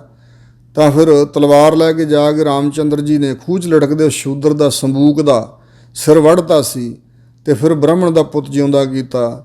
ਸੋ ਇਸ ਪ੍ਰਕਾਰ ਦੀਆਂ ਧਾਰਨਾ ਤੇ ਫਿਰ ਜਿਹੜੀ ਮਨੂ ਸਿਮਰਤੀ ਆ ਉਹਦੇ 'ਚ ਤਾਂ ਬਹੁਤ ਕੁਛ ਐਸਾ ਲਿਖਿਆ ਹੋਇਆ ਵੀ ਜਿਹਦੇ ਨਾਲ ਸਮਾਜ ਵਿੱਚ ਵਿਗਾੜ ਹੀ ਪੈਦਾ ਹੋਵੇਗਾ, ਜਿਹਦੇ 'ਚ ਆਮ ਜਨਤਾ ਨੂੰ, ਗਰੀਬਾਂ ਨੂੰ ਹੱਕ ਹੀ ਕੋਈ ਨਹੀਂ ਹੈ, ਬਹੁਤ ਜ਼ਿਆਦਾ ਦੁਰਦਸ਼ਾ। ਸੋ ਜੇ ਉਸ ਸਿਮਰਤੀ ਮਨੂ ਸਿਮਰਤੀ ਦੇ ਅਨੁਸਾਰ ਰਾਜ ਕੀਤਾ ਜਾਏ, ਹਿੰਦੁਸਤਾਨ ਜੋ ਯਤਨ ਕਰ ਰਿਹਾ ਵੀ ਇਸ ਤਰ੍ਹਾਂ ਚੱਲਿਆ ਜਾਏ, ਤਾਂ ਉਹ ਤਾਂ ਬਹੁਤ ਜ਼ਿਆਦਾ ਗਿਲਾਨੀ ਵਾਲੀ ਗੱਲ ਹੈ, ਬਹੁਤ ਜ਼ਿਆਦਾ ਸੋ ਲੋਕਾਂ ਦਾ ਘਾਣ ਹੋਵੇਗਾ। ਸੋ ਇਸ ਪ੍ਰਕਾਰ ਉਹ ਐਸੇ ਗ੍ਰੰਥ ਨੇ। ਤੇ ਇਸ ਤਰ੍ਹਾਂ ਗੁਰੂ ਮਹਾਰਾਜ ਕਹਿਣ ਲੱਗੇ ਵੀ ਭਾਈ ਇੱਥੇ ਬਾਣੀ ਵਿੱਚ ਤੇ ਸਾਰਿਆਂ ਨੂੰ ਅਧਿਕਾਰ ਹੈ, ਗੁਰੂ ਕੀ ਪਵਿੱਤਰ ਬਾਣੀ ਪੜ੍ਹਨ ਦਾ, ਸੁਣਨ ਦਾ, ਸਭ ਨੂੰ ਅਧਿਕਾਰ ਦਿੱਤਾ ਗੁਰੂ ਨਾਨਕ ਸਾਹਿਬ ਨੇ। ਤੇ ਫਿਰ ਇਹ ਭਾਖਾ ਵਿੱਚ ਹੈ। ਸੋ ਆਮ ਲੋਕ ਜਿਹੜੇ ਹਨ ਉਹਨਾਂ ਦੀ ਜੋ ਬੋਲੀ ਹੈ, ਉਸ ਬੋਲੀ ਵਿੱਚ ਉਹ ਸੁਣ ਕੇ ਤੇ ਨਾਮ ਦੀ ਮਹਿਮਾ ਨੂੰ ਪਛਾਣ ਕੇ ਵਾਹਿਗੁਰੂ ਦੇ ਨਾਮ ਨਾਲ ਜੁੜ ਸਕਦੇ ਹਨ। ਸੋ ਇਸ ਪ੍ਰਕਾਰ ਧਰਤੀ ਵਿੱਚ ਪਾਣੀ ਤਾਂ ਹੈ, ਜਿਵੇਂ ਖੂਹ ਪੁੱਟ ਕੇ ਕੱਢਿਆ ਜਾਂਦਾ ਬੜੇ ਯਤਨਾਂ ਨਾਲ, ਤੇ ਧਰਤੀ ਦੇ ਉੱਪਰ ਜਿਹੜਾ ਮੇਘਲਾ ਬਰਸਤ ਹੈ, ਬੱਦਲ ਵਰਦਾ ਜਾ ਕੇ, ਭਾਵੇਂ ਲੱਖਾਂ ਖੂਹ ਵੀ ਪੁੱਟ ਲਈਏ ਫਿਰ ਵੀ ਉਹ ਬੱਦਲ ਦੇ ਜਿਹੜੀ ਵਰਖਾ ਉਹਦੇ ਬਰਾਬਰ ਤਾਂ ਨਹੀਂ ਪੁੱਜ ਸਕਦੇ। ਤੇ ਗੁਰੂ ਕੀ ਬਾਣੀ ਜਿਹੜੀ ਗੁਰਬਾਣੀ ਹੈ, ਇਹ ਮੇਘ ਦੀ ਵਰਖਾ ਵਰਗੀ ਹੈ। ਜੈਸੇ ਧਰਤੀ ਮੱਧੇ ਪਾਣੀ ਪ੍ਰਗਾਸਿਆ, ਜਿਸ ਤਰ੍ਹਾਂ ਧਰਤੀ ਦੇ ਵਿੱਚ ਪਾਣੀ ਪ੍ਰਗਾਸਿਆ ਤਾਂ ਹੈ, ਜਲ ਸਮਾਇਆ ਹੋਇਆ ਪਰ ਪ੍ਰਗਟ ਨਹੀਂ ਹੈ। ਬਿਨ ਪਗਾਂ ਵਰਸਤ ਫਿਰਾਹੀ, ਜਿਹੜਾ ਬੱਦਲ ਹੈ ਪ੍ਰਤੱਖ ਪੈਰਾਂ ਤੋਂ ਬਗੈਰ, ਭਾਵ ਤਕਲੀਫ ਤੋਂ ਬਗੈਰ ਹੀ, ਯਤਨ ਤੋਂ ਬਗੈਰ ਹੀ ਵਰਸਤ ਫਿਰਾਹੀ, ਵਰਸਦਾ ਫਿਰਦਾ, ਸਭ ਨੂੰ, ਕਿਸੇ ਨੂੰ ਯਤਨ ਨਹੀਂ ਕਰਨਾ ਪੈਂਦਾ। ਲੋਕਾਂ ਨੂੰ ਪਾਣੀ ਦੀ ਪ੍ਰਾਪਤੀ ਲਈ ਆਪ ਖੁਦ ਮਿਹਨਤ ਨਹੀਂ ਕਰਨੀ ਪੈਂਦੀ, ਤੇ ਉੱਪਰੋਂ ਵਰਦਾ ਪਰਮੇਸ਼ਰ ਵੱਲੋਂ ਹੀ ਜਿਹੜਾ ਬੱਦਲ ਹੈ। ਸੋ ਇਸ ਪ੍ਰਕਾਰ ਸੱਚੇ ਪਾਤਸ਼ਾਹ ਦੀ ਪਵਿੱਤਰ ਬਾਣੀ ਬੱਦਲ ਦੀ ਨਿਆਈ ਵਰਦੀ ਹੈ। ਇਸੇ ਪ੍ਰਕਾਰ ਇੰਜ ਵੀ ਅਰਥ ਵਿਦਵਾਨਾਂ ਨੇ ਕੀਤਾ ਹੈ ਕਿ ਭਾਈ ਜੀਵ ਈਸ਼ ਦੋਵਾਂ ਦੇ ਅੰਦਰ ਜਿਹੜੀ ਆਤਮਾ ਇੱਕ ਹੀ ਹੈ। ਜਿਵੇਂ ਜੀਵ ਆਤਮਾ ਹੈ ਧਰਤੀ 'ਚ ਪਾਣੀ ਸਮਾਇਆ ਹੋਇਆ ਜਿਵੇਂ, ਤੇ ਇਸੇ ਪ੍ਰਕਾਰ ਬੱਦਲ ਦੀ ਨਿਆਈ ਜਿਹੜਾ ਨਿਰਖੋਭ ਹੈ ਪਰਮੇਸ਼ਰ ਅਕਾਲ ਪੁਰਖ, ਮਾਨੋ ਜਿਹੜਾ ਸੰਸਾਰ ਤੋਂ ਨਿਰਲੇਪ ਹੈ, ਉਹ ਬੱਦਲ ਦੀ ਨਿਆਈ ਹੈ। ਜਿਵੇਂ ਉੱਪਰ ਵੀ ਘੋਟਦਾ ਫਿਰਦਾ ਹੈ ਤੇ ਉਹਦੇ ਵਿੱਚ ਵੀ ਪਰਮੇਸ਼ਰ ਦੀ ਜੋਤ ਹੈ। ਜੇ ਧਰਤੀ ਦੇ ਵਿੱਚ ਕੋਈ ਸਮਾਇਆ ਥੱਲੇ ਧਰਤੀ 'ਤੇ ਚਲਾ ਗਿਆ ਤਾਂ ਵੀ ਉਹਦੇ ਵਿੱਚ ਪਰਮੇਸ਼ਰ ਦੀ ਜੋਤ ਹੈ, ਧਰਤੀ ਦੇ ਉੱਪਰ ਬੈਠਾ ਤਾਂ ਵੀ। ਸੋ ਇਸ ਪ੍ਰਕਾਰ ਹੈ ਤਾਂ ਪ੍ਰਕਾਸ਼ ਆਤਮਾ ਦਾ ਹੀ। ਸੋ ਦੋਹੀਂ ਪਾਸੇ ਪਰਮੇਸ਼ਰ ਅਕਾਲ ਪੁਰਖ ਹੀ ਹੈ। ਬਾਬਾ ਤੂੰ ਐਸੇ ਭਰਮ ਚੁਕਾ ਹੀ, ਬਾਬਾ ਹੈ ਭਾਈ ਤੁਸੀਂ ਇਸ ਤਰ੍ਹਾਂ ਆਪਣਾ ਜਿਹੜਾ ਭਰਮ ਹੈ ਨਾ ਚੁਕਾ ਹੀ ਦੂਰ ਕਰ ਲਵੋ। ਜੋ ਕਿਛ ਕਰਤ ਹੈ ਸੋਈ ਕੋਈ ਹੈ ਰੇ, ਤੈਸੇ ਜਾਏ ਸੁਮਾਹੀ। ਜੋ ਕੁਛ ਵੀ ਜੀਵ ਕੋਈ ਕਰਦਾ ਹੈ ਸੋਈ ਕੋਈ ਹੈ ਰੇ, ਸੋਈ ਉਹੀ ਪਰਮਾਤਮਾ ਹੀ ਹੈ ਸਾਰਿਆਂ ਦੇ ਅੰਦਰ। ਸੋ ਤੈਸੇ ਜਾਏ ਸਮਾਹੀ। ਇਸੇ ਤਰ੍ਹਾਂ ਜਦੋਂ ਸ੍ਰਿਸ਼ਟੀ ਨਾਸ਼ ਕਰਦਾ ਪਰਮੇਸ਼ਰ ਸਥੂਲ ਸਾਰੀ ਸ੍ਰਿਸ਼ਟੀ ਨੂੰ, ਤੇ ਸਾਰਿਆਂ ਦੇ ਅੰਦਰ ਜਿਹੜੀ ਜੋਤ ਹੈ ਤੇ ਇਸ ਪਰਮੇਸ਼ਰ ਵਿੱਚ ਹੀ ਜਾ ਕੇ ਸਮਾ ਜਾਂਦੀ। ਇਸੇ ਪ੍ਰਕਾਰ ਇੰਜ ਵੀ ਅਰਥ ਕੀਤਾ ਹੈ ਕਿ ਜੋ ਕਿਛ ਕਰਤ ਹੈ ਸੋਈ ਕੋਈ ਹੈ ਰੇ, ਜੋ ਕੁਛ ਵੀ ਜੀਵ ਕਰਦਾ ਉਸੇ ਤਰ੍ਹਾਂ ਦਾ ਬਣ ਜਾਂਦਾ ਹੈ। ਤੈਸੇ ਜਾਏ ਸਮਾਹੀ, ਉਹੋ ਜਿਹੇ ਜੀਆਂ ਵਿੱਚ ਜਾ ਰਲਦਾ ਹੈ। ਸੋ ਇਸੇ ਤਰ੍ਹਾਂ ਜੇ ਮਾੜੇ ਕਰਮ ਕਰਦਾ ਤੇ ਨਰਕਾਂ 'ਚ ਸਮਾਈ ਹੁੰਦੀ ਹੈ, ਚੰਗੇ ਕੰਮ ਕਰਦਾ ਸਵਰਗਾਂ 'ਚ ਸਮਾਈ ਹੁੰਦੀ ਹੈ, ਸਿਮਰਦਾ ਤੇ ਸੱਚਖੰਡ ਨਿਰੰਕਾਰ ਸਰੂਪ ਵਿੱਚ ਲੀਨ ਹੁੰਦਾ ਹੈ। ਰਹਾਓ ਇਸਤਰੀ ਪੁਰਖ ਹੋਏ ਕਾ ਕਿਆ ਹੋਏ ਕਰਮ ਕਮਾਹੀ। ਜਿਹੜੇ ਇਤੇ ਔਰਤ ਮਰਦਾ ਸਾਜੇ ਸਭ ਰੂਪ ਤੁਮਾਰੇ, ਇਹੀ ਬਚਨ ਹਜ਼ੂਰ ਕਹਿ ਰਹੇ ਨੇ ਕਿ ਇਸਤਰੀ ਤੇ ਪੁਰਖ ਹੋ ਕੇ ਕੀ ਹੋਏ ਕਰਮ ਕਮਾ ਲੈਣਗੇ। ਜੇ ਕੋਈ ਕਵੇ ਮੇਰਾ ਇਸਤਰੀ ਪੁਣਾ, ਮੇਰਾ ਪੁਰਖ ਪੁਣਾ, ਮੈਂ ਮਰਦ ਹਾਂ, ਮੈਂ ਇਸਤਰੀ ਹਾਂ, ਤਾਂ ਵਾਹਿਗੁਰੂ ਦੀ ਸੱਤਾ ਤੋਂ ਬਗੈਰ ਕੀ ਇਹ ਜੀਵ ਕਰਮ ਕਮਾ ਲੈਣਗੇ। ਇਸ ਔਲਾਦ ਪੈਦਾ ਕਰਨ ਰੂਪ ਕਰਮ ਵੀ ਨਹੀਂ ਇਹਨਾਂ ਤੋਂ ਹੋ ਸਕਦਾ। ਜੇ ਪਰਮੇਸ਼ਰ ਚਾਹੇ ਤਾਂ ਸੰਤਾਨ ਉਤਪਤ ਹੋਵੇਗੀ, ਜੇ ਪਰਮੇਸ਼ਰ ਨਹੀਂ ਚਾਹੁੰਦਾ ਤਾਂ ਔਲਾਦ ਵੀ ਨਹੀਂ ਪੈਦਾ ਹੁੰਦੀ। ਸੋ ਇਸ ਪ੍ਰਕਾਰ ਆਪਣੀ ਹਉਮੈ ਧਾਰ ਕੇ ਇਸਤਰੀ ਪੁਰਖ ਆਪਣੇ ਆਪ 'ਚ ਹੋ ਕੇ ਬਣ ਕੇ ਕੁਛ ਕੀ ਆਪਣੀ ਮਰਜ਼ੀ ਨਾਲ ਹੰਗਤਾ ਨਾਲ ਕਰਮ ਕਮਾ ਲੈਣਗੇ। ਨਾਨਾ ਰੂਪ ਸਦਾ ਹੈ ਤੇਰੇ ਤੁਝ ਹੀ ਮਾਹੇ ਸਮਾਹੀ। ਇੰਝ ਹੀ ਕਹਿਣਾ ਬਣਦਾ ਕਿ ਇਹ ਵਾਹਿਗੁਰੂ ਜੀ ਇਹ ਸਾਰੇ ਰੂਪ ਆਕਾਰ ਤੇਰੇ ਹੀ ਧਾਰਨ ਕੀਤੇ। ਨਾਨਾ ਮੈਨੇ ਅਨੇਕਾਂ, ਹੈ ਹਨ। ਸੋ ਸੱਚੇ ਪਾਤਸ਼ਾਹ ਅਨੇਕਾਂ ਹੀ ਤੇਰੇ ਸਦਾ ਤੇਰੇ ਰੂਪ ਹਨ ਸਾਰੇ ਜੀ। ਤੁਝ ਹੀ ਮਾਹੇ ਸਮਾਹੀ, ਤੁਹਾਡੇ ਵਿੱਚ ਹੀ ਅੰਤ ਨੂੰ ਸਮਾ ਜਾਣਗੇ ਸੱਚੇ ਪਾਤਸ਼ਾਹ ਜੀ। ਸਾਰਿਆਂ ਦੇ ਅੰਦਰ ਜਿਹੜੀ ਜੋਤ ਆ ਤੁਹਾਡੇ ਵਿੱਚ ਹੀ ਲੀਨ ਹੋਵੇਗੀ। ਇਤਨੇ ਜਨਮ ਭੂਲ ਪਰੇ ਸੇ, ਜਾਂ ਪਾਇਆ ਤਾਂ ਭੁੱਲੇ ਨਾਹੀਂ। ਇਤਨੇ ਜਨਮ ਭਾਵ ਪਿਛਲੇ ਕਈ ਜਨਮਾਂ ਦੇ ਅੰਦਰ ਤੇਥੋਂ ਭੁੱਲੇ ਰਹੇ। ਜਾਂ ਪਾਇਆ ਤਾਂ ਭੁੱਲੇ ਨਾ, ਜਾਂ ਜਿਸ ਨੇ ਵੀ ਜਦੋਂ ਪਾ ਲਿਆ ਆਪ ਜੀ ਨੂੰ ਫਿਰ ਨਹੀਂ ਭੁੱਲੇ ਜੀ। ਜਿਸ ਨੇ ਤੈਨੂੰ ਪ੍ਰਾਪਤ ਕਰ ਲਿਆ ਫਿਰ ਭੁੱਲਿਆ ਨਹੀਂ। ਜਾਂ ਕਾ ਕਾਰਜ ਸੋਈ ਪਰ ਜਾਣੈ, ਜੇ ਗੁਰ ਕੈ ਸ਼ਬਦ ਸਮਾਹੀ। ਜੇ ਕੋਈ ਗੁਰਾਂ ਦੇ ਸ਼ਬਦ ਉਪਦੇਸ਼ ਵਿੱਚ ਸਮਾ ਜਾਂਦਾ ਹੈ, ਗੁਰੂ ਕੀ ਬਾਣੀ ਵਿੱਚ ਸਮਾ ਜਾਂਦਾ ਹੈ, ਤੇ ਉਹ ਸਮਝਦਾ ਹੈ ਕਿ ਜਿਸ ਪਰਮੇਸ਼ਰ ਦਾ ਕਾਰਜ ਹੈ ਨਾ ਇਹ ਸੰਸਾਰ ਸੋਈ ਪਰ ਜਾਣ। ਇਹਦੀ ਸੰਭਾਲ ਕਰਨ ਵਾਸਤੇ ਵੀ ਪਰ ਵਿਸ਼ੇਸ਼ ਕਰਕੇ ਪਰਮੇਸ਼ਰ ਆਪ ਹੀ ਜਾਣਦਾ ਹੈ। ਉਹਦੇ ਅੰਦਰ ਇਹ ਨਿਸ਼ਚਾ ਆ ਜਾਂਦਾ ਕਿ ਜਿਸ ਦਾ ਕਾਰਜ ਹੈ ਸੰਸਾਰ ਜਿਹਨੇ ਰਚਿਆ ਹੋਇਆ ਇਹ ਕਾਰਜ ਹੈ, ਆਪ ਕਾਰਨ ਰੂਪ ਹੈ। ਅਤੇ ਉਹੀ ਇਸ ਸਾਰੇ ਸੰਸਾਰ ਦੇ ਭੇਦ ਨੂੰ ਜਾਣਦਾ, ਕਿਹਨੂੰ ਕਦੋਂ ਕੀ ਦੇਣਾ, ਕਦੋਂ ਇਹਨਾਂ ਦੇ ਸਰੀਰਾਂ ਦਾ ਅੰਤ ਕਰਨਾ, ਸਾਰੀ ਸ੍ਰਿਸ਼ਟੀ ਦੇ ਹਿਰਦੇ ਅੰਦਰ ਕੀ ਹੈ, ਸਭ ਕੁਝ ਪਰਮੇਸ਼ਰ ਪਰ ਵਿਸ਼ੇਸ਼ ਕਰਕੇ ਜਾਣਦਾ ਹੈ। ਤੇਰਾ ਸ਼ਬਦ ਤੂੰ ਹੈ ਆਪੇ। ਹੇ ਵਾਹਿਗੁਰੂ ਇਹ ਜੋ ਬਾਣੀ ਪ੍ਰਗਟ ਹੋਈ ਹੈ ਗੁਰਬਾਣੀ, ਗੁਰਾਂ ਦਾ ਸ਼ਬਦ, ਇਹ ਤੇਰਾ ਹੀ ਹੈ। ਸੋ ਤੂੰ ਹੈ ਆਪੇ। ਸੱਚੇ ਪਾਤਸ਼ਾਹ ਸ਼ਬਦ ਤੇਰਾ ਰੂਪ ਹੈ, ਤੂੰ ਆਪ ਹੀ ਸਮਾਇਆ ਹੋਇਆ ਸ਼ਬਦ ਦੇ ਅੰਦਰ। ਭਰਮ ਕਹਾ ਹੀ। ਫਿਰ ਭਾਈ ਜਿਹੜਾ ਇਸ ਤਰ੍ਹਾਂ ਗੁਰੂ ਦੇ ਸ਼ਬਦ ਵਿੱਚ ਸਮਾਇਆ ਹੁੰਦਾ ਹੈ ਉਹਨੂੰ ਭਰਮ ਕਿੱਥੇ ਰਹਿ ਜਾਏਗਾ। ਸੋ ਭਰਮ ਕਹਾ ਹੀ ਦੂਜਾ ਪਾਠ ਸਮਝਣਾ, ਭਰਮ ਕਹਾਉਣ ਮਾਤਰ ਹੀ ਹੈ। ਸੋ ਇਸ ਪ੍ਰਕਾਰ ਮੁੱਖ ਪਾਠ ਹੈ ਭਰਮ ਕਹਾ ਹੀ। ਸੋ ਉੱਥੇ ਭਰਮ ਕਿੱਥੇ ਰਹਿ ਜਾਂਦਾ। ਉਹ ਤਾਂ ਫਿਰ ਕਹਿੰਦਾ ਤੇਰਾ ਸ਼ਬਦ ਆ, ਹੇ ਸੱਚੇ ਪਾਤਸ਼ਾਹ ਅਕਾਲ ਪੁਰਖ ਬਾਣੀ ਤੇਰੀ ਹੈ, ਤੂੰ ਹੈ ਆਪੇ, ਅਤੇ ਤੂੰ ਆਪ ਹੀ ਆਪ ਇਸ ਬਾਣੀ ਵਿੱਚ ਸਮਾਇਆ ਹੋਇਆ। ਇਸੇ ਪ੍ਰਕਾਰ ਤੇਰਾ ਸ਼ਬਦ ਸੰਸਾਰ, ਸ਼ਬਦ ਦਾ ਸੰਸਾਰ ਵੀ ਹੈ, ਸੰਸਾਰ ਤੇਰਾ ਹੈ, ਤੂੰ ਆਪ ਹੀ ਇਹਦੇ 'ਚ ਸਮਾਇਆ ਹੋਇਆ ਹੈ ਵਾਹਿਗੁਰੂ। ਨਾਨਕ ਤਤ ਤਤ ਸਿਉ ਮਿਲਿਆ, ਪੁਨਰਪ ਜਨਮ ਨਾ ਆਹੀ। ਜਿਸ ਨੇ ਆਪਣੇ ਜੀਵ ਤੱਤ ਨੂੰ ਪਰਮ ਤੱਤ ਪਰਮੇਸ਼ਰ ਵਿੱਚ ਮਿਲਾ ਦਿੱਤਾ, ਜਿਹਨੇ ਬੰਦਗੀ ਕੀਤੀ ਹੈ ਨਾ, ਉਹਦਾ ਇਹ ਜੀਵ ਤੱਤ ਪਰਮ ਤੱਤ ਪਰਮੇਸ਼ਰ ਵਿੱਚ ਜਦੋਂ ਮਿਲ ਗਿਆ, ਦੋਵੇਂ ਅਭੇਦ ਹੋ ਗਏ। ਪੁਨਰਪ ਜਨਮ ਨਾ ਆਹੀ। ਪੁਨਰਪ ਦਾ ਮਤਲਬ ਪੁਨ, ਦੁਬਾਰਾ ਉਹ ਜਨਮ ਵਿੱਚ ਨਹੀਂ ਆਉਂਦੇ ਹਨ। ਉਹ ਜਨਮ ਵਿੱਚ ਨਹੀਂ ਆਉਂਦਾ ਜੀਵ, ਉਹਦਾ ਜੰਮਣਾ ਮਰਨਾ ਖਤਮ ਹੋ ਜਾਂਦਾ। ਗੌੜੀ ਬੈਰਾਗਣ ਮਹੱਲਾ ਤੀਜਾ। ਬੈਰਾਗਣ ਗੌੜੀ ਅੰਦਰ ਤੀਜੇ ਪਾਤਸ਼ਾਹ ਸਤਿਗੁਰੂ ਅਮਰਦਾਸ ਮਹਾਰਾਜ ਬਚਨ ਫਰਮਾਉਂਦੇ ਹਨ, ਸਭ ਜਗ ਕਾਲੈ ਵਸ ਹੈ, ਬਾਧਾ ਦੂਜੈ ਪਾਏ। ਹਜ਼ੂਰ ਕਹਿੰਦੇ ਭਾਈ ਸਾਰਾ ਜਿਹੜਾ ਜਗਤ ਹੈ ਇਹ ਕਾਲ ਦਾ ਵਸ ਹੈ, ਪਰ ਉਹ ਕਾਲ ਸਭਾ ਜਗ ਉੱਪਰ ਮਾਹੇ ਲਿਖੇ ਭਰਮ ਗਿਆਨੀ। ਕਹੋ ਕਬੀਰ ਜਨ ਭਏ ਖਾਲਸੇ, ਪ੍ਰੇਮ ਭਗਤ ਜਿਹ ਜਾਨੀ। ਸੋ ਇਸ ਪ੍ਰਕਾਰ ਪਰਿਓ ਕਾਲ ਸਭਾ ਜਗ ਉੱਪਰ, ਸਭ ਜਗ ਕਾਲੈ ਵਸ ਹੈ। ਸਾਰਾ ਜਗਤ ਕਾਲ ਸਮੇਂ ਦੇ ਵਸ ਵਿੱਚ ਹੈ, ਕਾਲ ਮੌਤ ਦੇ ਭੈ ਦੇ ਵਸ ਵਿੱਚ ਹੈ। ਸੋ ਜਮਾਂ ਦੇ ਵਸ ਵਿੱਚ ਹੈ। ਜਮ ਕਾਲੈ ਵਸ ਜਗ ਬਾਂਧਿਆ, ਤਿਸ ਦਾ ਫਰੂ ਨਾ ਕੋਏ। ਸੋ ਇਸ ਪ੍ਰਕਾਰ ਕਾਲ ਦੇ ਸਹਿਮ ਵਿੱਚ, ਡਰ ਵਿੱਚ, ਮੌਤ ਦੇ ਭੈ ਵਿੱਚ ਸਾਰਾ ਜਗਤ ਹੈ, ਕਾਲ ਦੇ ਵਸ ਵਿੱਚ ਹੈ। ਆਪਣੀ ਸੁਤੰਤਰਤਾ ਨਹੀਂ, ਨਾ ਆਪਣੀ ਮਰਜ਼ੀ ਨਾਲ ਸਾਡਾ ਜਨਮ ਹੁੰਦਾ, ਨਾ ਮੌਤ ਹੁੰਦੀ ਹੈ। ਸੋ ਇਸ ਪ੍ਰਕਾਰ ਕਾਲ ਦੇ ਵਸ ਵਿੱਚ ਪਏ ਹੋਏ ਆ। ਕਿਉਂ ਮਹਾਰਾਜ ਕਾਲ ਦੇ ਵਸ ਪੈ ਗਿਆ ਜੀਵ ਸਾਰਾ ਜਗਤ? ਤਾਂ ਮਹਾਰਾਜ ਕਹਿੰਦੇ ਬਾਧਾ ਦੂਜਾ ਪਾਏ। ਜਿਹੜਾ ਦੂਜਾ ਭਾਵ ਹੈ ਨਾ, ਦਵੈਤ ਭਾਵ, ਜਿਹੜਾ ਪਰਮੇਸ਼ਰ ਤੋਂ ਭਿੰਨ ਜਿਹੜੀ ਮਾਇਆ ਹੈ, ਉਹਦੇ ਨਾਲ ਜਿਹੜਾ ਭਾਏ ਪ੍ਰੇਮ ਕਰਨਾ, ਮੋਹ ਕਰਨਾ ਹੈ। ਮਾਇਆ ਦਾ ਮੋਹ ਜਿਹੜਾ ਇਹਦੇ ਵਿੱਚ ਵੱਝਾ ਹੋਇਆ, ਇਹਦੇ ਕਾਰਨ ਕਰਕੇ ਵੱਝ ਗਿਆ ਜੀ, ਤਾਂ ਕਾਲ ਦੇ ਵਸ ਪਿਆ ਹੋਇਆ। ਹਉਮੈ ਕਰਮ ਕਮਾਵਦੇ, ਮਨਮੁਖ ਮਿਲੈ ਸਜਾਏ। ਜਿਹੜੇ ਹਉਮੈ ਧਾਰ ਕੇ, ਹੰਗਤਾ ਮਮਤਾ ਧਾਰ ਕੇ ਕਰਮ ਕਮਾਉਂਦੇ ਆ ਜੀਵ, ਮਨਮੁਖਤਾਈ ਆ ਉਹਨਾਂ ਦੇ ਅੰਦਰ, ਮਨ ਨੂੰ ਮੁਖੀ ਬਣਾਇਆ ਹੋਇਆ। ਇਸ ਮਨਮੁਖਤਾਈ ਕਰਕੇ ਮਿਲੈ ਸਜਾਏ, ਸਜ਼ਾ ਮਿਲਦੀ ਹੈ। ਜੇ ਤਾਂ ਭਾਈ ਗੁਰਾਂ ਦੇ ਸਨਮੁਖ ਹੋ ਕੇ ਚੱਲਣ ਫਿਰ ਸਜ਼ਾ ਨਹੀਂ ਹੋਵੇਗੀ, ਫਿਰ ਛੁੱਟ ਜਾਣਗੇ। ਗੁਰਮੁਖਤਾਈ ਹੈ ਪਰਮੇਸ਼ਰ ਦਾ ਰਸਤਾ।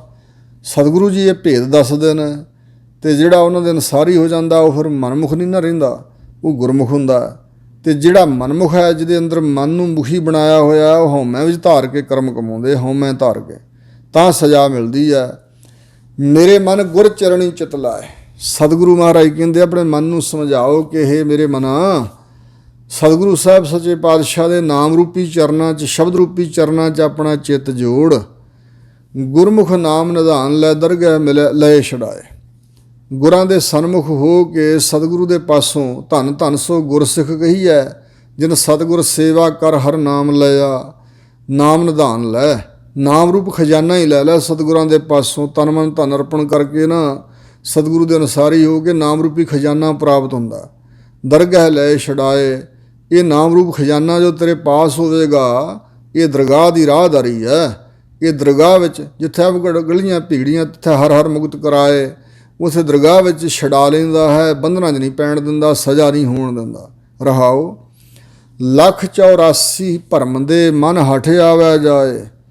ਹਜ਼ੂਰ ਕਹਿੰਦੇ ਨੇ ਜਿਨ੍ਹਾਂ ਨੇ ਮਨ ਦੇ ਵਿੱਚ ਹਠ ਧਾਰਨ ਕੀਤਾ ਹੈ, ਮਨ ਦੀ ਮਰਜ਼ੀ ਵਾਲੀ ਜਿੱਦ ਵੀ ਆਪਾਂ ਆਪਣੀ ਮਰਜ਼ੀ ਕਰਨੀ ਹੈ ਜੀ, ਅਸੀਂ ਨਹੀਂ ਕਿਸੇ ਦੀ ਗੱਲ ਮੰਨਣੀ। ਸੋ ਇਸ ਪ੍ਰਕਾਰ ਮਹਾਰਾਜ ਕਹਿੰਦੇ ਨੇ 184 ਭਰਮ ਦੇ ਮਨ ਹਠ ਆਵੈ ਜਾਏ। ਮਨ ਦੇ ਹਠ ਕਰਕੇ ਜੀਵ ਆਉਂਦਾ ਤੇ ਜਾਂਦਾ ਹੈ। ਤੇ ਇਸ ਕਰਕੇ ਜਿਹੜੇ ਜੀਵ ਮਨ ਦੇ ਹਠ 'ਚ ਪਏ ਹੋਏ ਨੇ 84 ਲੱਖ ਜੂਨਾਂ 'ਚ ਭਰਮ ਦੇ ਭਟਕਦੇ ਰਹਿੰਦੇ ਹਨ। ਗੁਰ ਕਾ ਸ਼ਬਦ ਨ ਚੀਨਿਓ ਫਿਰ ਜੋਨੀ ਪਾਏ। ਉਹਨਾਂ ਨੇ ਸਤਿਗੁਰੂ ਮਹਾਰਾਜ ਦੇ ਸ਼ਬਦ ਦੀ ਮਹਿਮਾ ਨੂੰ ਨਾ ਚੀਨਿਓ, ਜਾਣਿਆ ਨਹੀਂ। ਚੀਨਣਾ ਹੁੰਦਾ ਜਾਣਨਾ, ਪ੍ਰਾਪਤ ਕਰਨਾ, ਪਾ ਲੈਣਾ। ਗੁਰੂ ਦਾ ਸ਼ਬਦ ਨਹੀਂ ਉਹਨਾਂ ਪ੍ਰਾਪਤ ਕੀਤਾ, ਗੁਰੂ ਦੇ ਸ਼ਬਦ ਦੀ ਮਹਿਮਾ ਨੂੰ ਨਹੀਂ ਜਾਣਿਆ। ਫਿਰ ਜੋਨੀ ਪਾਏ, ਪੁਨਾ ਘਿੜ ਮੁੜ ਕੇ ਫਿਰ ਕੇ ਘੁੰਮ ਕੇ ਜੂਨਾਂ ਹੀ ਪ੍ਰਾਪਤ ਕਰਦੇ ਆ ਉਹ ਜੀ। ਬਾਰ ਜੂਨਾਂ 'ਚ ਪਾਉਂਦਾ ਪਰਮੇਸ਼ਰ ਉਹਨਾਂ ਨੂੰ। ਕਦੇ ਸੱਪ, ਕਦੇ ਡੱਡੂ, ਕਦੇ ਕਿਰਲੇ, ਕਦੇ ਠੂਹੇ, ਕਦੇ ਕੁੱਤੇ ਬਿੱਲੇ। ਸੋ ਇਸ ਪ੍ਰਕਾਰ ਦੀਆਂ ਜੂਨਾਂ ਉਹਨਾਂ ਨੂੰ ਪ੍ਰਾਪਤ ਹੁੰਦੀਆਂ ਹਨ। ਗੁਰ ਕਾ ਸ਼ਬਦ ਨ ਚੀਨਿਓ, ਗੁਰਮੰਤਰ ਹੀਣਾਸ ਜੋ ਪ੍ਰਾਣੀ ਤ੍ਰਿਗੰਤ ਜਨਮ ਭ੍ਰਸ਼ਟਣਾ। ਕੂਕਰੈ ਸੂਕਰੈ ਗਰਦਵੈ ਕਾਕੈ ਸਰਪਨੈ ਤੁਲ ਖਲ ਹੈ।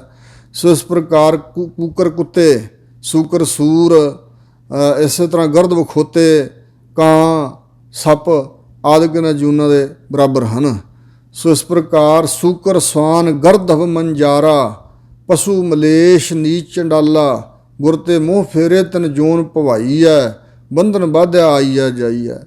ਸੂਕਰ ਸੂਰ, ਸਵਾਨ ਕੁੱਤਾ, ਗਰਦਵ ਖੋਤਾ ਤੇ ਮੰਜਾਰਾ ਬਿੱਲਾ। ਸੋ ਪਸ਼ੂ ਮਲੇਸ਼ ਨੀਚ ਚੰਡਾਲਾ, ਇਹ ਵੀ ਸਾਰੀਆਂ ਜੂਨਾਂ। ਜਿਹੜਾ ਗੁਰਾਂ ਤੋਂ ਮੂੰਹ ਫੇਰ ਲੈਂਦਾ ਨਾ, ਉਹ ਇਹਨਾਂ ਜੂਨਾਂ 'ਚ ਪਾ ਕੇ ਭਵਾਇਆ ਜਾਂਦਾ ਹੈ। ਗੁਰਮੁਖ ਆਪ ਪਛਾਣਿਆ, ਹਰ ਨਾਮ ਵਸਿਆ ਮਨ ਆਏ। ਜਿਨ੍ਹਾਂ ਨੇ ਗੁਰਾਂ ਦੇ ਅਨੁਸਾਰ ਹੋ ਕੇ ਆਪਣਾ ਆਪਾ ਪਛਾਣ ਲਿਆ ਨਾ, ਆਤਮਾ ਸਰੂਪ, ਹਰ ਨਾਮ ਵਸਿਆ ਮਨ ਆਏ। ਉਹਨਾਂ ਦੇ ਮਨ 'ਚ ਆ ਕੇ ਹਰੀ ਦਾ ਨਾਮ ਵਸ ਗਿਆ ਹੈ। ਉਸ ਗੁਰਮੁਖ ਦੇ ਮਨ 'ਚ ਹਰੀ ਦਾ ਨਾਮ ਵਸ ਗਿਆ, ਜਿਹਨੇ ਗੁਰਾਂ ਦੇ ਅਨੁਸਾਰ ਹੋ ਕੇ ਆਪਾ ਪਛਾਣ ਲਿਆ। ਅਨੰਦਨ ਭਗਤੀ ਰਤਿਆ। ਆਪਾ ਪਛਾਣਨ ਦਾ ਮਤਲਬ ਹੈ ਮਨ ਤੂੰ ਜੋਤ ਸਰੂਪ ਹੈ, ਆਪਣਾ ਮੂਲ ਪਛਾਣ। ਮਨ ਹਰਜੀ ਤੇਰਾ ਨਾਲ ਹੈ, ਗੁਰਮਤੀ ਰੰਗ ਮਾਣ। ਸੋ ਇਸ ਪ੍ਰਕਾਰ ਆਪਾਂ ਇਹ ਪਛਾਣਨਾ ਆਤਮਾ ਦਾ ਸਰੂਪ ਕਿ ਮੈਂ ਆਤਮਾ, ਸਰੀਰ ਨਹੀਂ, ਇੰਦਰੇ ਨਹੀਂ, ਮਨ ਨਹੀਂ। ਅਨੰਦਨ ਭਗਤੀ ਰਤਿਆ, ਹਰ ਨਾਮੇ ਸੁਖ ਸਮਾਏ। ਹਰ ਰੋਜ਼ ਦਿਨੇ ਰਾਤ ਉਹ ਵਾਹਿਗੁਰੂ ਦੀ ਭਗਤੀ ਰੰਗਿਆ ਹੋਇਆ ਤੇ ਹਰੀ ਦੇ ਨਾਮ ਦੁਆਰਾ ਜਿਹੜਾ ਆਤਮਿਕ ਸੁਖ ਹੈ, ਆਤਮਿਕ ਆਨੰਦ ਹੈ, ਉਹਦੇ ਵਿੱਚ ਉਹਦੀ ਸਮਾਈ ਹੁੰਦੀ ਹੈ। ਮਨ ਸ਼ਬਦ ਮਰੈ ਪ੍ਰਤੀਤ ਹੋਏ। ਗੁਰਮੁਖ ਆਪਣਾ ਮਨ ਮਾਰਿਆ, ਸ਼ਬਦ ਕਸਵੱਟੀ ਲਾਏ। ਮਨ ਹੀ ਨਾਲ ਝਗੜਾ, ਮਨ ਹੀ ਨਾਲ ਸੱਥ, ਮਨ ਹੀ ਮੰਝ ਸਮਾਏ। ਮਨ ਗੁਰੂ ਦੇ ਸ਼ਬਦ ਰਾਹੀਂ ਮਰਦਾ ਹੈ, ਪ੍ਰਤੀਤ ਹੋਏ। ਸੋ ਫਿਰ ਵਾਹਿਗੁਰੂ ਤੇ ਨਿਸ਼ਚਾ ਹੋ ਜਾਂਦਾ। ਮਨ ਦੇ ਅੰਦਰ ਪ੍ਰਤੀਤੀ ਆ ਜਾਂਦੀ। ਨਾਨਕ ਜਿਨ ਕਉ ਮਨ ਕੀ ਪ੍ਰਤੀਤ ਨਾਹੀ, ਸੇ ਕਿਆ ਕਥਾ ਗਿਆਨ। ਜਿਨ ਕਉ ਮਨ ਕੀ ਪ੍ਰਤੀਤ ਨਾਹੀ, ਨਾਨਕ ਸੇ ਕਿਆ ਕਥਾ ਗਿਆਨ।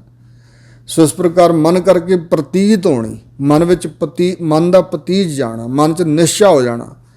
ਗੁਰੂ ਦੇ ਸ਼ਬਦ ਰਾਹੀਂ ਜਦੋਂ ਮਨ ਮਰ ਜਾਂਦਾ ਤਾਂ ਦਿਨੇ ਰਾਤ ਪ੍ਰਤੀਤੀ ਜਾਗਦੀ ਹੈ, ਵਾਹਿਗੁਰੂ ਨਾਲ ਨਿਸ਼ਚਾ ਹੁੰਦਾ, ਸਦਾ ਹੀ ਮੇਰੇ ਅੰਗ ਸੰਗੇ ਆ ਪਰਮੇਸ਼ਰ। ਹਉਮੈ ਤਜੇ ਵਿਕਾਰ। ਇਸ ਤਰ੍ਹਾਂ ਉਹਨਾਂ ਨੇ ਹੰਗਤਾ ਛੱਡ ਦਿੱਤੀ ਤੇ ਸਮੂਹ ਬਾਕੀ ਵਿਕਾਰ ਵੀ ਤਜੇ ਗਏ, ਤਿਆਗੇ ਗਏ। ਜਨ ਨਾਨਕ ਕਰਮੀ ਪਾਈਨ ਹਰ ਨਾਮਾ ਭਗਤ ਭੰਡਾਰ। ਸਤਿਗੁਰੂ ਅਮਰਦਾਸ ਮਹਾਰਾਜ ਕਹਿੰਦੇ ਨੇ ਉਹ ਜਿਹੜੇ ਜਨ ਹਨ ਉਹ ਕਰਮੀ, ਪੂਰਵਲੇ ਜਨਮ ਦਾ ਨਿਸ਼ਕਾਮ ਕਰਮਾਂ ਦੇ ਫਲ ਵਜੋਂ। ਤੇ ਇਸੇ ਤਰ੍ਹਾਂ ਕਰਮੀ ਦਾ ਅਰਥ ਹੈ ਬਖਸ਼ਿਸ਼। ਫਾਰਸੀ ਭਾਸ਼ਾ 'ਚ ਕਰਮ ਬਖਸ਼ਿਸ਼ ਦਾ ਨਾਮ ਹੈ। ਕਰਮੀ ਵਾਹਿਗੁਰੂ ਦੀ ਬਖਸ਼ਿਸ਼ ਦੁਆਰਾ ਹੀ ਪਾਈਨ ਪ੍ਰਾਪਤ ਕਰਦੇ ਹਨ। ਨਿਸ਼ਕਾਮ ਕਰਮ ਪੂਰਵਲੇ ਹਨ ਤਾਂ ਵਾਹਿਗੁਰੂ ਦੀ ਬਖਸ਼ਿਸ਼ ਹੁੰਦੀ ਹੈ। ਦੋਵੇਂ ਅਰਥ ਸਮਝ ਲੈਣੇ। ਹਰ ਨਾਮਾ ਭਗਤ ਭੰਡਾਰ, ਹਰੀ ਦਾ ਨਾਮ ਤੇ ਭਗਤੀ ਦਾ ਭੰਡਾਰਾ। ਹਰੀ ਦੇ ਨਾਮ ਦਾ, ਹਰੀ ਦੀ ਭਗਤੀ ਦਾ ਭੰਡਾਰਾ ਉਹਨਾਂ ਦੇ ਹਿਰਦੇ ਜਮ੍ਹਾਂ ਹੋ ਜਾਂਦਾ। ਇਹ ਉਹ ਦਾਤ ਪ੍ਰਾਪਤ ਕਰ ਲੈਂਦੇ ਹਨ। ਗੌੜੀ ਬੈਰਾਗਣ ਮਹੱਲਾ ਤੀਜਾ।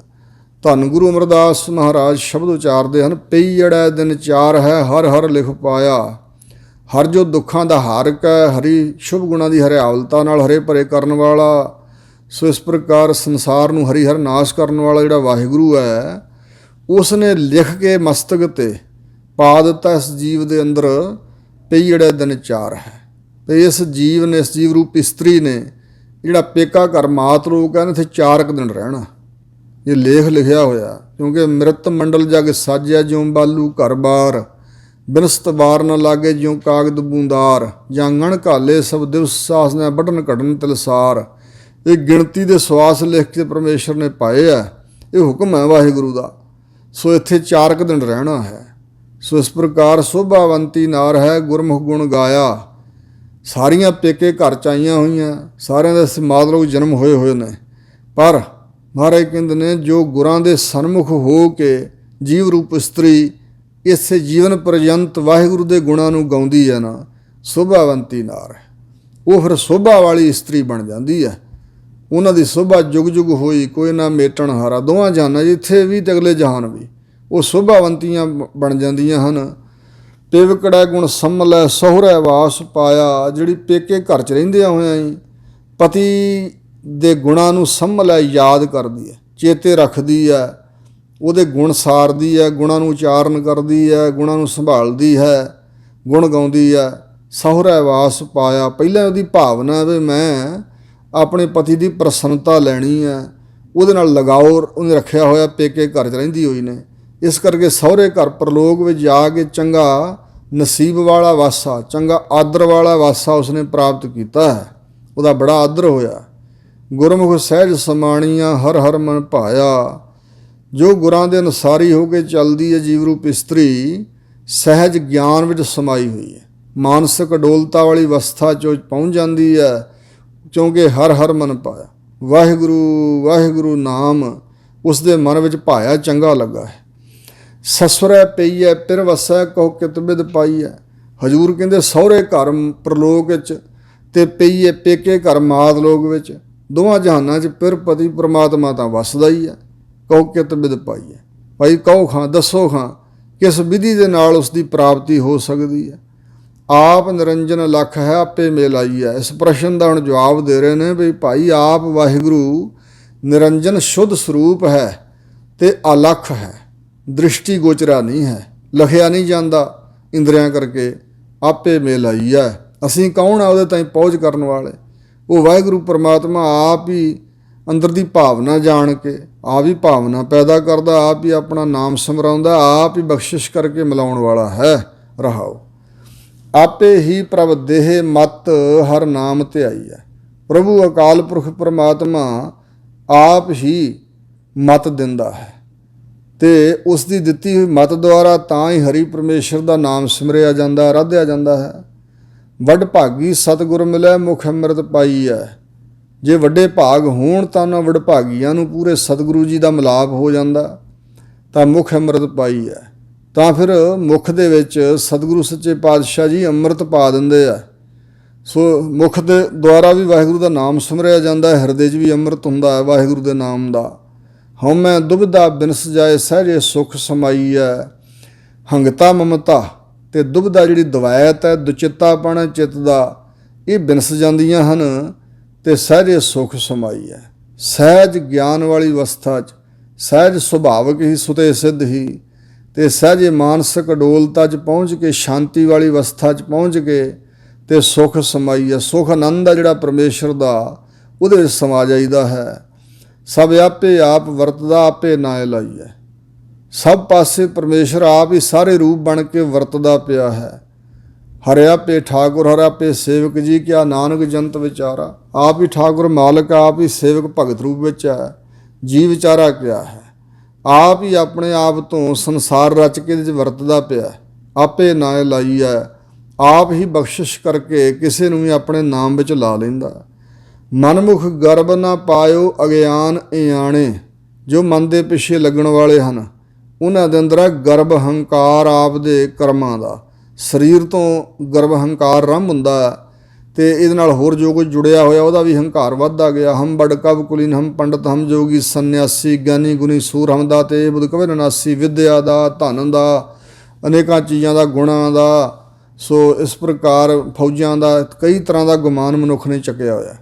ਮਨੁੱਖਤਾਈ ਕਰਕੇ ਗਰਭ ਅੰਦਰ ਰਹਿੰਦਾ ਅਤੇ ਇਸ ਤਰ੍ਹਾਂ ਅਗਿਆਨ ਛਾਇਆ ਰਹਿੰਦਾ। ਅਗਿਆਨ ਕਰਕੇ ਜਿਹੜੇ ਜੀਵ ਹੈ ਇਆਣੇ ਬੇਸਮਝ ਬਣੇ ਰਹਿੰਦੇ ਆ ਅਤੇ ਇਸ ਕਰਕੇ ਨਾ ਪਾਇਓ। ਜਿਹੜੇ ਮਨ ਦੇ ਪਿੱਛੇ ਲੱਗਣ ਵਾਲੇ ਇਸ ਤਰ੍ਹਾਂ ਗਰਭ ਤਕੱਬਰ ਅਗਿਆਨ ਅਤੇ ਇਆਣੇ ਬਣ ਰਹੇ ਆ ਇਹਨਾਂ ਚੀਜ਼ਾਂ ਕਰਕੇ ਉਹ ਪਰਮੇਸ਼ਰ ਦੀ ਪ੍ਰਾਪਤੀ ਨਹੀਂ ਕਰ ਸਕਦੇ। ਸਤਿਗੁਰ ਸੇਵਾ ਨਾ ਕਰਹਿ ਫਿਰ ਪਛਤਾਣੇ। ਉਹ ਫਿਰ ਨਿਮਰਤਾ ਨਹੀਂ ਨਾ ਧਾਰਦੇ ਅਤੇ ਝੁਕਦੇ ਨਹੀਂ ਸਤਿਗੁਰਾਂ ਅੱਗੇ। ਭਾਵਨਾ ਕਰਕੇ ਸਤਿਗੁਰੂ ਦੀ ਸੇਵਾ ਸਫਲੀ ਹੁੰਦੀ ਹੈ। ਸਤਿਗੁਰੂ ਦੀ ਸੇਵਾ ਨਹੀਂ ਉਹ ਕਰਦੇ ਹਨ ਫਿਰ ਪਛਤਾਣੇ। ਦੁਬਾਰਾ ਜਨਮਾਂ 'ਚ ਪੈ ਕੇ ਪਛਤਾਉਂਦੇ ਰਹਿੰਦੇ ਆ। ਫਿਰ ਗਰਭ ਜੋਨੀ ਵਾਸ ਪਾਏ ਦੇ ਗਰਭੇ ਗਲ ਜਾਣੇ। ਗਰਭ ਜੂਨਾਂ ਜਿਹੜੀਆਂ ਹਨ ਉਹਨਾਂ 'ਚ ਵਾਸਾ ਪ੍ਰਾਪਤ ਕਰਦੇ ਆ, ਗਰਭ ਵਿੱਚ ਹੀ ਗਲ ਜਾਂਦੇ ਹਨ। ਨਾਮ ਵੀ ਹੁਣ ਗਰਭ ਗਲ ਜਾਏ ਹਜ਼ੂਰ ਨੇ ਕਿਹਾ। ਕਈ ਵਾਰੀ ਗਰਭਾਂ 'ਚ ਗਲ ਜਾਂਦੇ ਆ, ਜਨਮ ਵੀ ਨਹੀਂ ਮਿਲਦਾ, ਜੂਨਾਂ 'ਚ ਵੀ ਭਾਉਂਦੇ ਆ ਅਤੇ ਗਰਭ ਵਿੱਚ ਮਾਤਾ ਦੇ ਪੇਟ 'ਚ ਗਰਭ 'ਚ ਗਲ ਜਾਂਦੇ ਹਨ। ਸੋ ਇਸ ਪ੍ਰਕਾਰ ਮੇਰੇ ਕਰਤੇ ਵੈ ਭਾਵ ਦਾ ਮਨਮੁਖ ਪ੍ਰਮਾਣ ਹੈ। ਮੇਰੇ ਕਰਤੇ ਅਕਾਲ ਪੁਰਖ ਨੂੰ ਇੰਝ ਹੀ ਪਾਉਂਦਾ।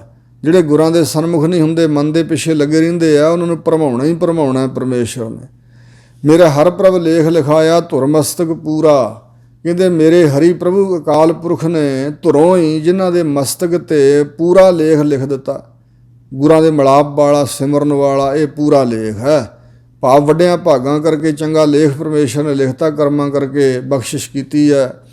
ਹਰ ਹਰ ਨਾਮ ਧਿਆਇਆ ਭੇਟਿਆ ਗੁਰ ਸੂਰਾ।